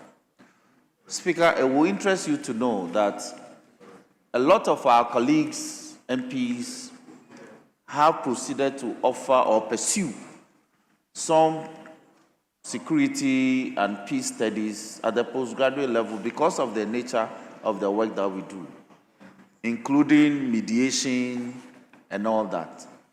And so the conglomeration of these programs from these 4 institutions that have been mentioned, especially in paragraph 3 of the same report, to wit the Kofi Annan Peace Training Center, the Ghana Armed Forces Command and Staff College, the military health institutions and all, coming under one umbrella to offer this program. Mr. Speaker, will give us a very good opportunity to attract students from across the West African sub-region. Our proposed military university, defense and the National Defense University will become like the Sandhurst of West Africa, where countries will pay good money to have their military personnel trained in the affairs of warfare and defense matters and national security matters. So it should be viewed not only as a consolidated institution of training in defense and security matters, but also as an opportunity to attract good investments from across the West African sub-region. Mr. Speaker, second, in a lot of established democracies, we have war colleges. In fact, there's a war college in the United States of America. They go and study how to conduct war and litigate war. And so you see, I'm not a product of any of the war colleges, but I'm only saying that we are getting there. And we should have institutions that are ready to equip our people in readiness, especially when, even at international fora, when you engage some of the representatives of these institutions, you see that there's a lot that we can do to catch up. Speaker, third, Parliament is making arrangements to introduce formal postgraduate training into our programs through the Parliamentary Training Institute. This will be an added advantage, that in addition to those programs that are being suggested and proposed, this institution will offer, so that you don't enter Parliament and leave the way you came. So that when you leave Parliament, you should be useful and productive out there. You should be able to lecture, specialize in some of these areas. So, Mr. Speaker, I want to urge the House that we adopt this report and move with some speed and dispatch and handle the bill at the consideration stage in a manner, not today. I'm not saying today. That's what I'm saying. I am urging the House. Mr. Speaker, my brother Arno is in a hurry. I'm saying I am urging the House. Yes, I know that we should adopt the report as presented. And then, look, this will be a very important training institution. If you go to India, the entire Indochina area, they generate revenue because of the facilities that they have. So I plead that we do this, and it will serve a lot of purpose for us in our sub-region. So, Mr. Speaker, with these words, I thank you for the opportunity and urge the House to adopt the report as ably presented by the chairman of the committee. Thank you very much. Thank you very much. Honorable members, I think at the conclusion of the debate, I'll put the question, and the question is, as many as are in favor of the motion listed 28 in today's order paper, say aye. Aye. All those against say no. Honorable members, it's obvious the ayes have it. The motion is carried. An act to establish the National Defense University, Ghana, and to provide for related matters. Honorable members, the National Defense University, Ghana Bill 2026 is accordingly read a second time. Yes, leadership.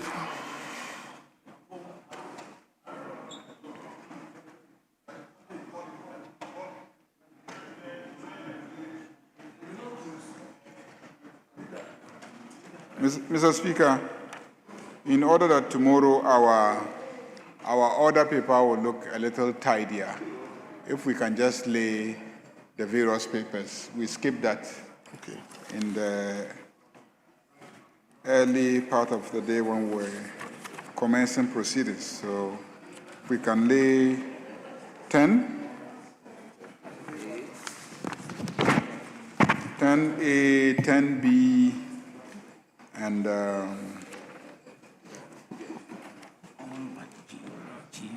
yeah. In fact, everything, Mr. Speaker. Everything. So we'll have the minister to assist us. So I will lay 10A, and then minister will lay B all the way to yes, and 11 as well. Yeah, 11 as well. No. 10G, 10F, G, and H are by 10. Yes, F, yes. Yeah, okay. So, Mr. Speaker, let's start taking them. Up to 10E. You lay up to 10E. Well, honorable members, come with me to page 3, item listed 10, which therefore take us to the beginning of public business. So, may I invite Honorable Minister for Education to do us the honors. Come again. 10A, okay. The leader of the House. Annual statement by the Audit Committee of the Office of the Civil Service for the year ended 31st December 2025. Honorable members, the paper has been duly presented. It is referred to the Committee on Public Administration and State Interest for consideration and report. Now we turn to 10B. I think we should just take all of it together. Yes. From A to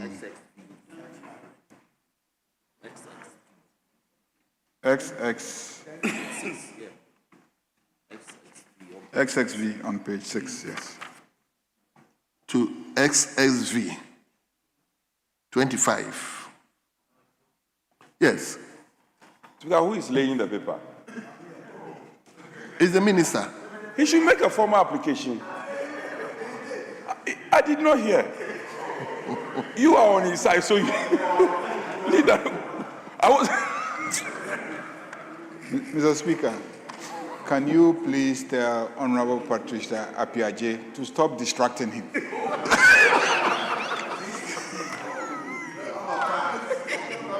This one is domestic. This one is domestic thing, so. I know. This one is domestic thing, so I still. So, Mr. Speaker, we pleaded with the Minister for Education to come back and then help us lay these papers. We will not object, except to caution my minister. He's found not bowing properly. He should bow properly. Respectful Honorable Minister.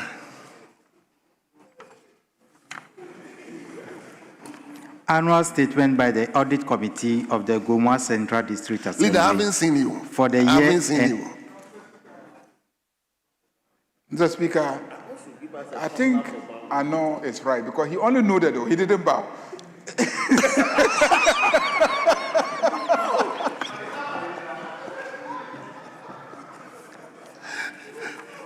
Yes, table, let's hear you. Table, yes. Annual statement by the Audit Committee of the Gomwa Central District Assembly for the year ended 31st December 2025. Annual statement by the Audit Committee of the Ahafo Regional Coordinating Council for the year ended 31st December 2025. Annual statement by the Audit Committee of the Akwapim South Municipal Assembly for the year ended 31st December 2025. Annual statement by the Audit Committee of the Kwau South Municipal Assembly for the year ended 31st December 2025. Annual statement by the Audit Committee of the Obuasi Municipal Assembly for the year ended 31st December 2025. Annual statement by the Audit Committee of the Shama District Assembly for the year ended 31st December 2025. Annual statement by the Audit Committee of the Kwawu Afram Plains South District Assembly for the year ended 31st December 2025. Annual statement by the Audit Committee of the Upper West Akim District Assembly for the year ended 31st December 2025. Annual statement by the Audit Committee of the Whole Municipal Assembly for the year ended 31st December 2025. Annual statement by the Audit Committee of the Banda District Assembly for the year ended 31st December 2025. Annual statement by the Audit Committee of the Nkwanta North District Assembly for the year ended 31st December 2025. Annual statement by the Audit Committee of the Nantong District Assembly for the year ended 31st December 2025. Annual statement by the Audit Committee of the Korle Klote Municipal Assembly for the year ended 31st December 2025. Annual statement by the Audit Committee of the Ministry of Local Government, Chieftaincy and Religious Affairs for the year ended 31st December 2025. Annual statement by the Audit Committee of the Nanumba South District Assembly for the year ended 31st December 2025. Annual statement by the Audit Committee of the Setre Central District Assembly for the year ended 31st December 2025. Annual statement by the Audit Committee of the Jama South Municipal Assembly for the year ended 31st December 2025. Annual statement by the Audit Committee of the Bono East Regional Coordinating Council for the year ended 31st December 2025. Annual statement by the Audit Committee of the Accra Metropolitan Assembly for the year ended 31st December 2025. Annual statement by the Audit Committee of the Eastern Regional Coordinating Council for the year ended 31st December 2025. Annual statement by the Audit Committee of the New Joabin North Municipal Assembly for the year ended 31st December 2025. Annual statement by the Audit Committee of the Mampong Municipal Assembly for the year ended 31st December 2025. Annual statement by the Audit Committee of the Kwadaso Municipal Assembly for the year ended 31st December 2025. Annual statement by the Audit Committee of the Doma East District Assembly for the year ended 31st December 2025. And annual statement by the Audit Committee of the Fantiakwa South Municipal Assembly for the year ended 31st December 2025. Honorable members, the audit statements of 10B, IV,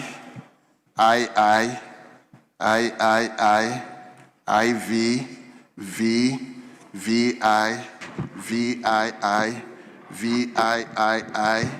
IX, X, XI, XII, XIII, XIV, SV, SVI, SVII, SVIII, XIX, XX, XXI, XXII, XXIII, XXIV, XXV have been duly presented.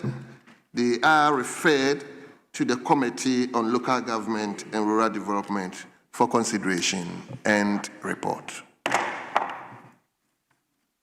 Yes, Leader.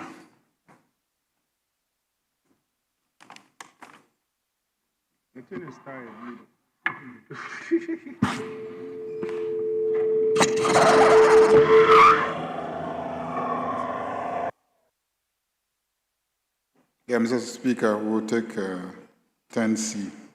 And once again, with your indulgence, Minister for Education will lay 10C for us. Well, Minister, once again, do us the honors. Annual statement by the Audit Committee of the Ghana Integrated Iron and Steel Development Corporation for the year ended 31st December 2025. Annual statement by the Audit Committee of the Minerals Commission for the year ended 31st December 2025. Honorable members, the annual statements of CIII have been duly presented. They are referred to the Committee on Lands and Natural Resources for consideration and report. Yes, Leader. Yeah, Mr. Speaker. Minister will lay 10D for us. 10D. Yes, Minister. Annual statement by the Audit Committee of the Environmental Protection Authority for the year ended 31st December 2025. Honorable members, the audit statement has been duly presented. They are referred to the Committee on Environment, Science and Technology for consideration and report. Yes, Leader. 10E. Yes, Minister.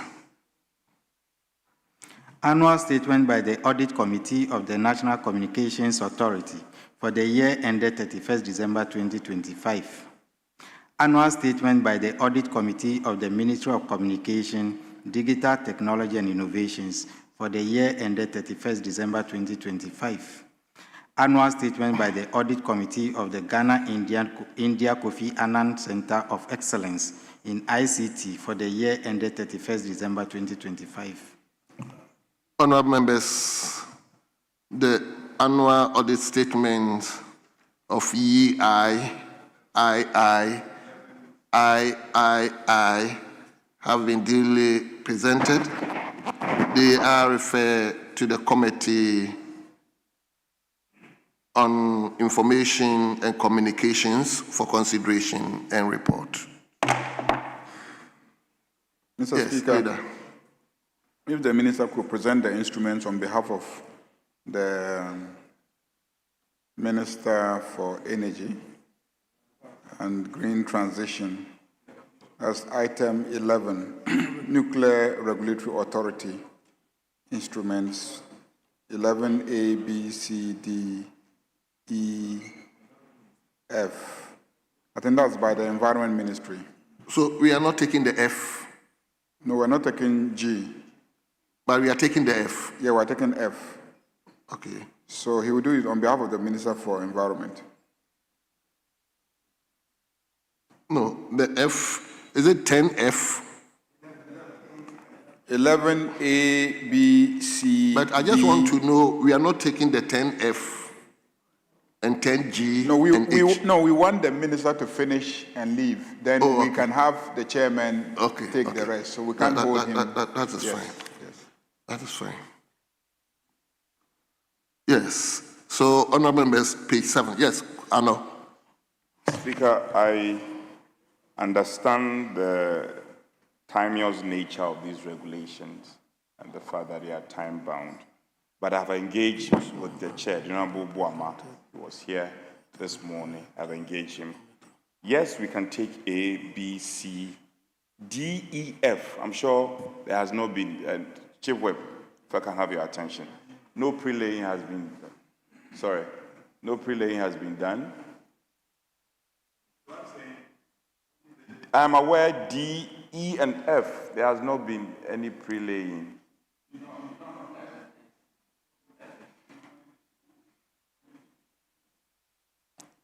Only G. Okay. So, Minister, do us the honors for 11A to F. Nuclear Regulatory Authority, Basic Ionizing Radiation Control Regulations 2026. Nuclear Regulatory Authority, Nuclear Installations Site Evaluation Regulations 2026. Nuclear Regulatory Authority, Integrated Management Systems Regulations 2026. Nuclear Regulatory Authority, Emergency Preparedness and Response Regulations 2026. Nuclear Regulatory Authority, Design of Nuclear Installations Regulation 2026. Nuclear Regulatory Authority, Construction of Nuclear Installations Regulation 2026. Honorable members, the regulations on 11A, B, C, D, E, and F have been duly presented. They are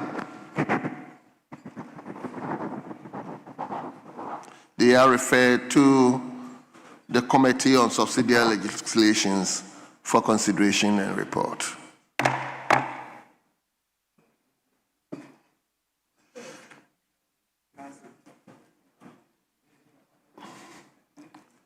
Yes.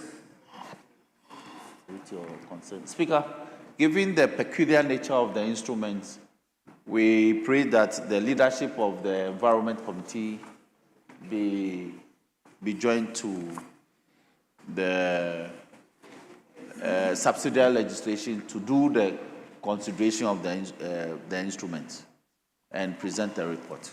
Yes, Honorable Frank, another please. Speaker, I'm in support with that call. So, honorable members, I direct that the leadership of Environment, Science and Technology Committee join the subsidiary legislation in consideration of the instruments. Yes. We can now take item numbered F, 10, 10F. 10F.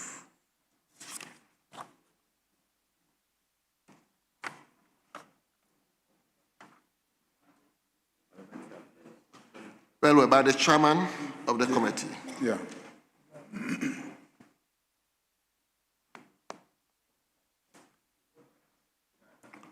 Parliamentary Affairs. Yes. Table. Report of the Committee on Parliamentary Affairs on the Parliament Transition Bill 2026. Honorable members, the report has been duly presented. I direct that the report be distributed to honorable members. G. Chairman is here.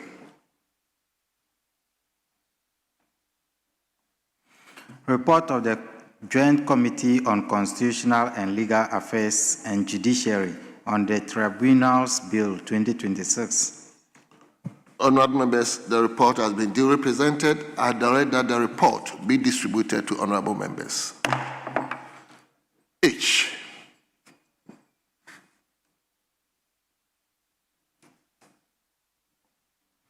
Report of the Committee on Constitutional and Legal Affairs on the Conduct of Public Officers Bill 2026. Report of the Committee on Constitutional and Legal Affairs on the Economic and Organized Crimes Office Bill 2026.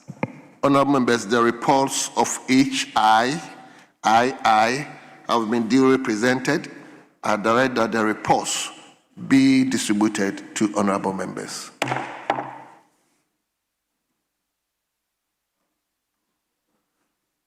Yes, Leader. Yeah. Mr. Speaker, pursuant to the 24-hour economy policy, pursuant to the 24-hour economy policy, who says it doesn't apply to Parliament? No, this shift of Parliament will adjourn and then the second shift will come. Yeah.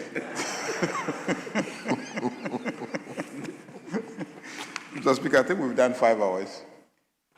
Yes, we've done 5 hours, so we're in your hands.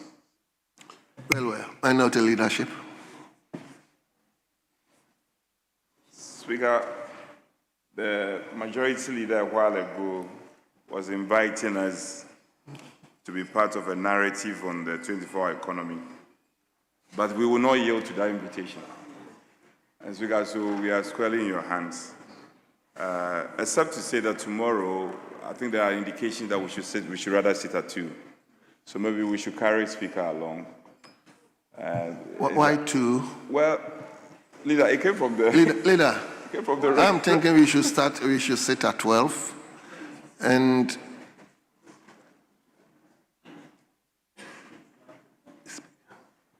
Speaker, indeed, the Speaker is of the view that if you as deputies are available so that we can start at 12, yes, it's fine. Yes. So that we can start business. So I believe that we can start at midday.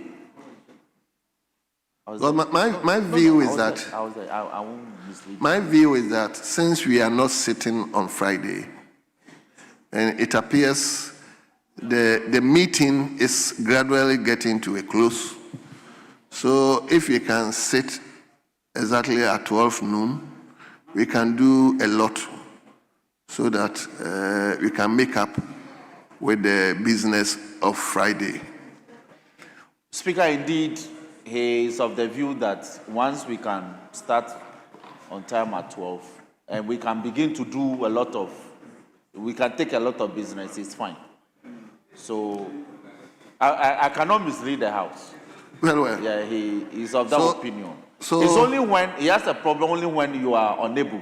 But if you are able at midday, then we can do business. Yes. So now, personally, I have developed a policy. 12 is 12. 12 is, I agree with you. Yes, so 12 we will start.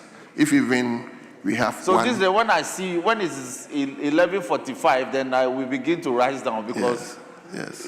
When it's midday, you just come in and we start business. So on that basis, let me thank all of you for your cooperation. Thank you. I'll adjourn the House to tomorrow, 12 noon. 12 noon. The House is accordingly adjourned.